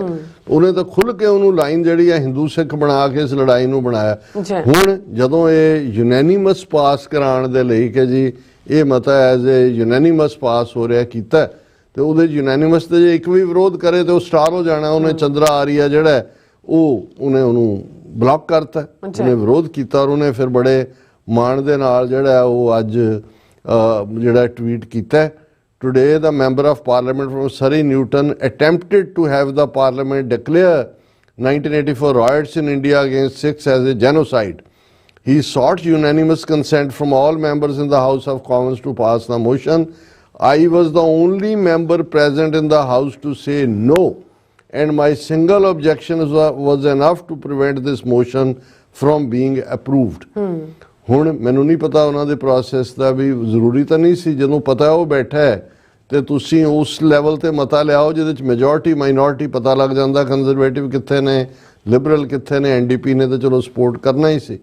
ਹੁਣ ਇਹ ਅੰਦਰ ਕੀ ਚੱਲ ਰਿਹਾ ਹੈ, ਬਾਹਰ ਕੀ ਆ ਰਿਹਾ ਹੈ, ਜਿਵੇਂ ਮੈਂ ਕਿਹਾ ਵੀ ਕਿਉਂਕਿ ਪ੍ਰਿਮਿਟਿਵ ਰਿਪੋਰਟਸ ਨੇ, ਪਰ ਇਹਦੇ ਚ ਚੰਦਰਾ ਆਰੀਆ ਦਾ ਸੋਰਸ ਉਹਨੇ ਕਿਹਾ ਕਿ ਜੀ ਮੈਂ ਜੇ ਨਾ ਹੁੰਦਾ ਤੇ ਯੂਨੈਨਿਮਸਲੀ ਪਾਸ ਹੋ ਜਾਣਾ ਸੀ। ਉਹਦਾ ਮਤਲਬ ਹੈ ਵੀ ਜੇ ਯੂਨੈਨਿਮਸ ਕਲੌਜ਼ ਨਾ ਹੁੰਦਾ, ਮੈਜੋਰਟੀ ਮਾਈਨੋਰਟੀ, ਫਿਰ ਤਾਂ ਇਹ ਜੇ ਕਿਸੇ ਹੋਰ ਨੇ ਵਿਰੋਧ ਨਹੀਂ ਕੀਤਾ ਇਹਦੇ ਬਿਨਾ, ਇਹਦਾ ਮਤਲਬ ਹੈ ਕਿ ਇਹ ਇੱਕ ਮਿਸਟੇਕ ਸੀ ਸੁਖ ਧਾਲੀਵਾਲ ਹੋਰਾਂ ਦੀ ਉਹਨੂੰ ਯੂਨੈਨਿਮਸ ਮਤੇ ਦੇ ਤੌਰ ਤੇ ਲਿਆਣਾ। ਪਰ ਜਿਵੇਂ ਮੈਂ ਕਿਹਾ ਵੀ ਸਾਡੇ ਕੋਲ ਅਜੇ ਕੱਚ ਘਰੜ ਇਨਫੋਰਮੇਸ਼ਨ ਹੈ। ਫਿਰ ਉਹਨਾਂ ਨੇ ਕਿਹਾ ਕਿ ਬਈ ਮੇਰੇ ਉਸ ਸਿੰਗਲ ਆਪੋਜੀਸ਼ਨ ਨੂੰ ਰੋਕ ਦਿੱਤਾ। Immediately after that, I was threatened inside the parliament building for standing up and saying, ਹੁਣ ਪਾਰਲੀਮੈਂਟ ਬਿਲਡਿੰਗ 'ਚ ਕਹਿੰਦੇ ਮੈਨੂੰ ਫਿਰ ਇੱਕਦਮ ਧਮਕੀਆਂ ਮਿਲਣੀਆਂ ਸ਼ੁਰੂ ਹੋ ਗਈਆਂ। ਮੇਰੇ ਤੇ ਪਹਿਲਾਂ ਵੀ ਜਿਹੜੇ ਨੇ ਉਹ ਬਹੁਤ ਸਾਰੇ ਅਟੈਂਪਟ ਹੋਏ ਨੇ ਪਾਰਲੀਮੈਂਟ 'ਚ ਵੀ ਔਰ ਬਾਹਰ ਵੀ, ਕਿ ਮੈਂ ਜੋ ਪਬਲਿਕਲੀ ਆਪਣੀ ਆਵਾਜ਼ ਬੁਲੰਦ ਕਰਦਾ ਹਿੰਦੂ ਕੈਨੇਡੀਅਨਸ ਦੀ, ਉਹ ਮੈਂ ਨਾ ਕਰਾਂ। ਮੈਨੂੰ ਇਸ ਗੱਲ ਦਾ ਫਖਰ ਹੈ ਕਿ ਮੈਂ ਇਸ ਏਜੰਡੇ ਨੂੰ ਰੋਕ ਦਿੱਤਾ ਹੈ। ਅੱਜ ਮੈਂ ਕਾਮਯਾਬ ਹੋ ਗਿਆ। We can not afford to be complacent, next time we may not be as fortunate, ਕਿ ਅੱਜ ਤੋਂ ਹੁਣ ਤਾਂ ਮੈਂ ਸੀ, ਇਹਨੂੰ ਪਤਾ ਹੈ ਵੀ ਇਹ ਐਡਹੌਕਿਜ਼ਮ ਚੋਂ ਬਣਿਆ ਹੋਇਆ ਇੱਕੋ ਹੀ ਟਰਮ ਹੈ, ਇਹਨੂੰ ਮੁੜ ਕੇ ਨਾ ਕਿਸੇ ਨੇ ਬਣਾਉਣਾ ਹੈ ਨਾ ਇਹਨੂੰ ਟਿਕਟ ਦੇਣੀ ਹੈ। ਸੋ ਇਹ ਹੁਣ ਅੱਗੋਂ ਹਿੰਦੂਆਂ ਨੂੰ ਤਿਆਰ ਕਰ ਰਿਹਾ ਕੈਨੇਡਾ ਦਿਆਂ ਨੂੰ। The politically powerful Khalistani lobby will undoubtedly try again to push for parliament to label 1984 riots as genocide. ਉਹਨੇ ਕਿਹਾ ਜੀ ਅੱਜ ਤਾਂ ਮੈਂ ਬਲੌਕ ਕਰਤਾ, ਪਰ ਇਹ ਜਿਹੜੀ ਖਾਲਿਸਤਾਨੀ ਲੌਬੀ ਹੈ ਬਹੁਤ ਪਾਵਰਫੁਲ ਹੈ, ਇਹ ਅੱਗੋਂ ਪੁਸ਼ ਕਰਨਗੇ ਇਹਨੂੰ ਜੈਨੋਸਾਈਡ ਰੈਕਗਨਾਈਜ਼ ਕਰਾਉਣ ਲਈ। There is no guarantee I will be in the house to block it the next time any other member from any political party attempts to bring this motion forward. ਹੁਣ ਇਹ ਤਿਆਰ ਕੀ ਕਰ ਰਿਹਾ ਹਿੰਦੂਆਂ ਨੂੰ? I urge all Hindu Canadians to act now.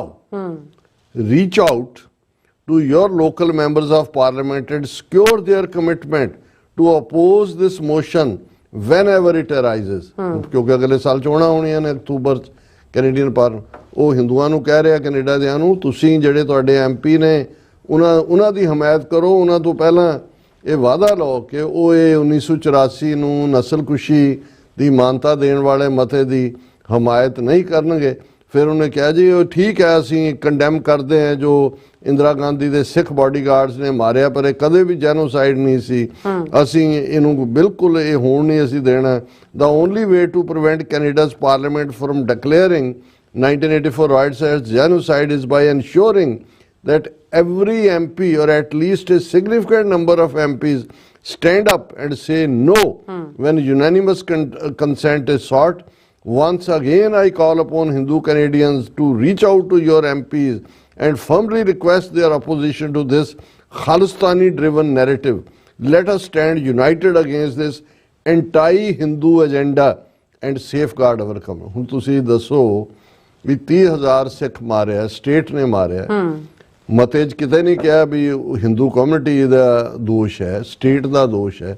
ਪਰ even ਇਸ genocide ਦੇ ਇਸ਼ੂ ਨੂੰ ਵੀ ਕੈਨੇਡਾ ਦੀ ਧਰਤੀ ਤੇ ਖਲੋ ਕੇ ਇੱਕ ਜਿਹੜਾ ਹਿੰਦੂਤਵੀ MP ਹੈ ਉਹਨੂੰ ਹਿੰਦੂ ਸਿੱਖ ਇਸ਼ੂ ਬਣਾ ਕੇ ਕਿ ਵੀ ਇਹ ਜਿਹੜਾ ਐਂਟੀ ਹਿੰਦੂ ਏਜੰਡਾ ਹੈ ਕਿ ਨਵੰਬਰ 84 ਨੂੰ ਸਿੱਖ ਨਸਲਕੁਸ਼ੀ ਕਹਿਣਾ ਐਂਟੀ ਹਿੰਦੂ ਹੈ।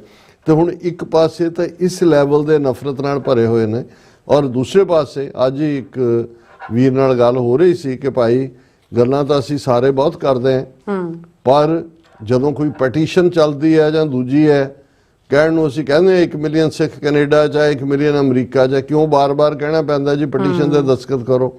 ਹੁਣ ਸੁਖ ਧਾਲੀਵਾਲ ਨੇ ਵੀ ਪੈਟੀਸ਼ਨ ਸ਼ੁਰੂ ਕੀਤੀ ਹੋਈ ਹੈ ਕਿ ਜਿਹੜੀ 에ਅਰ ਇੰਡੀਆ ਦਾ ਡਿਜ਼ਾਸਟਰ ਇੰਡੀਅਨ ਏਜੰਸੀਆਂ ਨੇ ਕਰਵਾਇਆ ਉਹਦੇ ਕੇਸ ਨੂੰ ਮੁੜ ਖੋਲਿਆ ਜਾਏ, ਜਾ ਕੇ ਦੇਖ ਲਓ ਕਿੰਨੇ ਦਸਤਖਤ ਕੀਤੇ ਨੇ। ਹੁਣ ਜਗਮੀਤ ਸਿੰਘ ਨੂੰ ਮੈਂ ਖੁਦ ਕੈਨੇਡਾ ਦੇ ਵਿੱਚ ਅਪੀਲ ਕਰਦਿਆਂ ਵੀ ਸੁਣਿਆ ਕਿ ਬਈ ਇਹ ਨਵੰਬਰ 84 ਨੂੰ ਨਸਲਕੁਸ਼ੀ ਵਾਲੀ ਪੈਟੀਸ਼ਨ ਦੇ ਉੱਤੇ ਕਰੋ, ਆਪ ਉਹਦੇ 'ਚ ਜਾ ਕੇ ਖੜਾ ਹੁੰਦਾ ਹੈ। ਔਰ ਦੂਸਰਾ ਕਿਉਂਕਿ ਦੇਖੋ ਇਹ ਜਿਹੜਾ ਇੰਡੀਅਨ ਸਿਸਟਮ ਹੈ ਇਹਨਾਂ ਦੇ ਕੋਲ ਰਿਸੋਰਸ ਵੀ ਨੇ, ਸ਼ਾਇਦ ਇਹਨਾਂ ਦੇ ਕੋਲ ਪੜ੍ਹੇ ਲਿਖੇ ਵੀ ਜ਼ਿਆਦਾ ਨੇ, ਔਰ ਇਹ ਫੋਕਸਡ ਨੇ ਕਿ ਇਹਨਾਂ ਨੇ ਕਿੱਥੇ ਰੋਕਣਾ। ਅਸੀਂ ਗੱਲਾਂ ਮਾਰਦੇ ਹਾਂ, ਗੁਰਦੁਆਰਿਆਂ 'ਚ ਵੀ ਬੜੀਆਂ ਧੂਆਂਧਾਰ ਤਕਰੀਰਾਂ ਦੂਜੇ ਤੀਜੇ, ਪਰ ਨਾ ਬਹੁਤਿਆਂ ਨੂੰ ਪ੍ਰੋਸੀਜਰ ਪਤਾ ਕੀ ਹੈ, ਨਾ ਹੀ ਜਦੋਂ ਕੋਈ ਲਿਖਤ ਪੜ੍ਹਨ ਦਾ ਕੰਮ ਆਉਂਦਾ ਹੈ ਉਸ ਦੇ ਵਿੱਚ ਸਾਡੀ ਦਿਲਚਸਪੀ ਹੁੰਦੀ ਹੈ। ਸੋ ਇਹ ਮੈਨੂੰ ਇਸ ਗੱਲ ਦਾ ਅਫਸੋਸ ਹੈ ਕਿ ਵੀ ਜਿਹੜੀ ਇਸ ਵੇਲੇ ਇੱਕ ਓਪਰਚੁਨਿਟੀ ਸੀ ਉਹ ਗਈ ਹੱਥੋਂ। ਲੇਕਿਨ ਮੈਂ ਸਮਝਦਾ ਹਾਂ ਵੀ ਜਗਮੀਤ ਸਿੰਘ ਔਰ ਦੂਸਰੇ ਸੁਖ ਧਾਲੀਵਾਲ ਆਉਣ ਵਾਲੇ ਪੀਰੀਅਡ ਦੇ ਵਿੱਚ ਨਵੇਂ ਸਿਰਿਓਂ ਇਸ ਸਾਰੇ ਨੂੰ ਦੇਖ ਕੇ ਕਿ ਕਿਵੇਂ ਇਸ ਨੂੰ ਜਿਹੜਾ ਹੈ ਉਹ ਲਿਆਉਣਾ, ਕਿਉਂਕਿ ਇਹ ਇੱਕ ਮੌਕਾ ਸੀ ਔਰ ਮੈਨੂੰ ਇਹ ਲੱਗਦਾ ਸੀ ਵੀ ਆਲਮੋਸਟ ਇਹ ਡਨ ਡੀਲ ਹੋਣੀ ਚਾਹੀਦੀ ਹੈ, ਪਰ ਕਿਤੇ ਨਾ ਕਿਤੇ ਪ੍ਰੋਸੀਜਰਲ ਕੋਈ ਨਾ ਕੋਈ ਲੈਪਸ ਹੋਇਆ ਜ਼ਰੂਰ। ਬਿਲਕੁਲ ਡਾਕਟਰ ਸਾਹਿਬ, ਸੋ ਇੱਥੇ ਲੈਣੇ ਬ੍ਰੇਕ। ਵਿਊਅਰਸ ਤੁਸੀਂ ਇਸੇ ਤਰ੍ਹਾਂ ਹੀ ਜੁੜੇ ਰਹਿਣਾ, ਮਿਲਦੇ ਹਾਂ ਛੋਟੇ ਜਿਹੇ ਬ੍ਰੇਕ ਤੋਂ ਬਾਅਦ।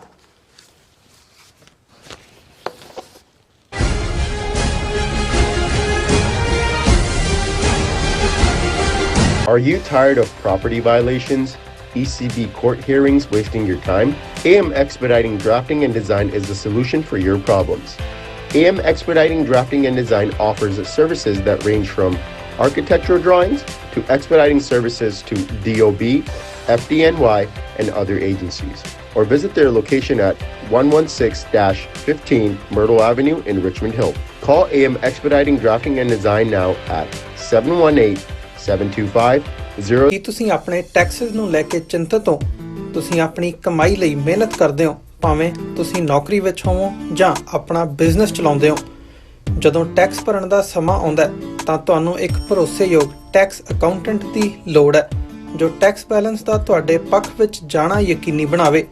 ਸਿਆਟਲ ਦੀ ਜਾਣੀ ਪਛਾਣੀ company accurate accountants and taxes ਤੁਹਾਡੀ ਸੇਵਾ ਵਿੱਚ ਹਾਜ਼ਰ ਹੈ। ਅਸੀਂ ਹਰ ਤਰ੍ਹਾਂ ਦੇ ਟੈਕਸ ਭਰਨ ਵਿੱਚ ਤੁਹਾਡੀ ਮਦਦ ਕਰਾਂਗੇ। ਟੈਕਸ ਸੰਬੰਧੀ ਕਿਸੇ ਵੀ ਤਰ੍ਹਾਂ ਦੇ ਸਵਾਲ ਲਈ ਅੱਜ ਹੀ ਸਾਡੇ ਤੱਕ ਪਹੁੰਚ ਕਰੋ। Accurate accountants and Texas.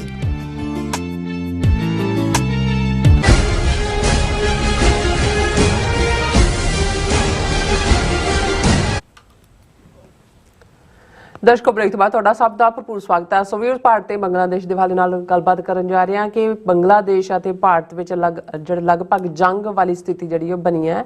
ਬੰਦੀ ਜਾ ਰਹੀ ਹੈ ਔਰ ਭਾਰਤੀ ਸਰਕਾਰ ਅਤੇ ਮੀਡੀਆ ਵੱਲੋਂ ਬੰਗਲਾਦੇਸ਼ ਵਿੱਚ ਹਿੰਦੂਆਂ ਦੀ ਸੁਰੱਖਿਆ ਨੂੰ ਲੈ ਕੇ ਬੇਲੋੜਾ ਪ੍ਰਚਾਰ ਤੇ ਜਿਹੜਾ ਵਿਵਾਦ ਕੀਤਾ ਜਾ ਰਿਹਾ ਔਰ ਭਾਰਤ ਵਿੱਚ ਸ਼ਰਨ ਲੈ ਕੇ ਬੈਠੀ ਸ਼ੇਖ ਹਸੀਨਾ ਵੀ ਬਲਦੀ ਤੇ ਤੇਲ ਪਾ ਰਹੀ ਹੈ ਔਰ ਦੂਸਰੇ ਪਾਸੇ ਪਾਕਿਸਤਾਨ ਤੇ ਬੰਗਲਾਦੇਸ਼ ਬਗਲਗੀਰ ਹੋ ਰਹੇ ਨੇ। ਬੰਗਲਾਦੇਸ਼ ਨੇ ਪਾਕਿਸਤਾਨ ਤੋਂ 25,000 ਟਨ ਖੰਡ ਜਿਹੜੀ ਹੈ ਇੰਪੋਰਟ ਕੀਤੀ ਹੈ। ਸੋ ਇਸ ਬਾਰੇ ਆਪਾਂ ਗੱਲਬਾਤ ਕਰਾਂਗੇ। ਸੋ ਅਸੀਂ ਚਾਹਾਂਗੇ ਕਿ ਤੁਸੀਂ ਇਸੇ ਤਰ੍ਹਾਂ ਬਣੇ ਰਹਿਣਾ। ਦੇਖਣ ਸੁਣ ਲਿਆ ਲਿਖਣ ਲਈ ਤੁਹਾਡਾ ਸਭ ਦਾ ਬਹੁਤ ਬਹੁਤ ਸ਼ੁਕਰੀਆ ਜੀ। ਰਾਜ ਸਾਹਿਬ ਕੀ ਕਹਿਣਾ ਚਾਹੋਗੇ? ਦੇਖੋ, ਵੈਸੇ ਤਾਂ ਜਦੋਂ ਅਸੀਂ ਵਾਰ ਕਹਿੰਦੇ ਆ ਉਹ ਇੱਕ ਡੈਕਲੇਰੇਸ਼ਨ ਆਫ ਵਾਰ ਹੁੰਦੀ ਹੈ ਜਦੋਂ ਇੱਕ ਮੁਲਕ ਦੂਸਰੇ ਦੇ ਖਿਲਾਫ ਕਰਦਾ ਹੈ। ਪਰ 5 ਅਗਸਤ ਤੋਂ ਬਾਅਦ 5 ਅਗਸਤ 2024 ਨੂੰ ਬੰਗਲਾਦੇਸ਼ ਦਾ ਜਿਹੜਾ ਰਿਵੋਲਟ ਸੀ ਸਟੂਡੈਂਟਸ ਦਾ ਔਰ ਲੋਕਾਂ ਦਾ, ਉਸ ਨੇ ਮਜਬੂਰ ਕੀਤਾ ਸ਼ੇਖ ਹਸੀਨਾ ਰਿਜ਼ਾਈਨ ਕਰਕੇ ਉੱਥੋਂ ਉੱਡੀ ਔਰ ਦਿੱਲੀ ਆ ਕੇ ਲੈਂਡ ਕੀਤੀ ਔਰ ਭਾਰਤ ਨੇ ਉਹਨੂੰ ਹੁਣ ਰੱਖਿਆ ਹੋਇਆ ਹੈ ਉਵੇਂ ਹੀ ਬਿਆਨਬਾਜ਼ੀ ਕਰਵਾਉਣ ਲਈ ਬੰਗਲਾਦੇਸ਼ ਦੇ ਖਿਲਾਫ, ਜਿਵੇਂ ਉਹਨਾਂ ਨੇ ਦਲਾਈ ਲਾਮੇ ਨੂੰ ਰੱਖਿਆ ਹੋਇਆ ਤਿੱਬਤ ਦੇ ਖਿਲਾਫ, ਜਿਹੜਾ ਚੀਨ ਦੇ ਖਿਲਾਫ ਬਿਆਨਬਾਜ਼ੀ ਕਰਨ ਦੇ ਲਈ।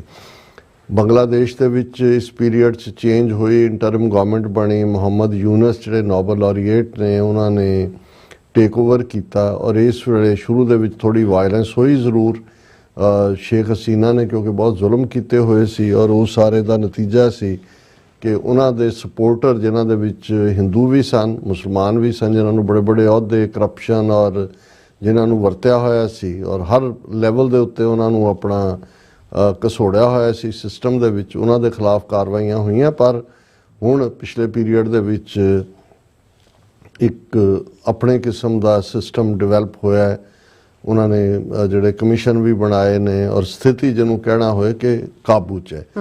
ਇਸੇ ਪੀਰੀਅਡ 'ਚ ਅਕਸ਼ਧਾਮ ਮੰਦਰ, ਜਿਹੜੇ ਮੈਂ ਅੱਗੇ ਵੀ ਕਿਹਾ ਸੀ ਵੀ ਇਹਨਾਂ ਦੇ ਰਾਹ ਏਜੰਸੀ, ਉਹਨਾਂ ਦੀਆਂ ਆਊਟਲੈਟਸ ਨੇ ਇੰਟੈਲੀਜੈਂਸ ਦੀਆਂ, ਉਹਨਾਂ ਦਾ ਚਿੰਤੋਮਨੀ ਕੀ ਹੈ ਉਹਨੂੰ ਉਹਨਾਂ ਨੇ ਗ੍ਰਿਫਤਾਰ ਕੀਤਾ, ਕਿਉਂਕਿ ਐਨ ਉਸ ਪੀਰੀਅਡ 'ਚ ਜਦੋਂ ਕਿ ਇੱਕ ਪਾਸੇ ਇੰਡੀਆ 'ਚ ਇੰਡੀਅਨ ਗਵਰਨਮੈਂਟ ਇਹ ਪ੍ਰੋਪੇਗੈਂਡਾ ਕਰ ਰਹੀ ਸੀ ਕਿ ਹਿੰਦੂਆਂ ਦੇ ਖਿਲਾਫ ਬਹੁਤ ਵਾਇਲੈਂਸ ਹੋ ਰਹੀ ਹੈ ਔਰ ਉਹਨੇ ਇੱਕ ਥਾਂ ਤੇ ਬੰਗਲਾਦੇਸ਼ ਦੇ ਝੰਡੇ ਨੂੰ ਅਪਮਾਨਿਤ ਕੀਤਾ, ਆਪਣਾ ਹਿੰਦੂਤਵਾ ਦਾ ਭਗਵਾ ਧਵਜ ਲਹਿਰਾਇਆ। ਨਤੀਜੇ ਦੇ ਤੌਰ ਤੇ ਉਸ ਦੇ ਉੱਤੇ ਸੈਡੀਸ਼ਨ, ਦੇਸ਼ ਧਰੋਹ ਔਰ ਹੋਰ ਵੀ ਉਹਦੀਆਂ ਫਿਰਕੂ ਕਾਰਵਾਈਆਂ ਔਰ ਰਾਹ ਦੇ ਕੋਈ ਹੋਰ ਵੀ ਐਕਟ ਹੋਣਗੇ, ਕਿਉਂਕਿ ਅਜੇ ਚਾਰਜ ਸ਼ੀਟ ਫਾਈਲ ਹੋਣੀ ਆ, ਉਹਨੂੰ ਫੜ ਲਏ। ਔਰ ਨਤੀਜਾ ਈਵਨ ਜਦੋਂ ਉਹਨੂੰ ਅਦਾਲਤ ਦੇ ਵਿੱਚ ਵੀ ਪੇਸ਼ ਕੀਤਾ ਜਾਣਾ ਸੀ ਔਰ ਜਿਹੜਾ ਮੁਸਲਮਾਨ ਵਕੀਲ ਅਦਾਲਤ ਨੇ ਦਿੱਤਾ ਆਪਣੇ ਵੱਲੋਂ ਕਰਨ ਲਈ, ਜਿਹਨੂੰ ਰਾਈਟ ਟੂ ਡਿਫੈਂਡ ਹੁੰਦਾ, ਉਹਨੂੰ ਉਸ ਚਿੰਨਾਮਨੀ ਕਿ ਚਿੰਤਾਮਨੀ ਕੀ ਉਹਦਾ ਨਾਂ ਹੈ ਫਰਾਡ ਆਦਮੀ ਦਾ, ਉਹਦੇ ਹਿੰਦੂ ਹਮਾਇਤੀਆਂ ਨੇ ਕੁੱਟ-ਕੁੱਟ ਕੇ ਮਾਰ ਦਿੱਤਾ। ਔਰ ਇਹਨੂੰ ਇੱਕ ਭਾਰਤ ਦੇ ਵਿੱਚ ਮੀਡੀਆ ਜਾਂ ਸਰਕਾਰ ਨੇ ਪ੍ਰੋਟੈਸਟ ਕੀਤਾ ਜੀ ਤੁਸੀਂ ਧਾਰਮਿਕ ਹਿੰਦੂ ਯੋਗੀ ਨੂੰ ਫੜ ਲਿਆ ਹੈ।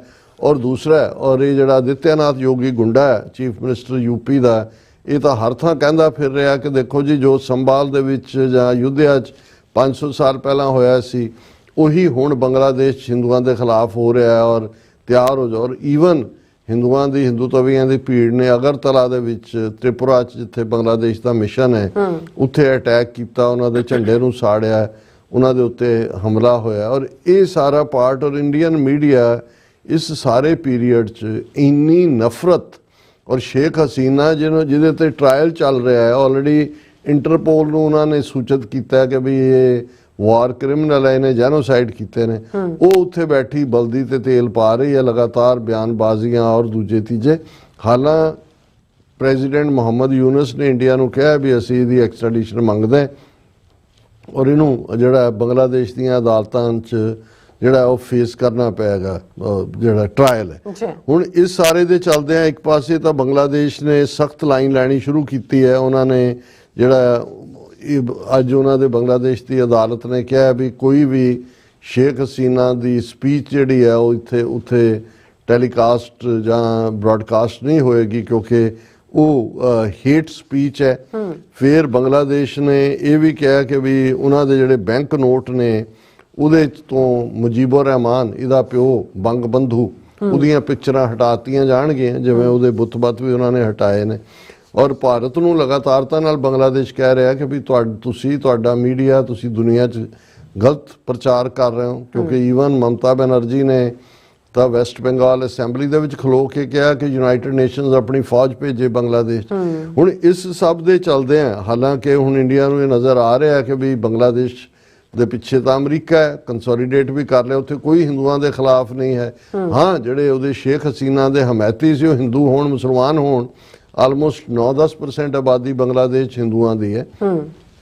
ਸੋ ਉਹ ਡੈਮੇਜ ਕੰਟਰੋਲ ਕਰਨ ਦੇ ਲਈ ਇੰਡੀਆ ਇੱਕ ਪਾਸੇ ਤਾਂ ਉਹਨਾਂ ਨੇ ਪੂਰਾ ਨਫ਼ਰਤ ਦਾ ਮਾਹੌਲ ਬਣਾ ਕੇ ਕੀਤਾ ਹੋਇਆ। ਹੁਣ ਇਹਨਾਂ ਦਾ ਜਿਹੜਾ ਵਿਕਰਮ ਮਿਸਰੀ ਹੈ ਫੋਰਨ ਸੈਕਟਰੀ, ਇਹ 9 ਦਸੰਬਰ ਨੂੰ ਢਾਕੇ ਜਾ ਰਿਹਾ ਹੈ। ਇਹਨੂੰ ਕੁਝ ਹਲਕੇ ਕਹਿੰਦੇ ਨੇ ਜੀ ਕਿ ਇਹ ਜਿਹੜਾ ਡੈਮੇਜ ਕੰਟਰੋਲ ਕਰਨ ਦੀ ਲਾਈਨ ਹੈ, ਪਰ ਇਸ ਸਾਰੇ ਦੇ ਚੱਲਦੇ ਆ ਬੰਗਲਾਦੇਸ਼ ਭਾਰਤ ਦੇ ਵਿਹਾਰ ਨੂੰ ਬਹੁਤ ਸੀਰੀਅਸਲੀ ਲੈ ਰਿਹਾ। ਇਨਫੈਕਟ ਅੱਜ ਇੱਕ ਬੜੀ ਪ੍ਰੋਮੀਨੈਂਟ ਉਹਨਾਂ ਦੀ ਸੁਪਰੀਮ ਕੋਰਟ ਦੀ ਵਕੀਲ ਰਸਨਾ ਇਮਾਮ, ਉਸ ਦਾ ਲਗਭਗ 30-35 ਮਿੰਟ ਦਾ ਇੰਟਰਵਿਊ ਸੀ ਕਰਨ ਥਾਪਰ ਨਾਲ। ਕਿਆ ਕਹਿਣੇ, ਮੈਂ ਬਹੁਤ ਵਾਰ ਦੇਖਦਾ ਹਾਂ ਕਿ ਵੀ ਬੰਗਾਲੀਆਂ ਦੀ ਜਦੋਂ ਤੁਸੀਂ ਸਿਫਤ ਕਰਦੇ ਹੋ ਤਾਂ ਸਿਫਤ ਕਰਨ ਨੂੰ ਹੀ ਜੀ ਕਰਦਾ, ਜਿਸ ਫੀਲਡ 'ਚ ਵੀ ਹੋਣ। ਇਵੇਂ ਉਹਨੇ ਆਰਟੀਕੂਲੇਟ ਕੀਤਾ। ਹੁਣ ਕਰਨ ਥਾਪਰ ਪ੍ਰੋਮੀਨੈਂਟ ਸੀਜ਼ਨ ਜਰਨਲਿਸਟ ਹੈ, ਹਾਲਾਂ ਉਹ ਅਨਬਾਇਸਡ ਸੀ ਇੰਟਰਵਿਊ ਕਰਨ ਵੇਲੇ, ਉਹਨੇ ਉਹਨੂੰ ਪੂਰਾ ਰਸਨਾ ਇਮਾਮ ਨੂੰ ਬੋਲਣ ਦਾ ਟਾਈਮ ਦਿੱਤਾ, ਪਰ ਉਹਨੇ ਇੱਕ ਜਿਹੜੀ ਮਿਥ ਸੀ ਇੰਡੀਅਨ ਪ੍ਰੋਪੇਗੈਂਡੇ ਦੀ, ਜਿਸ ਭਾਰਤੀ ਹਕੂਮਤ ਦੀ ਹਿੰਦੂਆਂ ਦੇ ਹਵਾਲੇ ਨਾਲ, ਜਾਂ ਇੱਕ ਪ੍ਰੋਪੇਗੈਂਡਾ ਹੋ ਰਿਹਾ ਸੀ ਜੀ, ਬੰਗਲਾਦੇਸ਼ ਦੇ ਅਟਾਰਨੀ ਜਨਰਲ ਨੇ ਉਹ ਸਵਾਮੀ ਵਾਲੇ ਕੇਸ ਕਿਹਾ ਕਿ ਜਿਹੜਾ ਵਰਡ ਸੈਕੂਲਰ ਹੈ ਇਹ ਕੱਢੋ, ਬੰਗਲਾਦੇਸ਼ ਤਾਂ ਮੈਜੋਰਿਟੀ ਮੁਸਲਮਾਨ ਹੈ, ਇਸਲਾਮਿਕ ਜਮਹੂਰੀਅਤ ਹੈ ਇਹ ਉਹ। ਉਹਨੇ ਕਿਹਾ ਉਹ ਕੇਸ ਲੋਅਰ ਕੋਰਟ ਦੇ ਵਿੱਚ ਕੇਸ ਸੀ, ਕੋਈ ਹੋਰ ਉਸ ਦੀ ਜਿਹੜੀ ਹੈ ਉਹਦਾ ਉਹਨੇ ਕਿਹਾ ਉਹਨੇ ਸੈਕਸ਼ਨ ਕੋਟ ਕੀਤੇ ਕਿ ਵੀ ਮੁੱਢਲੇ ਤੌਰ ਤੇ ਬੰਗਲਾਦੇਸ਼ ਦੇ ਕਨਸਟੀਟਿਊਸ਼ਨ ਦੇ ਵਿੱਚ ਸੈਕੂਲਰਿਜ਼ਮ ਇੰਬਾਈਬਡ ਹੈ। ਉਹਨੇ ਕਿਹਾ ਹਿੰਦੂ ਜਿਹੜੇ ਨੇ ਔਰ ਮੁਸਲਮਾਨ ਬੰਗਲਾਦੇਸ਼ ਦੇ, ਅਸੀਂ ਇੱਕ ਦੂਜੇ ਨੂੰ ਬੰਗਲਾਦੇਸ਼ੀ ਦੇਖਦੇ ਹਾਂ, ਅਸੀਂ ਧਰਮ ਦੇ ਨਾਂ ਤੇ ਡਿਵੀਜ਼ਨ ਵਾਲੇ ਉਹਨੇ ਕਲੌਜ਼ ਵੀ ਕੋਟ ਕੀਤੇ। ਸੋ ਮਤਲਬ ਇਹ ਹੈ ਕਿ ਵੀ, ਔਰ ਉਹਨੇ ਕਿਹਾ ਵੀ ਇਹ ਜ਼ਰੂਰ ਹੈ ਕਿ ਵੀ ਜਿਹੜਾ ਐਟੀਟਿਊਡ ਇੰਡੀਅਨ ਗਵਰਨਮੈਂਟ ਦਾ ਬੰਗਲਾਦੇਸ਼ ਦੇ ਲੋਕਾਂ ਪ੍ਰਤੀ ਹੈ ਔਰ ਜਿਹੜੀ ਇੰਟਰਮ ਗਵਰਨਮੈਂਟ ਬਣੀ ਉਹਦੇ ਪ੍ਰਤੀ ਹੈ, ਇਸ ਲਈ ਮੈਜੋਰਿਟੀ ਲੋਕ ਬੰਗਲਾਦੇਸ਼ ਦੇ ਭਾਰਤ ਦੇ ਸਟੈਂਡ ਨੂੰ ਨਫ਼ਰਤ ਕਰਦੇ ਨੇ, ਹਿੱਟ ਕਰਦੇ ਨੇ। ਲੇਕਿਨ ਉਹ ਨਫ਼ਰਤ ਕੋਈ ਬੰਗਲਾਦੇਸ਼ ਦੇ ਹਿੰਦੂਆਂ ਲਈ ਨਹੀਂ ਹੈ, ਪਰ ਜਿਵੇਂ ਪ੍ਰਚਾਰ ਕਰਕੇ ਤੁਹਾਡਾ ਸਾਰਾ ਮੀਡੀਆ, ਉਹਨੇ ਕਿਹਾ ਵੀ ਮੈਂ ਦੇਖ ਰਹੀ ਹਾਂ ਵੀ ਇਹ ਕਿਉਂ ਜੀ ਜਮਹੂਰੀਅਤ ਹੈ ਜਿੱਥੇ ਕਿ ਕਿਸ ਲੈਵਲ ਦਾ। ਉਹਨੇ ਕਿਹਾ ਵੀ ਈਵਨ ਮੁਹੰਮਦ ਯੂਨਸ ਨੇ ਇਨਵਾਈਟ ਕੀਤਾ ਇੰਡੀਅਨ ਜਰਨਲਿਸਟਾਂ ਨੂੰ ਵੀ ਖੁਦ ਆਓ ਜੀ, ਆ ਕੇ ਤੁਸੀਂ ਦੇਖੋ ਵੀ ਕਿਸ ਲੈਵਲ ਦਾ ਇਹ ਸਾਰਾ ਪਾਰਟ ਚੱਲ ਰਿਹਾ।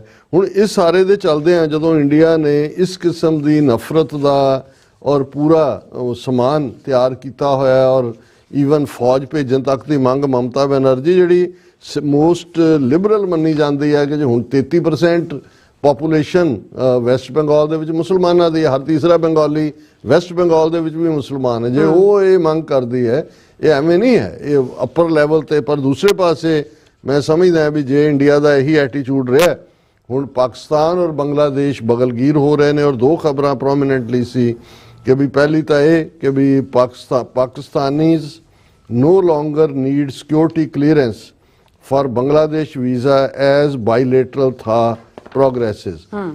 ਇਸ ਤੋਂ ਪਹਿਲਾਂ ਉਹਨਾਂ ਨੇ ਫੈਸਲਾ ਲਿਆ ਸੀ ਕਿ ਜਿਵੇਂ ਢਾਕਾ ਯੂਨੀਵਰਸਿਟੀ 'ਚ ਪਾਕਿਸਤਾਨੀ ਸਟੂਡੈਂਟ ਆ ਸਕਦੇ ਨੇ, ਉਹਨਾਂ ਦੀਆਂ ਯੂਨੀਵਰਸਿਟੀਆਂ 'ਚ ਬੰਗਾਲੀ ਜਾ ਸਕਦੇ ਨੇ। ਹੁਣ ਅੱਗੇ ਸੀ ਕਿ ਵੀ ਉਹਨਾਂ ਨੂੰ ਵੀਜ਼ਾ ਲੈ ਕੇ ਸਿਕਿਉਰਿਟੀ ਕਲੀਅਰੈਂਸ ਕਰਵਾਉਣੀ ਪੈਂਦੀ ਸੀ, ਹੁਣ ਉਹਨਾਂ ਨੇ ਉਹ ਖਤਮ ਕਰ ਦਿੱਤਾ। ਔਰ ਜਿਹੜਾ ਵਪਾਰ ਦੀ ਗੱਲ ਹੈ, ਬੇਸ਼ੱਕ ਸਮੁੰਦਰ 1000 ਮੀਲ ਦਾ ਉਹਦੇ 'ਚ ਗੈਪ ਹੈਗਾ, ਲੇਕਿਨ Bangladesh buys 25,000 tons of sugar from Pakistan after decades, ਔਰ 25,000 ਟਨ ਸ਼ੂਗਰ ਨਾਲ ਲੱਦੇ ਜਹਾਜ਼ ਜਿਹੜੇ ਨੇ ਉਹ ਪਾਕਿਸਤਾਨ ਤੋਂ ਆ ਕੇ ਬੰਗਲਾਦੇਸ਼ ਦੀ ਚਿਟਾਗੋਂਗ ਜਿਹੜੀ ਹੈ ਉਹਦੇ ਉੱਤੇ ਲੱਗੇ, ਔਰ ਕਰਾਚੀ ਪੋਰਟ ਤੋਂ ਕੁਛ ਨੈਕਸਟ ਹਫਤੇ ਵੀ ਜਾਣਗੇ। ਔਰ ਉਹਨਾਂ ਨੇ ਕਿਹਾ ਕਿ ਜੀ ਪਾਕਿਸਤਾਨ ਜਿਹੜਾ ਹੈ ਆਪਣੀ ਬ੍ਰਦਰਲੀ ਕੰਟਰੀ ਬੰਗਲਾਦੇਸ਼ ਨੂੰ ਇੰਨੀ ਵੱਡੀ ਕੁਆਂਟੀਟੀ 'ਚ ਭੇਜ ਰਿਹਾ, ਔਰ ਉਹਨਾਂ ਨੇ ਇੰਟਰਨੈਸ਼ਨਲ ਮਾਰਕੀਟ ਦੇ ਹਿਸਾਬ ਦੇ ਨਾਲ ਹੀ ਇਹਦੀ ਕੀਮਤ ਵੀ ਘੱਟ ਰੱਖੀ ਹੈ, $530 ਪਰ ਟਨ ਹੈ। ਔਰ ਪਹਿਲਾਂ ਇਹੀ ਸ਼ੂਗਰ ਜਿਹੜੀ ਹੈ ਬੰਗਲਾਦੇਸ਼ ਭਾਰਤ ਤੋਂ ਇੰਪੋਰਟ ਕਰਦਾ ਸੀ, ਔਰ ਹੁਣ ਉਹਨਾਂ ਨੇ 50,000 ਟਨ ਦੀ ਡੀਲ ਕੀਤੀ ਹੈ ਪਾਕਿਸਤਾਨੀ ਵਪਾਰੀਆਂ ਨਾਲ, ਜਿਹਦੇ ਚੋਂ 25,000 ਜਿਹੜਾ ਹੈ ਉਹ ਇਮੀਡੀਏਟ ਜਾ ਰਿਹਾ ਹੈ, ਔਰ ਇਸੇ ਤਰ੍ਹਾਂ 70,000 ਟਨ ਜਿਹੜਾ ਹੈ ਸੈਂਟਰਲ ਏਸ਼ੀਅਨ ਸਟੇਟਸ ਔਰ ਦੂਸਰਿਆਂ ਤੀਸਰਿਆਂ ਨੂੰ। ਔਰ ਪਾਕਿਸਤਾਨ ਜਿਹੜਾ ਇਹ ਸਾਰੇ ਚੋਂ ਸ਼ੂਗਰ ਐਕਸਪੋਰਟ ਚੋਂ $400 ਤੋਂ $500 ਮਿਲੀਅਨ ਦਾ ਜਿਹੜਾ ਫਾਇਦਾ ਬਣਾਏਗਾ, ਔਰ ਇਹ ਵੱਡਾ ਫੋਰਨ ਐਕਸਚੇਂਜ ਦਾ ਜਿਹੜਾ ਉਹਨਾਂ ਦੇ ਲਈ ਸਾਧਨ ਹੈ। ਸੋ ਹੁਣ ਕਹੀ ਜਾਓ ਜੀ 2 ਨੇਸ਼ਨ ਥਿਓਰੀ ਫੇਲ ਹੋ ਗਈ ਜੀ, ਬੰਗਲਾਦੇਸ਼ ਹੁਣ ਉਹੀ ਭਰਾ ਬਗਲਗੀਰ ਹੋ ਰਹੇ ਨੇ, ਕਿਉਂਕਿ ਉਹਨਾਂ ਨੇ ਦੇਖਿਆ ਬੰਗਲਾਦੇਸ਼ ਦੇ ਲੋਕ ਜੋ ਮਰਜ਼ੀ ਹੋਣ ਪਰ ਉਹ ਇੰਡੀਆ ਦੇ, ਠੀਕ ਹੈ ਸ਼ੇਖ ਮੁਜੀਬੁਰ ਰਹਿਮਾਨ ਨੂੰ ਟੂਲ ਬਣਾ ਕੇ ਜਾਂ ਉਹਦੀ ਡਾਟਰ ਸ਼ੇਖ ਹਸੀਨਾ ਨੂੰ ਉਹਨਾਂ ਨੇ ਵਰਤਿਆ, ਪਰ ਗੈਰਤਮੰਦ ਲੋਕ ਨੇ ਬੰਗਾਲੀ, ਉਹਨਾਂ ਨੇ ਜਦੋਂ ਇਨਕਾਰ ਕੀਤਾ ਕਿ ਵੀ ਨਹੀਂ ਇਹ ਇਵੇਂ ਨਹੀਂ ਹੈ, ਜੇ ਤੁਸੀਂ ਇਸ ਕਿਸਮ ਦੀ ਬੁਲਿੰਗ, ਔਰ ਜਿਵੇਂ ਈਵਨ ਉਹ ਦੂਸਰੀ ਬੀਬੀ ਜਿਹੜੀ ਹੈ ਉਹ ਖਾਲਿਦਾ ਜ਼ੀਆ ਉਹਦਾ ਮੁੰਡੇ ਨੇ ਉਤਰਦਿਆਂ ਕਿਹਾ ਸੀ, ਉਹਨੇ ਕਿਹਾ ਭਾਵੇਂ ਅਸੀਂ ਛੋਟਾ ਦੇਸ਼ ਹੈ, ਸਾਡੇ ਕੋਲ ਉਨੀ ਫੌਜ ਨਹੀਂ ਹੈ, ਪਰ ਸਾਡੇ ਜਿਹੜੇ 25 ਕਰੋੜ ਲੋਕ ਨੇ ਬੰਗਾਲੀ ਸਾਰੇ ਸੋਲਜਰ ਨੇ। ਇੰਡੀਆ ਇਹ ਭਰਮ ਨਾ ਪਾਲੇ ਕਿ ਵੀ ਉਹ ਫੌਜ ਦੇ ਤੜ ਦੇ ਨਾਲ ਸਾਨੂੰ ਡਰਾ ਸਕਦੇ ਨੇ। ਸੋ ਅਸੀਂ ਇਹ ਸਮਝਦੇ ਹਾਂ ਵੀ ਇਹ ਕਿਸ ਪਾਸੇ ਵੱਲ ਇਹ ਭਾਰਤ ਦੇ ਹਿੰਦੂਤਵੀ ਹਾਕਮ ਆਪਣੇ ਮੁਲਕ ਨੂੰ ਲੈ ਗਏ ਨੇ। ਬਿਲਕੁਲ ਡਾਕਟਰ ਸਾਹਿਬ, ਤੁਹਾਡਾ ਬਹੁਤ ਬਹੁਤ ਸ਼ੁਕਰੀਆ। ਇਸ ਵਕਤ ਲੈਣ ਬ੍ਰੇਕ। ਵਿਊਅਰਸ ਤੁਸੀਂ ਕਿਤੇ ਨਹੀਂ ਜਾਣਾ, ਮਿਲਦੇ ਹਾਂ ਛੋਟੇ ਜਿਹੇ ਵਕਫੇ ਤੋਂ ਬਾਅਦ।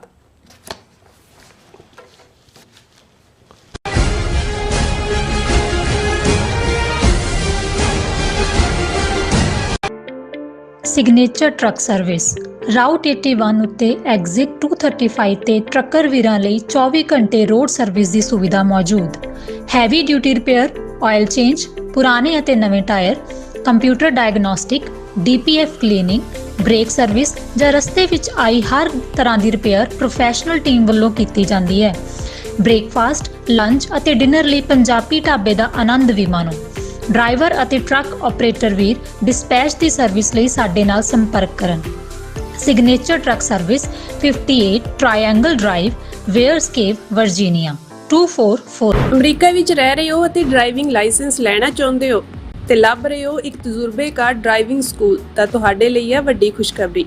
ਕੈਲੀਫੋਰਨੀਆ ਦਾ ਸਟਾਕਟਨ ਟਰੱਕ ਡਰਾਈਵਿੰਗ ਸਕੂਲ ਤੁਹਾਨੂੰ ਦੇਵੇਗਾ ਡਰਾਈਵਿੰਗ ਸਿਖਲਾਈ ਅਤੇ ਡਰਾਈਵਿੰਗ ਦੌਰਾਨ ਪੇਸ਼ ਆਉਂਦੀਆਂ ਮੁਸ਼ਕਲਾਂ ਨਾਲ ਨਜਿੱਠਣ ਦੀ ਸਿਖਲਾਈ।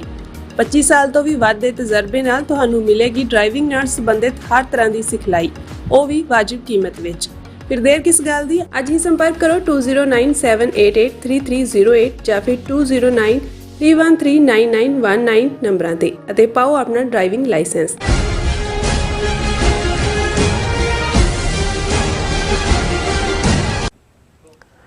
Viewers welcome back to programme. So viewers general section ਵਿੱਚ ਆਪਾਂ ਗੱਲਬਾਤ ਕਰਾਂਗੇ ਬਾਬਰੀ ਮਸਜਿਦ ਦੇ ਹਵਾਲੇ ਨਾਲ ਕਿ ਅੱਜ 6 ਦਸੰਬਰ ਦਾ ਦਿਨ ਹੈ ਔਰ ਅੱਜ ਤੋਂ ਠੀਕ 32 ਸਾਲ ਪਹਿਲਾਂ ਹਿੰਦੂਤਵੀਆਂ ਨੇ 6 ਦਸੰਬਰ 1992 ਨੂੰ ਬਾਬਰੀ ਮਸਜਿਦ ਨੂੰ ਢਾਹ ਢੇਰੀ ਕਰ ਦਿੱਤਾ ਸੀ ਔਰ RSS ਦਾ ਜਿਹੜਾ ਘੱਟ ਗਿਣਤੀਆਂ ਦੇ ਵਿਰੁੱਧ ਜਿਹੜੀ ਤਸ਼ੱਦਦ ਦਾ ਸਿਲਸਿਲਾ ਹੈ ਉਵੇਂ ਹੀ ਜਾਰੀ ਹੈ। ਸੋ ਇਸ ਬਾਰੇ ਆਪਾਂ ਗੱਲਬਾਤ ਕਰਨ ਜਾ ਰਹੇ ਹਾਂ ਔਰ ਨਾਲ ਹੀ ਜਿਹੜੇ ਤੁਹਾਡੇ ਮੈਸੇਜ ਨੇ ਉਹ ਵੀ ਆਪਾਂ ਸ਼ੇਅਰ ਕਰਨ ਜਾ ਰਹੇ ਹਾਂ। ਸੋ ਅਸੀਂ ਚਾਹਾਂਗੇ ਕਿ ਤੁਸੀਂ ਇਸੇ ਤਰ੍ਹਾਂ ਬੜੇ ਰਹਿਣਾ, ਦੇਖਣ ਸੁਣ ਲਿਆ, ਲਿਖਣ ਲਈ ਤੁਹਾਡਾ ਸਭ ਦਾ ਬਹੁਤ ਬਹੁਤ ਸ਼ੁਕਰੀਆ ਜੀ। ਡਾਕਟਰ ਸਾਹਿਬ ਕੀ ਕਹਿਣਾ ਚਾਹੋਗੇ? ਦੇਖੋ, ਅਕਸਰ ਮੈਂ ਆਪਣੀਆਂ ਸਪੀਚਸ ਦੇ ਵਿੱਚ ਮਿਲਾਨ ਕੁੰਦਰਾ ਨੂੰ ਕੋਟ ਕਰਦਾ ਹਾਂ, ਫ੍ਰੀ ਥਿੰਕਰ, ਜਰਨਲਿਸਟ, ਔਰ ਜਿਹਦੀ ਇਹ ਕੋਟ ਹਰ ਉਸ ਫਰੀडम ਸਟਰਗਲ ਦੇ ਉੱਤੇ ਲਾਗੂ ਹੁੰਦੀ ਹੈ ਜਿਹੜੇ ਲੋਕ ਆਪਣਾ ਕਲਚਰ, ਆਪਣੀ ਤਹਿਜ਼ੀਬ, ਆਪਣੀ ਬੋਲੀ, ਆਪਣਾ ਮਜ਼ਹਬ, ਆਪਣੀ ਸਕਾਫਤ ਬਚਾਉਣ ਦੇ ਲਈ ਜੂਝਦੇ ਨੇ, ਜਿਹਦੇ 'ਚ ਉਹਨੇ ਕਿਹਾ ਕਿ ਵੀ the first step towards liquidation of a people is to destroy its books, its culture, its history. Then have somebody to write new books, invent new culture, create new history. Before long, those people will forget what they were and what they are. फिर उन्हें लंबी coat है कि जिहड़ी actual struggle है that is of memory against forgetting. कि इहदे च जिहड़ा ਇੰਪੋਰਟੈਂਟ ਇਸ ਦਾ ਪਾਰਟ ਅੱਜ 6 ਦਸੰਬਰ ਹੈ। ਠੀਕ 32 ਸਾਲ ਪਹਿਲਾਂ 6 ਦਸੰਬਰ 1992 ਨੂੰ ਜਦੋਂ ਭਾਰਤ ਦਾ ਪ੍ਰਾਈਮ ਮਿਨਿਸਟਰ ਨਰਸਿਮਹਾ ਰਾਓ ਸੌਂ ਰਿਹਾ ਸੀ ਘੁਰਾੜੇ ਮਾਰ ਕੇ, ਜਾਣਦੇ ਹੋਇਆ ਵੀ ਕਿ ਕੀ ਹੋ ਰਿਹਾ ਹੈ, ਕਾਂਗਰਸ ਦਾ, ਸੈਕੂਲਰ ਕਾਂਗਰਸ ਦਾ ਪ੍ਰਾਈਮ ਮਿਨਿਸਟਰ, ਅਦਾਲਤਾਂ ਉੱਥੇ ਸੀ ਜਿਨ੍ਹਾਂ ਔਰ ਚੀਫ ਮਿਨਿਸਟਰ ਔਰ ਜਿਨ੍ਹਾਂ ਨੇ ਅਸ਼ੋਰ ਕੀਤਾ ਸੀ ਕੋਈ ਨਹੀਂ, ਕਿਵੇਂ ਲੱਖਾਂ ਦੀ ਭੀੜ ਇਕੱਠੀ ਹੋਣ ਦਿੱਤੀ ਗਈ, ਕਿਵੇਂ ਉਹ ਆਪਣੇ ਨਾਲ ਔਜ਼ਾਰ ਔਰ ਸਮਾਨ ਲਿਆਏ ਔਰ ਕਿਵੇਂ 5 ਸਦੀਆਂ ਪੁਰਾਣਾ ਇਤਿਹਾਸਕ ਵਿਰਸਾ ਜਿਹੜਾ ਬਾਬਰੀ ਮਸਜਿਦ ਦੇ ਰੂਪ 'ਚ ਸੀ ਉਹਨੂੰ ਢਾਹ ਢੇਰੀ ਕੀਤਾ ਗਿਆ ਔਰ ਉਸ ਦੇ ਵਿੱਚ ਕਿਵੇਂ ਫਰੰਟ ਰੈਂਕਿੰਗ ਅਡਵਾਨੀ, ਵਾਜਪਾਈ ਆ ਸਾਰੀਆਂ, ਕੋਈ ਸਾਧਵੀ, ਕੋਈ ਉਮਾ ਭਾਰਤੀ, ਕੋਈ ਇਹ ਸਾਰੇ ਉਸ ਦਾ ਹਿੱਸਾ ਸੀ। ਔਰ ਇਸ ਦੇ ਉੱਤੇ ਜੇ ਕੱਲੀ ਮਸਜਿਦ ਨਹੀਂ ਢਾਈ ਗਈ, ਅਯੁੱਧਿਆ ਦੇ ਵਿੱਚ ਕਿੰਨੀ ਵਾਇਲੈਂਸ ਕੀਤੀ ਗਈ। ਬਿਲਕੁਲ ਬੰਬੇ ਦੇ ਵਿੱਚ ਉਸੇ ਸ਼ਾਮ ਜਾਂ ਅਗਲੇ ਦਿਨਾਂ ਦੇ ਵਿੱਚ ਇੰਨੇ ਇੱਕ ਮੁਸਲਮਾਨ ਮਾਰੇ ਗਏ ਕਿ ਉਹਦੇ ਲਈ ਉਹਨਾਂ ਨੂੰ ਲਿਬਰਮੈਨ ਕਮਿਸ਼ਨ ਬਿਠਾਉਣਾ ਪਿਆ। ਔਰ ਉਸ ਦੀਆਂ ਰਿਪੋਰਟਾਂ ਵੀ ਜਿਹਦੇ 'ਚ ਇਹ ਸਾਰੇ ਹੀ ਅਡਵਾਨੀ ਵਾਜਪਾਈ ਸਮੇਤ ਕਿ ਕਿਵੇਂ ਇਹਨਾਂ ਨੇ ਪਲਾਨ ਕਰਕੇ ਉਹਨੂੰ ਡਿਸਟਰੋਏ ਕੀਤਾ, ਇਹ ਸਾਰੇ ਐਵੀਡੈਂਸ ਨੇ ਸਾਹਮਣੇ। ਸੁਪਰੀਮ ਕੋਰਟ ਤੱਕ ਕੇਸ ਗਿਆ। ਔਰ ਮੈਂ ਜੇ ਯਾਦ ਕਰਾਵਾਂ ਕਿ ਇੱਕ ਪਾਸੇ ਇਸ ਲੈਵਲ ਦੇ ਉੱਤੇ ਜੋ ਕੀਤਾ ਸ਼ਰੇ ਬਾਜ਼ਾਰ ਖੁੱਲ੍ਹੇਆਮ ਦੁਨੀਆ ਭਰ ਦੇ ਮੀਡੀਆ ਨੇ ਦੇਖਿਆ, ਉਹਨੂੰ ਸੈਲੀਬ੍ਰੇਟ ਕੀਤਾ ਗਿਆ। ਪਰ ਅਦਾਲਤੀ ਸਿਸਟਮ ਦੇ ਵਿੱਚ ਜਦੋਂ ਇਹ ਕੇਸ ਇਲਾਹਾਬਾਦ ਹਾਈ ਕੋਰਟ ਜਾਂ ਦੂਜੇ ਜਾ ਕੇ ਸੁਪਰੀਮ ਕੋਰਟ ਤੱਕ ਪਹੁੰਚਦਾ ਹੈ, ਜਦੋਂ 5 ਅਗਸਤ ਦੀ ਗੱਲ ਹੁੰਦੀ ਹੈ, 5 ਅਗਸਤ ਤੋਂ ਜਾਂ 5 ਅਗਸਤ 2019 ਜਦੋਂ ਕਸ਼ਮੀਰ ਦਾ ਸਟੇਟਸ ਖਤਮ ਕੀਤਾ ਗਿਆ। ਹੁਣ ਉਸੇ ਹੀ ਪਾਰਟ ਦੇ ਵਿੱਚ ਜਦੋਂ ਤੁਸੀਂ ਇਸ ਸਾਰੇ ਨੂੰ ਦੇਖੋਗੇ ਕਿ 9 ਨਵੰਬਰ 2019 ਨੂੰ ਜਦੋਂ ਕਿ ਗੁਰੂ ਨਾਨਕ ਪਾਤਸ਼ਾਹ ਦਾ 550 ਸਾਲਾ ਪ੍ਰਕਾਸ਼ ਪੁਰਬ ਦੇ ਕੰਟੈਕਸਟ ਦੇ ਵਿੱਚ ਕਰਤਾਰਪੁਰ ਦਾ ਲਾਂਘਾ ਇਮਰਾਨ ਖਾਨ ਵੱਲੋਂ ਖੋਲ੍ਹਿਆ ਗਿਆ, ਬਹੁਤ ਵੱਡਾ ਇੰਟਰਨੈਸ਼ਨਲ ਲੈਵਲ ਦੀ ਗੈਦਰਿੰਗ ਸੀ। ਤੇ 9 ਨਵੰਬਰ 2019 ਨੂੰ ਭਾਰਤੀ ਐਤਵਾਰ ਦਾ ਵੀਕਐਂਡ ਸੀ, ਭਾਰਤੀ ਸੁਪਰੀਮ ਕੋਰਟ ਦੇ ਦਰਵਾਜ਼ੇ ਖੋਲ੍ਹ ਕੇ ਫੈਸਲਾ ਸੁਣਾਇਆ ਗਿਆ ਕਿ ਇਹ ਜਿਹੜੀ ਬਾਬਰੀ ਮਸਜਿਦ ਹੈ ਇਹ ਹਿੰਦੂ, ਬੇਸ਼ੱਕ ਇਹਦਾ ਕੋਈ ਸਬੂਤ ਨਹੀਂ ਹੈ ਕਿ ਇੱਥੇ ਕਦੇ ਮੰਦਿਰ ਐਗਜ਼ਿਸਟ ਕਰਦਾ ਸੀ, ਪਰ ਕਿਉਂਕਿ ਇਹ ਫੇਥ ਦਾ ਮਾਮਲਾ ਹੈ ਔਰ ਆਸਥਾ ਲਫ਼ਜ਼ ਇਸਤੇਮਾਲ ਹੋਇਆ, ਉਹਦਾ ਮਾਮਲਾ, ਇਸ ਲਈ ਇਹ ਹਿੰਦੂਆਂ ਨੂੰ ਦੇ ਦਿੱਤੀ ਜਾਏ, ਆਲਟਰਨੇਟ ਮੁਸਲਮਾਨਾਂ ਨੂੰ 5 ਏਕੜ ਕੇ ਕਿੰਨਾ ਕੋਈ ਹੋਰ ਬਣਾ ਲੈਣ। ਔਰ ਹੁਣ ਤੁਸੀਂ ਦੇਖੋ ਆ ਚੰਦਰਚੂੜ ਜਿਹੜਾ ਉਸ ਬੈਂਚ ਦੇ ਵਿੱਚ ਸੀ ਜਿਹਨੇ ਫੈਸਲਾ ਸੁਣਾਇਆ, ਰਿਟਾਇਰ ਹੋਇਆ ਚੀਫ ਜਸਟਿਸ ਤੋਂ। ਰਿਟਾਇਰ ਹੋਣ ਤੋਂ ਬਾਅਦ ਉਹਨੇ ਇੱਕ ਪਬਲਿਕ ਗੈਦਰਿੰਗ ਦੇ ਵਿੱਚ ਕਿਹਾ ਕਿ ਜੀ ਮੇਰੇ ਸਾਹਮਣੇ ਇੱਕ ਵੱਡਾ ਜਦੋਂ ਇਹ ਚੱਲ ਰਿਹਾ ਸੀ ਮੰਦਿਰ ਦਾ ਵਿਵਾਦ ਔਰ ਦੂਜੇ, ਤੇ ਮੈਂ ਫਿਰ ਅੰਤਰਾਤਮੇ ਹੋ ਕੇ ਰੱਬ ਤੋਂ ਗਾਈਡਲਾਈਨ ਰਾਮ ਜੀ ਤੋਂ ਮੰਗੀ। ਹੁਣ ਰਾਮ ਜੀ ਨੇ ਤਾਂ ਮੰਦਿਰ ਹੀ ਬਣਾਉਣਾ ਸੀ। ਸੋ ਮਤਲਬ ਜਦੋਂ ਇਸ ਲੈਵਲ ਦਾ ਇਨਜਸਟਿਸ ਹੋਏ, ਪਰ ਮੈਂ ਜਦੋਂ ਕਿਹਾ ਕਿ ਜਿਹੜੀ ਮਿਲਾਨ ਕੁੰਦਰਾ ਕਿਉਂ ਰੈਲੇਵੈਂਟ ਹੈ ਕਿ ਜਿਹੜੀ ਸਟਰਗਲ ਹੈ ਉਹ ਤਾਂ ਹੈ ਆਫ ਮੈਮਰੀ ਅਗੇਂਸਟ ਫੋਰਗੇਟਿੰਗ। ਹੁਣ ਅੱਜ 6 ਦਸੰਬਰ ਦਾ ਦਿਨ ਹੈ, 32 ਸਾਲ ਪਹਿਲਾਂ ਕੀ ਵਰਤਾਰਾ ਹੋਇਆ, ਔਰ ਇਹਨਾਂ 32 ਸਾਲਾਂ 'ਚ ਗੱਲ ਕੱਲੀ ਬਾਬਰੀ ਮਸਜਿਦ ਤੱਕ ਜਾਂ ਦੂਜੀ ਨਹੀਂ ਰਹੀ। ਸਾਨੂੰ ਤਾਂ ਉਹਨਾਂ ਨੇ ਪਹਿਲਾਂ ਹੀ ਜੂਨ 84 ਦੇ ਪਹਿਲੇ ਹਫਤੇ ਇਸ 92 ਤੋਂ ਜਿਹੜਾ ਆਲਮੋਸਟ 8 ਸਾਲ ਪਹਿਲਾਂ ਸਾਡੇ ਖਿਲਾਫ ਟੋਟਲ ਵਾਰ ਡਿਕਲੇਅਰ ਕੀਤੀ ਹੋਈ ਸੀ, ਜਿਹੜੀ ਲਗਾਤਾਰ ਜਾਰੀ ਹੈ, ਟ੍ਰਾਂਸਨੈਸ਼ਨਲ ਰਿਪਰੈਸ਼ਨ ਤੱਕ ਪਹੁੰਚ ਗਈ। ਲੇਕਿਨ 1992 ਚ ਮੁਸਲਮਾਨਾਂ ਦੇ ਖਿਲਾਫ ਜਿਹੜਾ ਇਸ ਲੈਵਲ ਦਾ, ਹਾਲਾਂ ਉਹ ਕੋਈ ਬਹੁਤੀ ਫੰਕਸ਼ਨਲ ਮਸਜਿਦ ਨਹੀਂ ਸੀ, ਲੇਕਿਨ ਇਹਦੇ ਬਾਵਜੂਦ ਇੱਕ ਹਿਸਟੋਰੀਕਲ ਮੋਨੂਮੈਂਟ ਸੀ। ਹੁਣ ਇਹਨਾਂ 32 ਸਾਲਾਂ 'ਚ ਮੁਸਲਮਾਨਾਂ ਦਾ ਕੀ ਹਸ਼ਰ ਕੀਤਾ ਅਸੀਂ ਤੁਸੀਂ 92 ਚ, ਕਿਉਂਕਿ ਅਕਾਊਂਟੇਬਿਲਟੀ ਦਾ ਕਿਸੇ ਦੀ ਹੋਣੀ ਨਹੀਂ ਸੀ। ਨਤੀਜੇ ਦੇ ਤੌਰ ਤੇ ਠੀਕ 10 ਸਾਲ ਬਾਅਦ 2002 ਦੇ ਵਿੱਚ ਇਸੇ ਨਰਿੰਦਰ ਮੋਦੀ ਨੇ, ਜਿਹੜਾ ਅਡਵਾਨੀ ਦੀ ਰੱਥ ਯਾਤਰਾ ਦੇ ਵੇਲੇ ਉਹਦਾ ਰਥਵਾਨ ਸੀ, ਗੁਜਰਾਤ ਦਾ ਚੀਫ ਮਿਨਿਸਟਰ ਬਣਦਾ ਔਰ 2002 ਦੇ ਵਿੱਚ ਹਜ਼ਾਰਾਂ ਮੁਸਲਮਾਨਾਂ ਦਾ ਕੋਲਡ ਬਲੱਡਡ ਮਰਡਰ, ਨਸਲਕੁਸ਼ੀ ਗੁਜਰਾਤ ਦੇ ਵਿੱਚ ਕਰਵਾਈ ਜਾਂਦੀ। ਉੱਥੋਂ ਨਿਕਲ ਕੇ ਉਹ ਹਿੰਦੂ ਹਿਰਦੇ ਸਮਰਾਟ ਬਣ ਜਾਂਦਾ। ਬਿਲਕੁਲ ਗੱਲ ਬਾਬਰੀ ਮਸਜਿਦ ਤੱਕ ਨਹੀਂ ਹੈ। ਬਾਬਰੀ ਮਸਜਿਦ ਢਾਹ ਕੇ ਜਦੋਂ ਪਾਰਲੀਮੈਂਟ ਦੇ ਗਲਿਆਰਿਆਂ 'ਚ ਉਹਨੂੰ ਬੀਜੇਪੀ ਔਰ ਦੂਸਰੇ ਹਿੰਦੂ ਤੋਂ ਵੀ ਸੈਲੀਬ੍ਰੇਟ ਕਰਦੇ ਸੀ, ਤੇ ਉਦੋਂ ਇਹ ਨਾਰਾ ਉਹਨਾਂ ਲਾਇਆ ਕਿ ਇਹ ਤੋਂ ਪਹਿਲੀ ਝਾਕੀ ਹੈ ਮਥੁਰਾ ਕਾਂਸ਼ੀ ਬਾਕੀ। ਕਾਂਸ਼ੀ ਬਨਾਰਸ ਨੂੰ ਕਹਿੰਦੇ ਨੇ। ਹੁਣ ਅਸੀਂ ਦੇਖਦੇ ਹਾਂ ਕਿ ਗੱਲ ਮਥੁਰਾ ਕਾਂਸ਼ੀ ਤੱਕ ਵੀ ਮਹਿਦੂਦ ਨਹੀਂ ਰਹੀ, ਉਹ ਤਾਂ ਆਲਰੇਡੀ ਅਦਾਲਤਾਂ 'ਚ ਔਰ ਦੂਸਰੇ ਸੰਭਲ ਦੀ ਮਸਜਿਦ, ਅਜਮੇਰ ਦਰਗਾਹ ਸ਼ਰੀਫ ਦੇ ਉੱਤੇ ਦਾਵਾ। ਔਰ ਕੱਲਾ ਇਹੀ ਨਹੀਂ ਵੀ ਚੰਦਰਚੂੜ ਨੇ ਕਿਵੇਂ ਜੁਡੀਸ਼ੀਅਲ ਜਾਂ ਜਸਟਿਸ ਦਾ ਮਜ਼ਾਕ ਉਡਾਇਆ ਔਰ ਉਹਨੂੰ ਮੰਦਰ ਡਿਕਲੇਅਰ ਕੀਤਾ। ਹੁਣ 1991 ਦੇ ਵਿੱਚ ਇੱਕ ਲਾਅ ਜਿਹੜਾ ਪਾਰਲੀਮੈਂਟ ਨੇ ਪਾਸ ਕੀਤਾ ਕਿ 15 ਅਗਸਤ 1947 ਨੂੰ ਜਿਹੜਾ ਵੀ ਧਾਰਮਿਕ ਜਾਂ ਦੂਸਰਾ ਕੋਈ ਅਦਾਰਾ ਜਿਸ ਫਾਰਮ ਦੇ ਵਿੱਚ ਸੀ, ਉਹ ਮੰਦਰ ਹੈ, ਮਸਜਿਦ ਹੈ, ਗੁਰਦੁਆਰਾ ਹੈ, ਸਿਨਾਗੋਗ ਹੈ, ਚਰਚ ਹੈ, ਉਹ ਉਵੇਂ ਹੀ ਰਹੇਗਾ। ਉਹਦਾ ਨਾਮ ਵੀ maintenance of religious building act ਕੇ ਕੀ ਰੱਖਿਆ ਹੋਇਆ। ਹੁਣ ਉਹਦੇ ਤੋਂ ਇਹ ਸੀ ਵੀ ਚਲੋ ਜੇ ਇੱਕ ਨੁਕਸਾਨ ਹੋ ਗਿਆ ਜਾਂ ਉਹਦੇ 'ਚ ਸਾਰੇ ਹੀ ਕੰਪਲੀਸਿਟ ਸੀ, ਸੈਂਟਰਲ ਗਵਰਨਮੈਂਟ ਵੀ ਸੀ, ਜੁਡੀਸ਼ਰੀ ਵੀ ਸੀ, ਉਹਨਾਂ ਦੀ ਗੁੰਡਾ ਆਰਗੇਨਾਈਜੇਸ਼ਨਸ ਵੀ ਸੀ ਹਿੰਦੂ ਤਵੀਆਂ ਦੀਆਂ, ਅੱਗੋਂ ਲਈ ਨਹੀਂ ਹੋਏਗਾ। ਪਰ ਚੰਦਰਚੂੜ ਨੇ ਈਵਨ ਜਦੋਂ ਇੱਕ ਮਸਜਿਦ ਦਾ ਹੋਰ ਇਸ਼ੂ ਦੇ ਸਾਹਮਣੇ ਗਿਆ, ਉਹਨੇ ਕਿਹਾ ਠੀਕ ਹੈ ਉਹਨੂੰ ਪਰ ਸਰਵੇ ਕਰਵਾਇਆ ਜਾ ਸਕਦਾ ਹੈ ਜਾਣਨ ਦੇ ਲਈ ਕਿ ਵੀ ਉੱਥੇ ਪਹਿਲਾਂ ਕੀ ਸੀ। ਉਹਦਾ ਨਤੀਜਾ ਸੰਭਲ ਦੀ ਮਸਜਿਦ, ਮਥੁਰਾ ਦੀ, ਬਨਾਰਸ ਦੀ, ਔਰ ਇਹ ਸਾਰਾ ਪਾਰਟ ਚੱਲ ਰਿਹਾ। ਔਰ ਇਹਨਾਂ 32 ਸਾਲਾਂ ਦੇ ਵਿੱਚ ਕਿਸ ਹੱਦ ਤੱਕ 20 ਕਰੋੜ ਕੋਈ ਛੋਟੀ ਗਿਣਤੀ ਨਹੀਂ ਹੁੰਦੀ, ਜਿਹੜੀ ਦੁਨੀਆ ਦੇ ਵਿੱਚ ਇੰਡੋਨੇਸ਼ੀਆ ਔਰ ਪਾਕਿਸਤਾਨ ਤੋਂ ਬਾਅਦ 3rd ਮੋਸਟ ਪੋਪੂਲਸ ਕੰਟਰੀ ਹੈ ਦੁਨੀਆ 'ਚ, ਜਿੱਥੇ ਮੁਸਲਮਾਨ ਵਸਦੇ ਨੇ। ਅੱਜ 20 ਕਰੋੜ ਮੁਸਲਮਾਨਾਂ ਨੂੰ ਕਿਸ ਡਰ ਦੇ ਹਾਲਤ ਦੇ ਵਿੱਚ ਲਿੰਚਿੰਗ, ਜੋ ਕੁਝ ਫਿਰ ਯੂਪੀ ਬਿਹਾਰ 'ਚ ਹੋਇਆ, ਡੀ-ਫਰੈਂਚਾਈਜ਼ਾ ਚੋਣਾਂ ਹੁਣ ਹੋਈਆਂ ਨੇ, ਕਿੰਨੀਆਂ ਥਾਵਾਂ ਤੇ ਈਵਨ ਪੁਲਿਸ ਨੇ ਜ਼ਬਰਦਸਤੀ ਮੁਸਲਮਾਨ ਆਈਡੈਂਟੀਟੀ ਵਾਲਿਆਂ ਨੂੰ ਘਰੇ ਤੋੜਤਾ, ਦੌੜਾਤਾ, ਡਾਂਗਾ ਵਰਸਾਈਆਂ ਤਾਂ ਕਿ ਉਹਨਾਂ ਕੋਲ ਵੋਟ ਦਾ ਹੱਕ ਵੀ ਨਾ ਬਚੇ। ਔਰ ਕਿਤੇ ਹੁਣ ਅਸਾਮ ਦੇ ਚੀਫ ਮਿਨਿਸਟਰ ਨੇ ਕਿ ਜੀ ਬੀਫ ਤੇ ਪਾਬੰਦੀ, 30-35% ਆਬਾਦੀ ਅਸਾਮ 'ਚ ਮੁਸਲਮਾਨਾਂ ਦੀ, ਯਾਨੀ ਕੋਈ।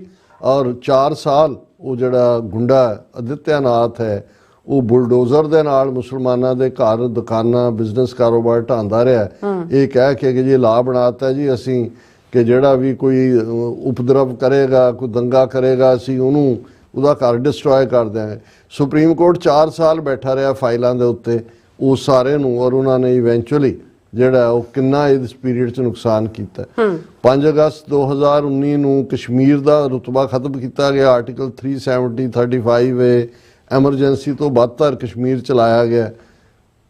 4 ਸਾਲ ਸੁਪਰੀਮ ਕੋਰਟ ਬੈਠਾ ਰਿਹਾ ਉਹਦੇ ਉੱਤੇ, ਫਾਈਲਾਂ ਦੇ ਉੱਤੇ, ਉਹਦੇ ਤੇ ਕੋਈ ਨਹੀਂ, 100 ਤੋਂ ਜ਼ਿਆਦਾ ਪਟੀਸ਼ਨਾਂ। ਫਾਈਨਲੀ ਉਹਨਾਂ ਨੇ ਕਿਹਾ ਜੀ ਨਹੀਂ ਇਹ ਉਹਨਾਂ ਦੇ ਸੰਵਿਧਾਨ ਦੇ ਦਾਇਰੇ 'ਚ ਹੈ ਕਿ ਆਰਟੀਕਲ 370 ਖਤਮ ਕੀਤਾ।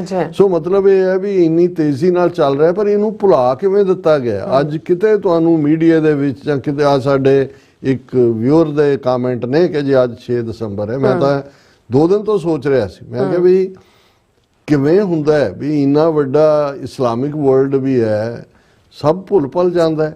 ਦੁਸ਼ਮਣ ਤਾਂ ਚਾਹੇਗਾ ਹੀ, ਉਹਨਾਂ ਨੂੰ ਤਾਂ ਹੈ ਕਿ ਜੀ ਅਸੀਂ ਉੱਥੇ ਮੰਦਿਰ ਬਣਾਤਾ, ਭਵਿਆ ਰਾਮ ਮੰਦਿਰ, ਔਰ ਉਹਦਾ ਵੀ ਉਹਨਾਂ ਨੇ ਬੜਾ ਪ੍ਰਚਾਰ ਕੀਤਾ, ਮੰਦਿਰ ਬਣਾ ਕੇ ਰਾਮ ਜੀ ਆਏਂਗੇ, ਰਾਮ ਜੀ ਆ ਗਏ। ਹਾਲਾਂਕਿ ਅੱਜ ਹੀ ਮੈਂ ਉਹਨਾਂ ਦੇ ਇੱਕ ਕੋਚਿੰਗ ਕੋਚ ਆ, ਉਹ ਕਹਿ ਰਿਹਾ ਸੀ, ਕਹਿੰਦਾ ਇਹ ਸਾਰਾ ਜਿਸ ਤੇ ਖੜਾ, ਉਹ ਕਹਿੰਦੇ ਸ੍ਰੀਲੰਕਾ 'ਚ ਜਾਓ, ਕਿਸੇ ਨੂੰ ਪੁੱਛੋ, ਸ੍ਰੀਲੰਕਾ ਦੇ ਕਿਸੇ ਨੂੰ ਨਹੀਂ ਪਤਾ ਕੋਈ ਰਾਮ ਜਾਂ ਰਾਵਣ ਹੋਏ ਹੀ ਨਹੀਂ ਉਹਨਾਂ ਦੇ, ਪਰ ਤੁਸੀਂ ਕ੍ਰੀਏਟ ਕਰ ਦਿਓ ਕਿ ਜੀ ਅਸੀਂ ਟੂਰਿਸਟ ਸਰਕਟ ਕ੍ਰੀਏਟ ਕਰਤਾ ਹੈ, ਇੱਥੇ ਪੰਚਵਟੀ ਸੀ, ਇੱਥੇ ਸੀਤਾ ਹਰਨ ਹੋਈ ਸੀ, ਇੱਥੇ ਜਿਹੜਾ ਉਹ ਰਾਵਣ ਲੈ ਕੇ ਗਿਆ ਸੀ ਸੋਨੇ ਦੀ ਲੰਕਾ ਸੀ, ਤੇ ਉਹ ਸੋਨੇ ਦੀ ਲੰਕਾ ਨੂੰ ਤਾਂ ਅੱਗ ਲੱਗਦੀ ਨਹੀਂ ਹੈ ਵੀ ਉਹ ਕਿੱਥੇ ਗਿਆ ਸੋਨਾ ਸਾਰਾ। ਸੋ ਉਸ ਕਿਸਮ ਦੀਆਂ ਕਹਾਣੀਆਂ। ਹਾਲਾਂ ਉਹਨਾਂ ਦਾ ਇੱਕ ਆਪਣਾ ਹੀ ਫਰਾਡ ਬਾਬਾ ਉਹ ਕਹਿ ਰਿਹਾ, ਕਹਿੰਦਾ ਇਹ ਚੰਗਾ ਹੋ ਗਿਆ ਕਿ ਵੀ ਰਾਮ ਜੀ ਨੇ ਬਾਂਦਰਾਂ ਦੀ ਫੌਜ ਨਾਲ ਰੱਖੀ, ਜੇ ਇਹਨਾਂ ਹਿੰਦੁਸਤਾਨੀਆਂ ਦੀ ਰੱਖੀ ਹੁੰਦੀ ਰਾਵਣ ਨੇ ਸਾਰੇ ਖਰੀਦੇ ਹੋਣੇ ਸੀ ਸੋਨਾ ਦੇ ਦੇ ਕੇ। ਇਹਨਾਂ ਨੇ ਰਾਮ ਜੀ ਮੁਰਦਾਬਾਦ, ਰਾਮ ਜੀ ਮੁਰਦਾਬਾਦ ਕਰਦੇ ਹੋਣ। ਹੁਣ ਆਪਣੇ ਜੋਕ ਖੁਦ ਵੀ ਬਣਾ ਰਹੇ ਨੇ, ਲੇਕਿਨ ਉਸ ਬਰੂਟ ਮੈਜੋਰਿਟੀ ਦੇ ਥੱਲੇ ਜੋ ਕੁਝ ਹੋ ਰਿਹਾ ਇਹ ਇਕੱਲਾ ਇਹ ਨਹੀਂ ਹੈ ਸਿੱਖੇ ਸੋਚਣ ਕਿ ਵੀ ਚਲੋ ਜੀ ਇਹ ਮੁਸਲਮਾਨਾਂ ਨਾਲ ਹੋਰ ਸਾਡੇ ਨਾਲ, ਤਾਂ ਉਹ ਬਾਹਰਲੇ ਮੁਲਕਾਂ 'ਚ ਆ ਕੇ ਉਹਨਾਂ ਨੇ ਤੁਹਾਨੂੰ ਟਾਰਗੇਟ ਕਰਨਾ ਸ਼ੁਰੂ ਕੀਤਾ। ਜੋ ਪੰਜਾਬ 'ਚ ਚੱਲ ਰਿਹਾ ਹੈ, ਜਿਸ ਲੈਵਲ ਦੇ ਉੱਤੇ ਇਤਿਹਾਸਕ ਗੁਰਦੁਆਰਿਆਂ ਤੇ ਕਬਜ਼ੇ ਨੇ, 4 ਵੱਡੇ ਗੁਰਦੁਆਰੇ ਗਿਆਨ ਗੋਦਰੀ ਹਰਿਦੁਆਰ, ਡੋਂਗਮਾਰ ਸਿੱਕਮ, ਗੁਰਦੁਆਰਾ ਮਠਨ ਕਸ਼ਮੀਰ ਔਰ ਮੰਗੂ ਮੱਠ ਉੜੀਸਾ, ਉਸ ਦੇ ਉੱਤੇ ਕਬਜ਼ਾ ਕੀਤਾ ਹੋਇਆ। ਸੋ ਅਸੀਂ ਹਮਦਰਦੀ ਦੇ ਅਲਫਾਜ਼ ਹੀ ਕਹਿ ਸਕਦੇ ਹਾਂ, ਔਰ ਇਹ ਗੱਲ ਜ਼ਰੂਰੀ ਹੈ ਸਮਝਣਾ ਕਿ ਭਾਈ ਜੇ ਅਸੀਂ ਨਾ ਜਾਗੇ, ਇਹ ਸਾਰੀਆਂ ਮਾਈਨੋਰਟੀਜ਼ ਲਈ ਹੈ, ਉਹ ਜੇ ਉਹਨਾਂ ਦਾ ਹਾਲ ਦੇਖਣਾ ਕਿ ਹਿੰਦੂ ਤੋਂ ਵੀ ਕਿਸ ਪਾਸੇ ਤੁਰੇ ਨੇ, ਤਾਂ ਫਿਰ ਇਹੀ ਹੈ ਉਠੋ ਵਗਰਨਾ ਮਹਿਸ਼ਰ ਨਾ ਹੋਗਾ ਫਿਰ ਕभी ਦੌੜੋ ਜ਼ਮਾਨਾ ਚਾਲ ਕਿਆਮਤ ਕੀ ਚਲ ਗਿਆ। ਬਿਲਕੁਲ ਜੀ ਡਾਕਟਰ ਸਾਹਿਬ, ਤੁਹਾਡਾ ਬਹੁਤ ਬਹੁਤ ਸ਼ੁਕਰੀਆ। ਹੁਣ ਆਪਾਂ ਜਿਹੜੇ ਵਿਊਅਰਸ ਮੈਸੇਜ ਨੇ ਉਹ ਲੈਣ ਜਾ ਰਹੇ ਹਾਂ, ਸਭ ਦਾ ਬਹੁਤ ਬਹੁਤ ਸ਼ੁਕਰੀਆ ਅਦਾ ਕਰਦੇ ਹਾਂ। ਔਰ ਏਕੇ ਓਂਕਾਰ ਜਿਹੜੇ ਸਾਡੇ ਨੇ ਪਹਿਲੇ ਵਿਊਅਰ ਨੇ, ਔਰ ਸੋਨਮੈਲ ਜੀ, ਔਰ ਇਸੇ ਤਰ੍ਹਾਂ ਇੰਦਰਜੀਤ ਸਿੰਘ ਢਿੱਲੋਂ ਜੀ, ਸਾਰੇ ਸਾਨੂੰ ਫਤਿਹ ਬੁਲਾਉਂਦੇ ਨੇ, ਖਾਲਸਾ ਜ਼ਿੰਦਾਬਾਦ ਕਹਿੰਦੇ ਨੇ। ਜਸਗਿਲ ਜੀ ਔਰ ਨਿਹੰਗ ਸਿੰਘ ਜੀ ਵੀ ਫਤਿਹ ਬੁਲਾਉਂਦੇ ਨੇ। ਔਰ ਇਸੇ ਤਰ੍ਹਾਂ ਜਸਗਿਲ ਜੀ ਕਹਿੰਦੇ ਨੇ ਕਿ ਇੰਡੀਅਨ ਆਰਮੀ ਦੇ ਜਵਾਨਾਂ ਵੱਲੋਂ ਡਾਕਟਰ ਸਰਦਾਰ ਭਾਈ ਸਾਹਿਬ ਅਮਰਜੀਤ ਸਿੰਘ ਸਾਹਿਬ ਤੇ ਭੈਣ ਜੀ ਨੀਲਮ ਕੌਰ ਜੀ ਨੂੰ ਪਿਆਰ ਭਰੀ ਸਤਿ ਸ਼੍ਰੀ ਅਕਾਲ, ਖਾਲਸਾ ਜ਼ਿੰਦਾਬਾਦ, thank you so much. And Inderjit Singh Sandhu ji ਵੀ, ਔਰ ਮੁਹੰਮਦ ਯਾਕੂਬ ਜੀ, ਉਹਨਾਂ ਨੇ ਸਾਨੂੰ ਸਾਰਾ ਦੱਸਿਆ ਕਿ ਮੈਂ ਠੀਕ ਨਹੀਂ ਸੀ, ਔਰ ਉਹਨਾਂ ਦਾ ਜਿਹੜਾ 1 ਸਾਲ ਤੋਂ YouTube ਦੇ ਉੱਪਰ ਜਿਹੜੇ ਮੈਸੇਜ ਉਹ ਨਹੀਂ ਕਰ ਪਾ ਰਹੇ ਸੀ, ਔਰ ਕਹਿ ਰਹੇ ਸੀ ਕਿ ਸਾਨੂੰ ਮਿਲਣਾ ਵੀ ਚਾਹੁੰਦੇ ਸੀ, ਪਰ ਉਹਨਾਂ ਦੀ ਤਬੀਅਤ ਜਿਹੜੀ ਹੈ ਉਹ ਚਲੋ, ਉਹਨਾਂ ਨੂੰ ਨਹੀਂ ਰੱਬ ਇਜਾਜ਼ਤ ਦਿੱਤੀ, ਹਾਂ। ਬਟ ਹੁਣ ਵੈਲਕਮ ਬੈਕ, ਪਰ ਅਸੀਂ ਬੜਾ ਮਿਸ hopefully ਕੀਤਾ, ਤੁਸੀਂ ਬੜਾ ਫਿਕਰ ਵੀ ਸਿਹਤਯਾਬ ਹੋ ਕੀਤਾ। ਕੇ ਆਏ ਹੋ, ਬਿਲਕੁਲ, ਹਾਂਜੀ ਠੀਕ ਹੋ, ਬਿਲਕੁਲ। ਤੰਦਰੁਸਤ ਹੋ, ਔਰ ਸਾਡੇ ਨਾਲ ਇਸੇ ਤਰ੍ਹਾਂ ਜੁੜੇ ਰਹੋ। ਤੁਹਾਡੇ ਸਾਰੇ ਕਮੈਂਟ ਮੈਂ ਦੇਖੇ ਨੇ, ਬੜੇ ਹੀ ਵਧੀਆ ਨੇ। ਔਰ ਇਸੇ ਤਰ੍ਹਾਂ ਖੇਰ ਸਿੰਘ ਜੀ, ਇਹ ਵੀ YTM ਕਹਿੰਦੇ ਨੇ। ਔਰ ਇਸੇ ਤਰ੍ਹਾਂ ਅੱਛਾ ਜੀ, ਮੈਂ ਤਾਂ ਇਹਨਾਂ ਦਾ ਜਵਾਬ ਦੇਤਾ ਮੁਹੰਮਦ ਜਕਾਬੀ ਜੀ ਦਾ। ਔਰ ਫਿਰ ਬਲਵਿੰਦਰ ਸਿੰਘ ਜੀ, ਮੁਹੰਮਦ ਯਾਕੂਬ ਜੀ, ਇਹਨਾਂ ਨੇ ਸਾਨੂੰ ਯਾਦ ਵੀ ਕਰਾਇਆ। ਔਰ ਆਪਾਂ ਪਹਿਲਾਂ ਹੀ ਇਹ ਜਿਹੜਾ ਅਸੀਂ ਆਪਣਾ ਸੈਗਮੈਂਟ ਕਰਨਾ ਸੀ ਇਸ ਤੇ ਉੱਪਰ, ਜਿਹੜਾ 6 ਦਸੰਬਰ ਵਾਲਾ ਬਾਬਰੀ ਮਸਜਿਦ ਵਾਲਾ। ਔਰ ਇਸੇ ਤਰ੍ਹਾਂ M ਕੌਰ ਜੀ ਵੀ ਖਾਲਸਾ ਜ਼ਿੰਦਾਬਾਦ ਕਹਿੰਦੇ ਨੇ। ਔਰ we will get Khalistan today ਔਰ ਟੁਮਾਰੋ। ਪ੍ਰਭਜੋਤ ਗੇਮਿੰਗ ਵੀ ਫਤਿਹ। ਔਰ ਸੁਰਜੀਤ ਕੌਰ ਜੀ ਵੀ ਕਹਿੰਦੇ ਸਾਡੇ ਸਾਹ ਵੀ ਖਾਲਿਸਤਾਨ, ਸਾਡਾ ਰਾਹ ਵੀ ਖਾਲਿਸਤਾਨ, ਸਾਡੇ ਚਾਹ ਵੀ ਖਾਲਿਸਤਾਨ, ਸਾਡੀ ਜਿੰਦ ਵੀ ਖਾਲਿਸਤਾਨ, ਸਾਡੀ ਜਿੰਦ ਵੀ ਖਾਲਿਸਤਾਨ। और इसी तरह नरेंद्रजीत सिंह ढिल्लों जी, पंजाब हाल खालिस्तान, वोट फॉर खालिस्तान। और मोहम्मद याकूब जी कहते कि अब तो इंडिया अजमेर शरीफ वाला काजा ख्वाजा। हाँ जी, ख्वाजा मायुद्दीन चिश्ती। हाँ जी, उन्होंने बारे किया। इन्होंने अकाली पत्रकार फतेह बुलाते ने। रणजोत सिंह जी भी फतेह। फिर इसी तरह अकाली पत्रकार कहते हैं कि शस्त्रन के अधीन है राज। बिल्कुल। और बिल्कुल। मोहम्मद याकूब जी कहते please try to talk about, हाँ जी उत्ते आपां गल कर ली है बाबरी मस्जिद बारे। फिर इसी तरह मनजीत सिंह मिठारो जी भी आए ने। और ये कहते हैं कि TV84 is Khalistan the voice of powerful truthful best society founded by Guru Nanak साहब जी, ब्लैसिंग टू ह्यूमैनिटी। और अकाली बहुत पत्रकार शुक्रिया मठारू साहब, ਤੁਹਾਡੇ ਕਮੈਂਟ। राज बिना ना धर्म चले हैं, धर्म बिना सब दले मले हैं। बैन सिंह भी खालिस्तान जिंदाबाद कहते हैं। मनजीत सिंह मठारू जी कहते still Sukhbir Badal is tricky and liar blunder and killers saving the behind ground killer Delhi government. ਆ ਦੇਖੋ ਹੁਣ ਜਿਹੜੇ ਲੋਕ ਇਹ ਕਹਿੰਦੇ ਸੀ, ਦੇਖੋ ਜੀ ਇਸ ਅਕਾਲੀ ਦਲ ਦੇ ਬੁੱਢਿਆਂ ਦਾ ਤਾਂ ਭੋਗ ਪੈ ਗਿਆ, ਹੁਣ ਨਵੀਂ ਭਰਤੀ ਹੋਏਗੀ 6 ਮਹੀਨੇ ਬਾਅਦ। ਜਕੈਤ ਜਥੇਦਾਰਾਂ ਨੇ ਨਵਾਂ, ਉਹ ਨਾਲ ਹੀ ਉਹਨਾਂ ਨੇ ਐਲਾਨ ਕਰਤਾ ਜੀ ਅਸੀਂ ਮਿਊਨਿਸਪਲ ਕਮੇਟੀਆਂ ਔਰ ਸਮਾਲ ਵੱਡੀਆਂ ਜਿਹੜੀਆਂ ਮਿਊਨਿਸਪਲ ਕਮੇਟੀਆਂ ਨੇ ਜਾਂ ਕਾਰਪੋਰੇਸ਼ਨ, ਉਹਨਾਂ ਦੀਆਂ ਚੋਣਾਂ ਲੜਾਂਗੇ। ਸੋ ਚੋਣਾਂ ਕੌਣ ਲੜੇਗਾ? ਉਹੀ ਇਹਨਾਂ ਦੇ ਉਹੀ ਚਿਹਰੇ ਜਿਹੜੇ ਨੇ। ਔਰ ਅਜੇ ਤੱਕ 3 ਦਿਨ ਦਾ ਟਾਈਮ ਦਿੱਤਾ ਸੀ। ਉਸ ਜਿਹੜਾ ਫੈਸਲਾ ਉਹਨਾਂ ਨੇ ਸੁਣਾਇਆ ਸੀ ਕਿ ਜੀ ਰਿਜ਼ਾਈਨ ਕਰਨ ਜਿਹੜੇ ਆ ਸਾਰੇ ਬਾਦਲ ਔਰ ਸਾਰੇ ਜਿਹੜਾ ਇਹਨਾਂ ਦੀ ਵਰਕਿੰਗ ਕਮੇਟੀ ਹੈ, ਪਰ ਅੱਜ ਤੱਕ ਉਹ ਬਿਲਕੁਲ ਨਹੀਂ ਹੈ। ਸੋ ਇਸੇ ਕੰਮ ਦੇ ਉੱਤੇ ਹੀ ਜਿਹੜਾ ਇਹ ਉਹਨਾਂ ਨੇ, ਜਿਵੇਂ ਅਸੀਂ ਇਹ ਕਿਹਾ ਸੀ ਕਿ ਵੀ ਇਹ ਇੱਕ ਵੱਡੀ ਖੇਡ ਹੈ, ਇਹਨਾਂ ਨੂੰ ਹੀ ਉਹਨਾਂ ਨੇ ਵਾਸ਼ਿੰਗ ਮਸ਼ੀਨ 'ਚ ਧੋ ਧਾ ਕੇ ਵਾਪਸ ਰੱਖਣਾ, ਕਿਉਂਕਿ ਉਹਨਾਂ ਨੂੰ ਫਾਇਰ ਵਾਲ ਚਾਹੀਦੀ ਹੈ ਇੰਡੀਅਨ ਏਜੰਸੀਆਂ ਨੂੰ, ਦਿੱਲੀ ਸਟੇਟ ਨੂੰ, ਤਾਂ ਕਿ ਪੰਜਾਬ ਦੇ ਵਿੱਚ ਕੋਈ ਜੈਨੂਅਨ ਸਿੱਖ ਲੀਡਰਸ਼ਿਪ ਜਿਹੜੀ ਸਿੱਖ ਹਿੱਤਾਂ ਦੀ ਗੱਲ ਕਰਨ ਵਾਲੀ ਹੋਏ ਉਹ ਐਮਰਜ ਨਾ ਹੋਏ। ਇਸ ਲਈ ਉਹਨਾਂ ਨੇ ਅਕਾਲੀਆਂ ਨੂੰ ਹੀ ਡਰਾਈ ਕਲੀਨ ਕਰਕੇ ਵਾਪਸ ਜਿਹੜਾ ਉਹ ਸਿੱਖਾਂ ਦੇ ਸਾਹਮਣੇ ਪਰੋਸ ਦੇਣੇ। बिल्कुल। मोहम्मद याकूब जी कहते Khalsa for Khalistan, love all those Sikh who wants Khalistan, Khalistan land of pure Khan. सबको कहते इंसाफ मिलेगा। और गुरदयाल सिंह जी भी फतेह बुलाते ने। मोहम्मद जगाब, हाँ जी, वो भी खालिस्तान जिंदाबाद कहते हैं। राजविंदर सिंह जी भी फतेह कहते हैं। और कहते हैं कि डॉक्टर साहब stupid Ranger is also facing case from SFJ। जी जी। और सतनाम सिंह जी भी खालिस्तान जिंदाबाद कहते हैं और फतेह बुलाते हैं। और ऋषि भारद्वाज जी भी आए ने, ये की कहना चाहते हैं, कहते हैं कि अमरजीत साहब Khalistan amongst the diaspora sex is more of the identity marker rather than a fight for a separate country. Even if Khalistan is created, 90% of diaspora sex will not live there. ਇਹ ਭਾਰਦਵਾਜ ਸਾਹਿਬ ਤੁਸੀਂ ਫਿਕਰ ਨਾ ਕਰੋ, ਇਹ ਕਿਵੇਂ ਰਹਿਣਾ ਕਿਵੇਂ ਨਹੀਂ ਰਹਿਣਾ, ਅਸੀਂ ਡਿਊਲ ਸਿਟੀਜ਼ਨਸ਼ਿਪ ਦੇਵਾਂਗੇ।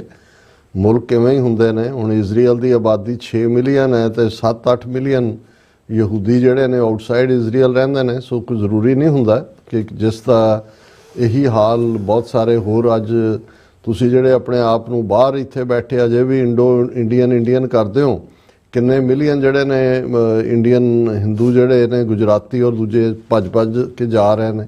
ਸੋ ਅਸੀਂ ਤਾਂ ਇੱਕੋ ਨੇਸ਼ਨ ਜਿਹੜਾ ਕਿ ਸੱਚ ਹੱਕ ਇਨਸਾਫ ਸਰਬੱਤ ਦੇ ਭਲੇ ਦਾ ਹੋਏ ਉਹ ਕ੍ਰੀਏਟ ਕਰਨਾ। ਉਹਦੇ 'ਚ ਡਾਇਸਪੋਰਾ ਸਿੱਖ ਜਾਣਗੇ ਵੀ, ਔਰ ਉਹਨਾਂ ਦੇ ਬੱਚੇ ਬੱਚੀਆਂ ਜਿਹੜੇ ਇਹਨਾਂ ਮੁਲਕਾਂ 'ਚ ਵੀ ਨੇ, ਉਹਨਾਂ ਦਾ ਬੈਸਟ ਟੈਲੈਂਟ ਉਸ ਨੂੰ ਇਕਨੋਮਿਕਲੀ ਔਰ ਅਦਰਵਾਈਜ਼ ਦੁਨੀਆ 'ਚ ਪਹਿਲੇ ਇਨਸੈਪਸ਼ਨ ਦੇ 10 ਸਾਲਾਂ ਦੇ ਵਿੱਚ ਫਸਟ ਵਰਲਡ ਕੰਟਰੀ ਬਣਾਉਣ ਦੇ ਲਈ ਜਿਹੜਾ ਵੱਡਾ ਯੋਗਦਾਨ ਪਾਏਗਾ। ਜਸਕੀਰ ਸਿੰਘ ਫਤਿਹ ਐਂਡ ਚੜ੍ਹਦੀ ਕਲਾ ਲੋਚਦੇ ਨੇ ਖਾਲਸਾ ਜ਼ਿੰਦਾਬਾਦ ਕਹਿੰਦੇ ਨੇ। ਸਤਨਾਮ ਔਜਲਾ ਜੀ ਵੀ ਫਤਿਹ ਐਂਡ ਖਾਲਸਾ ਜ਼ਿੰਦਾਬਾਦ। ਲਾਡੀ ਸਿੰਘ ਜੀ ਥੈਂਕ ਯੂ ਕਹਿੰਦੇ ਨੇ ਬਾਬਾ ਜੀ। ਔਰ ਕਰਮਜੀਤ ਸਿੰਘ ਜੀ ਵੀ ਫਤਿਹ ਬੁਲਾਉਂਦੇ ਨੇ, ਕਹਿੰਦੇ ਨੇ ਕਿ ਵੈਰੀ ਗੁੱਡ ਜੌਬ ਜੀ। ਔਰ ਬਲਵਿੰਦਰ ਸਿੰਘ ਜੀ ਵੀ ਬਲਵਿੰਦਰ ਕੌਰ ਜੀ ਵੀ ਵਾਹਿਗੁਰੂ ਕਹਿੰਦੇ ਨੇ। ਅਜਿਤ ਸਿੰਘ ਜੀ ਵੀ ਫਤਿਹ ਬੁਲਾਉਂਦੇ ਨੇ। ਮੁਹੰਮਦ ਜਾਕੂਬ ਜੀ ਅੱਛਾ ਆਪਸ ਵਿੱਚ ਲੱਗੇ ਨੇ। ਔਰ ਕੁਲਦੀਪ ਕੌਰ ਜੀ ਵੀ ਫਤਿਹ। ਸਤਨਾਮ ਸਿੰਘ ਜਿਨ੍ਹਾਂ ਇੰਡੀਆ ਅਮਰੀਕਾ ਤੋਂ ਦੂਰ ਹੋ ਰਿਹਾ ਉਹਨਾਂ ਖਾਲਿਸਤਾਨ ਅਮਰੀਕਾ ਦੇ ਨੇੜੇ ਆ ਰਿਹਾ। ਔਰ ਇਸੇ ਤਰ੍ਹਾਂ Nihang Singh ji awesome analysis great job doctor ਸਾਹਿਬ। ਬਲਵਿੰਦਰ ਸਿੰਘ ਖਾਲਸਾ ਜ਼ਿੰਦਾਬਾਦ। ਬਾਜਵਾ 96 ਖਾਲਸਾ ਜ਼ਿੰਦਾਬਾਦ ਕਹਿੰਦੇ ਨੇ। ਰਾਜਵੰਤ ਕੌਰ ਜੀ ਵੀ ਕਹਿੰਦੇ ਡਾਕਟਰ ਸਾਹਿਬ ਤੇ ਬੀਬੀ Neelam Kaur you are great. ਔਰ ਸ਼ਾਬੀ ਗੁਰਾਈਆਂ ਕਹਿੰਦੇ ਨੇ ਕਿ will ਦਲਤ 6 get registration in 6 state or Jat 6 continues to own large chunks of land. Please explain. ਦੇਖੋ ਸ਼ੈਬੀ ਗੁਰੀਆ ਜੀ ਬਹੁਤ ਸ਼ੁਕਰੀਆ ਤੁਸੀਂ ਆਏ ਹੋ। ਜੇ ਸਿੱਖੀ ਦੇ ਆਧਾਰ ਨੂੰ ਦੇਖਣਾ ਹੈ ਤੇ ਮੇਰੀ ਇੱਕ ਸਟੇਟਮੈਂਟ ਹੀ ਤੁਹਾਡੇ ਬਾਕੀ ਵੀ ਜਿਹੜੇ ਤੁਹਾਡੇ ਕਮੈਂਟ ਨੇ ਉਹਨਾਂ ਦਾ ਜਵਾਬ ਹੈ। 6 of the Dalits, by the Dalits, for the Dalits।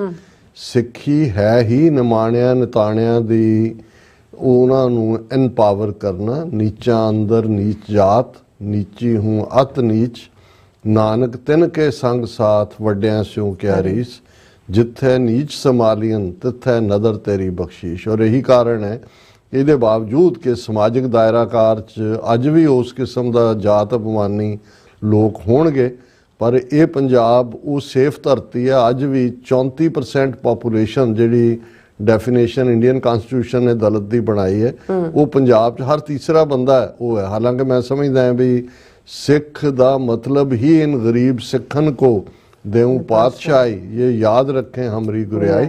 ਸੋ ਮੈਂ ਸਮਝਦਾ ਕਿ ਵੀ ਇਹਦੇ 'ਚ ਕੋਈ ਜਾਤ ਅਪਮਾਨੀ ਕਿਸਮ ਦੇ ਬ੍ਰਹਿਮਨਿਕਲ ਸਿਸਟਮ ਦੀ ਕੋਈ ਥਾਂ ਨਹੀਂ ਹੋਏਗੀ। ਔਰ ਇਹ ਉਹਨਾਂ ਸਾਰਿਆਂ ਦੇ ਲਈ ਜਿਨ੍ਹਾਂ ਔਰ ਇਹਦੇ ਖਾਲਿਸਤਾਨ ਤੁਸੀਂ ਕਨਸਟੀਟਿਊਸ਼ਨ ਦੀ ਗੱਲ ਕੀਤੀ ਹੈ।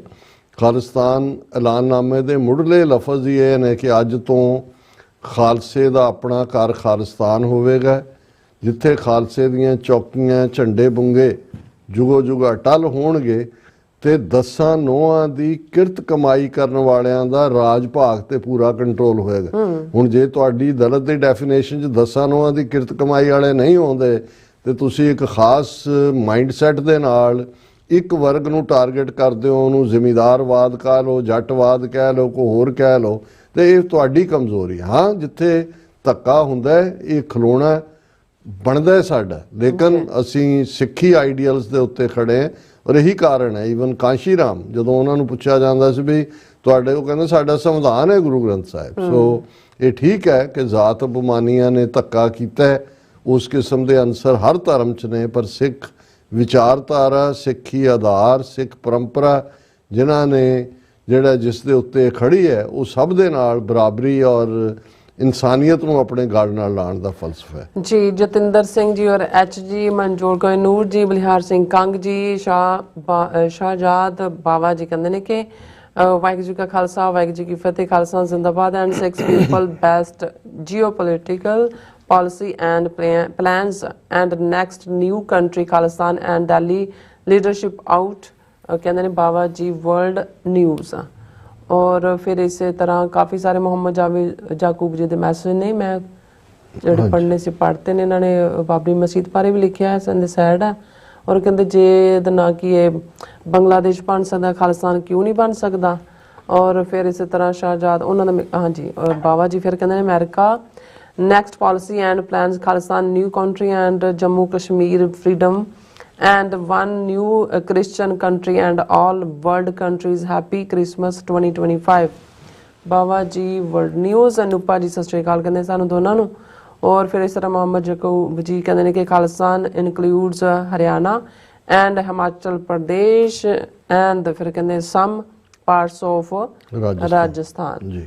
ਗੁਰਮਹਿੰਦਰ ਸਿੰਘ ਕਹਿੰਦੇ ਨੇ ਕਿ ਫਤਿਹ ਬੁਲਾਉਂਦੇ ਨੇ। ਔਰ ਇਸੇ ਤਰ੍ਹਾਂ ਇਹਨਾਂ ਤੇ ਮੇਰ ਪ੍ਰਿਆ ਹੱਥ ਰੱਖੋ ਜੀ, ਖਾਲਸਾ ਜ਼ਿੰਦਾਬਾਦ।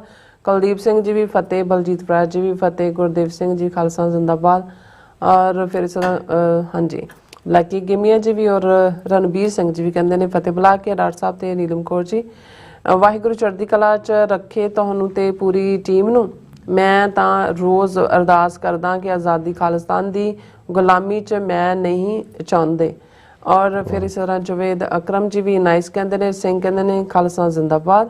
ਔਰ ਫਿਰ ਇਹਨਾਂ ਕੇ ਟੈਰਰਿਸਟ ਇੰਡੀਆ ਮੁਰਦਾਬਾਦ। ਅੱਛਾ ਓਕੇ ਠੀਕ ਹੈ ਜੀ। ਐਮ ਸਿੰਘ ਡਾਕਟਰ ਸਾਹਿਬ I'm watching your show whenever I can. I very much like it. You is a very much knowledgeable person. Sikh community need you so many years to come. ਬਹੁਤ ਬਹੁਤ ਸ਼ੁਕਰੀਆ Bhai Sahib compliment ਲਈ। ਹਾਂਜੀ ਔਰ ਇਸ ਤਰ੍ਹਾਂ ਸੁਰਿੰਦਰ ਸਿੱਧੂ ਜੀ ਵੀ ਖਾਲਸਾ ਜ਼ਿੰਦਾਬਾਦ। ਫਿਰ ਸਿੰਘਰਚਾ ਜੀ ਵੀ ਔਰ ਫਿਰ ਇਸ ਤਰ੍ਹਾਂ ਉਹਨਾਂ ਦੇ ਤੁਸੀਂ ਮੈਂ ਕਿਹਾ ਜਵਾਬ ਦੇ ਦਿੱਤੇ ਨੇ ਸਾਰੇ ਸ਼ਾਬੀ ਜਨਾਂ ਦੇ। ਅਮਨ ਸਿੰਘ ਖਾਲਸਾ ਜੀ ਵੀ ਫਿਰ ਸ਼ੈਤਾਨ ਬੋਏ ਇਹ ਕੀ ਕਹਿੰਦੇ ਨੇ ਸਤਿ ਸ੍ਰੀ ਅਕਾਲ। ਕਮੈਂਟ ਪਿਆਰ ਕਮੈਂਟ ਤਾਂ ਸ਼ੈਤਾਨੀ ਵਾਲਾ ਨਹੀਂ ਹੈ। ਹਾਂਜੀ ਮੈਂ ਤਾਂ ਔਰ ਕੌਰ ਸ਼ਰਨਜੀਤ ਸਤਿ ਸ੍ਰੀ ਉਹਨਾਂ ਅਕਾਲ। ਨੇ ਕਿਹਾ ਵੀ ਇਹ ਕਹਾਣੀਆਂ ਹੀ ਸੀਗੀਆਂ ਜਿਹਨੂੰ ਇਹਨਾਂ ਨੇ ਹੁਣ ਇਤਿਹਾਸ ਬਣਾਉਣ ਤੇ ਤੁਰੇ ਹੋਏ ਨੇ ਰਾਮ ਜੀ ਦੇ ਨਾਂ ਥੱਲੇ। ਹਾਂਜੀ ਔਰ ਕਹਿੰਦੇ ਨੇ ਕਿ ਕੌਰ ਸ਼ਰਨਜੀਤ ਜੀ ਸਾਨੂੰ ਸਤਿ ਸ੍ਰੀ ਅਕਾਲ ਕਹਿੰਦੇ ਨੇ ਤੁਸੀਂ ਚੋੜਾ ਸਾਹਿਬ ਦਾ ਦਰਬਾਰ ਸਾਹਿਬ ਦੀ ਹਦੂਦ 'ਚ ਜਾ ਕੇ ਗੋਲੀ ਚਲਾਉਣ ਸਹੀ ਹੈ ਜਾਂ ਗਲਤ? ਤੁਸੀਂ ਭਾਈ ਸਾਹਿਬ ਪਿਛਲੇ 2 ਦਿਨ ਦੇ ਸਾਡੇ ਆਲਮੋਸਟ 3 ਸੈਗਮੈਂਟ ਪਰਸੋਂ ਦੇ 3 ਸੀ, ਕੱਲ ਵੀ 1 ਸੀ, ਉਹਨਾਂ ਨੂੰ ਦੇਖੋ ਫਿਰ ਤੁਹਾਨੂੰ ਸਾਡੀ ਇਹ ਸਾਰੇ ਇਸ਼ੂ ਤੇ ਕੀ ਟੇਕ ਹੈ ਉਹ ਕਲੀਅਰ ਹੋ ਜਾਏਗਾ। ਹਾਂਜੀ ਫਿਰ life of a travel Khalsa ਜ਼ਿੰਦਾਬਾਦ ਕਹਿੰਦੇ ਐਮ ਸਿੰਘ ਜੀ ਕਹਿੰਦੇ ਡਾਕਟਰ ਸਾਹਿਬ I want know what your opinion when Trump will be in White House. What do you think it will same or better for Sikh community? ਦੇਖੋ ਅਸੀਂ ਅੱਗੇ ਵੀ ਇਸ ਦਾ ਜਦੋਂ Trump ਬਣੇ ਨੇ ਇਸ ਦੇ ਉੱਤੇ ਗੱਲ ਕੀਤੀ ਸੀ ਡਿਟੇਲ ਦੇ ਵਿੱਚ ਕਿ ਦੇਖੋ ਜਿਹੜੀਆਂ ਪਾਲਿਸੀਜ਼ ਫੋਰਨ ਪਾਲਿਸੀ ਔਰ ਡਿਫੈਂਸ ਨਾਲ ਰਿਲੇਟਡ ਹੁੰਦੀਆਂ ਨੇ ਇਹ ਬਹੁਤੀਆਂ ਨਹੀਂ ਬਦਲਦੀਆਂ, ਥੋੜਾ ਬਹੁਤ ਫਰਕ ਪੈਂਦਾ ਹੈ। ਔਰ ਜੇ ਹੁਣ ਟਰੰਪ ਦੇ ਬਣਨ ਤੋਂ ਪਹਿਲਾਂ ਹੀ ਅਜੇ ਉਹਦੇ ਸਹੁੰ ਚੁੱਕਣੀ ਹੈ ਤਾਂ ਇੰਡੀਆ ਨੇ ਖੁੱਲ੍ਹ ਕੇ ਬੀਜੇਪੀ ਨੇ ਡੀਪ ਸਟੇਟ ਔਰ ਅਮਰੀਕਾ ਨੂੰ ਦੋਸ਼ ਦਿੱਤਾ ਹੈ ਕਿ ਜੀ ਇੰਡੀਆ ਨੂੰ ਡੀਸਟੈਬਲਾਈਜ਼ ਕਰਨਾ ਚਾਹੁੰਦੇ ਨੇ। ਸੋ ਉਹਨਾਂ ਨੂੰ ਵੀ ਨਜ਼ਰ ਆ ਰਿਹਾ ਕਿ ਅਮਰੀਕਨ ਲਾਈਨ ਕੀ ਹੈ। ਸੋ ਕੋਈ ਬਹੁਤਾ ਫਰਕ ਨਹੀਂ ਪੈਣ ਵਾਲਾ ਹੈ। ਔਰ ਇਸੇ ਤਰ੍ਹਾਂ ਗੁਰਜੀਤ ਸਿੰਘ ਜੀ ਫਤਿਹ ਸ਼ਾਬੀ ਗੁਰਿਆਵੀ ਜੀ ਵਟ ਵਿਲ ਬੀ ਦਾ ਕੰਸਟੀਟਿਊਸ਼ਨਲ ਸੇਫਗਾਰਡ। ਸ਼ਾਬੀ ਗੁਰਈਆ ਜੀ ਬਹੁਤ ਚੰਗੀ ਗੱਲ ਹੈ ਤੁਸੀਂ ਆਏ ਹੋ। ਅਸੀਂ ਆਉਣ ਵਾਲੇ ਪੀਰੀਅਡ 'ਚ ਤੁਸੀਂ ਕੰਸੋਲੀਡੇਟਡ ਕੋਈ ਵੀ ਸਵਾਲ ਤੁਹਾਡਾ ਜਾਂ ਮੈਸੇਜ ਹੋਏਗਾ ਇਹ ਇਸ਼ੂ ਨੇ ਅਸੀਂ ਰੀਅਸ਼ੋਰ ਵੀ ਆਪ ਵੀ ਮਹਿਸੂਸ ਕਰਨਾ ਚਾਹੁੰਦੇ ਹਾਂ ਕਿ ਭਾਈ ਖਾਲਿਸਤਾਨ ਬਿਨਾਂ ਜ਼ਾਤ ਰੰਗ ਨਸਲ ਧਰਮ ਜੈਂਡਰ ਦੇ ਵਿਤਕਰੇ ਦੇ ਸਾਡੀ ਸਭ ਦੀ ਸਾਂਝ ਹੈ।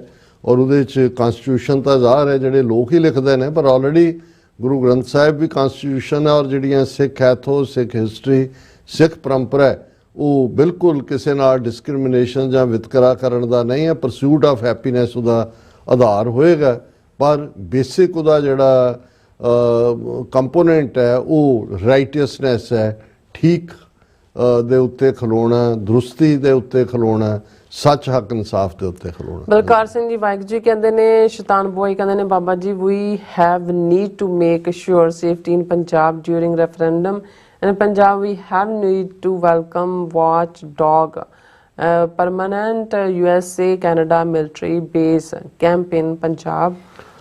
ਦੇਖੋ ਸ਼ੈਤਾਨ ਤਾਂ ਨਹੀਂ ਤੁਹਾਨੂੰ ਕਹਿਣ ਨੂੰ ਜੀ ਕਰਦਾ, ਤੁਸੀਂ ਭਲੇ ਇਨਸਾਨ ਹੋ ਪਰ ਤੁਸੀਂ ਇਹਨਾਂ ਦਾ ਹਾਲ ਦੇਖੋ ਵੀ ਕਰ ਕੀ ਰਹੇ ਨੇ ਉੱਥੇ। ਹੁਣ ਕਿਸਾਨਾਂ ਨੂੰ ਪਹਿਲਾਂ ਉਹਨਾਂ ਨੇ ਕਿਹਾ ਜੀ ਤੁਸੀਂ ਦਿੱਲੀ ਨਹੀਂ ਜਾ ਸਕਦੇ ਟਰੈਕਟਰਾਂ ਦੂਜਿਆਂ ਨਾਲ। ਸੁਪਰੀਮ ਕੋਰਟ ਨੇ ਕਿਹਾ ਜੀ ਅਸੀਂ ਹੀਅਰਿੰਗ ਕਰਾਂਗੇ। ਫਿਰ ਹਰਿਆਣੇ ਨੇ ਕਿਹਾ ਜੀ ਜੇ ਪੈਦਲ ਜਾਣ। ਹੁਣ 101 ਕਿਸਾਨਾਂ ਦਾ ਪਹਿਲਾ ਜਥਾ ਜਦੋਂ ਸ਼ੰਭੂ ਬਾਰਡਰ ਤੋਂ ਅੱਜ ਉਧਰ ਜਾਣ ਵਾਲਾ ਸੀ ਉਹਨਾਂ ਦੇ ਉੱਤੇ ਲਾਠੀਆਂ ਬਰਸਾਈਆਂ, ਟੀਅਰ ਗੈਸ ਸ਼ੈਲਸ ਉਹਨਾਂ ਨੇ ਸੰਡੇ ਤੱਕ ਫਿਰ ਮੁਲਤਵੀ ਕੀਤਾ।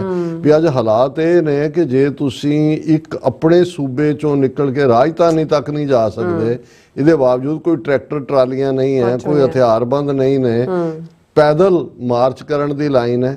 ਤੇ ਇਹਨਾਂ ਹਾਲਾਤਾਂ ਦੇ ਵਿੱਚ ਅਸੀਂ ਇਹ ਜੇ ਸਮਝੀਏ ਕਿ ਜੀ ਇਹ ਉੱਥੇ ਖਾਲਿਸਤਾਨ ਰੈਫਰੈਂਡਮ ਹੋਣ ਦੇਣਗੇ ਜਾਂ ਦੂਜਾ, ਇਹ ਤਾਂ ਸਾਨੂੰ ਆਪਣੇ ਹੱਕਾਂ ਲਈ ਖਲੋਣਾ ਪਏਗਾ। ਔਰ ਇਹਨਾਂ ਦੇ ਹਰ ਜਿਹੜੀ ਇਸ ਕਿਸਮ ਦੀ ਬਾਰਬੈਰਿਕ ਕਾਰਵਾਈ ਹੈ ਉਹਦੇ ਖਿਲਾਫ ਸਾਨੂੰ ਆਵਾਜ਼ ਚੁੱਕਣੀ ਪਏਗੀ।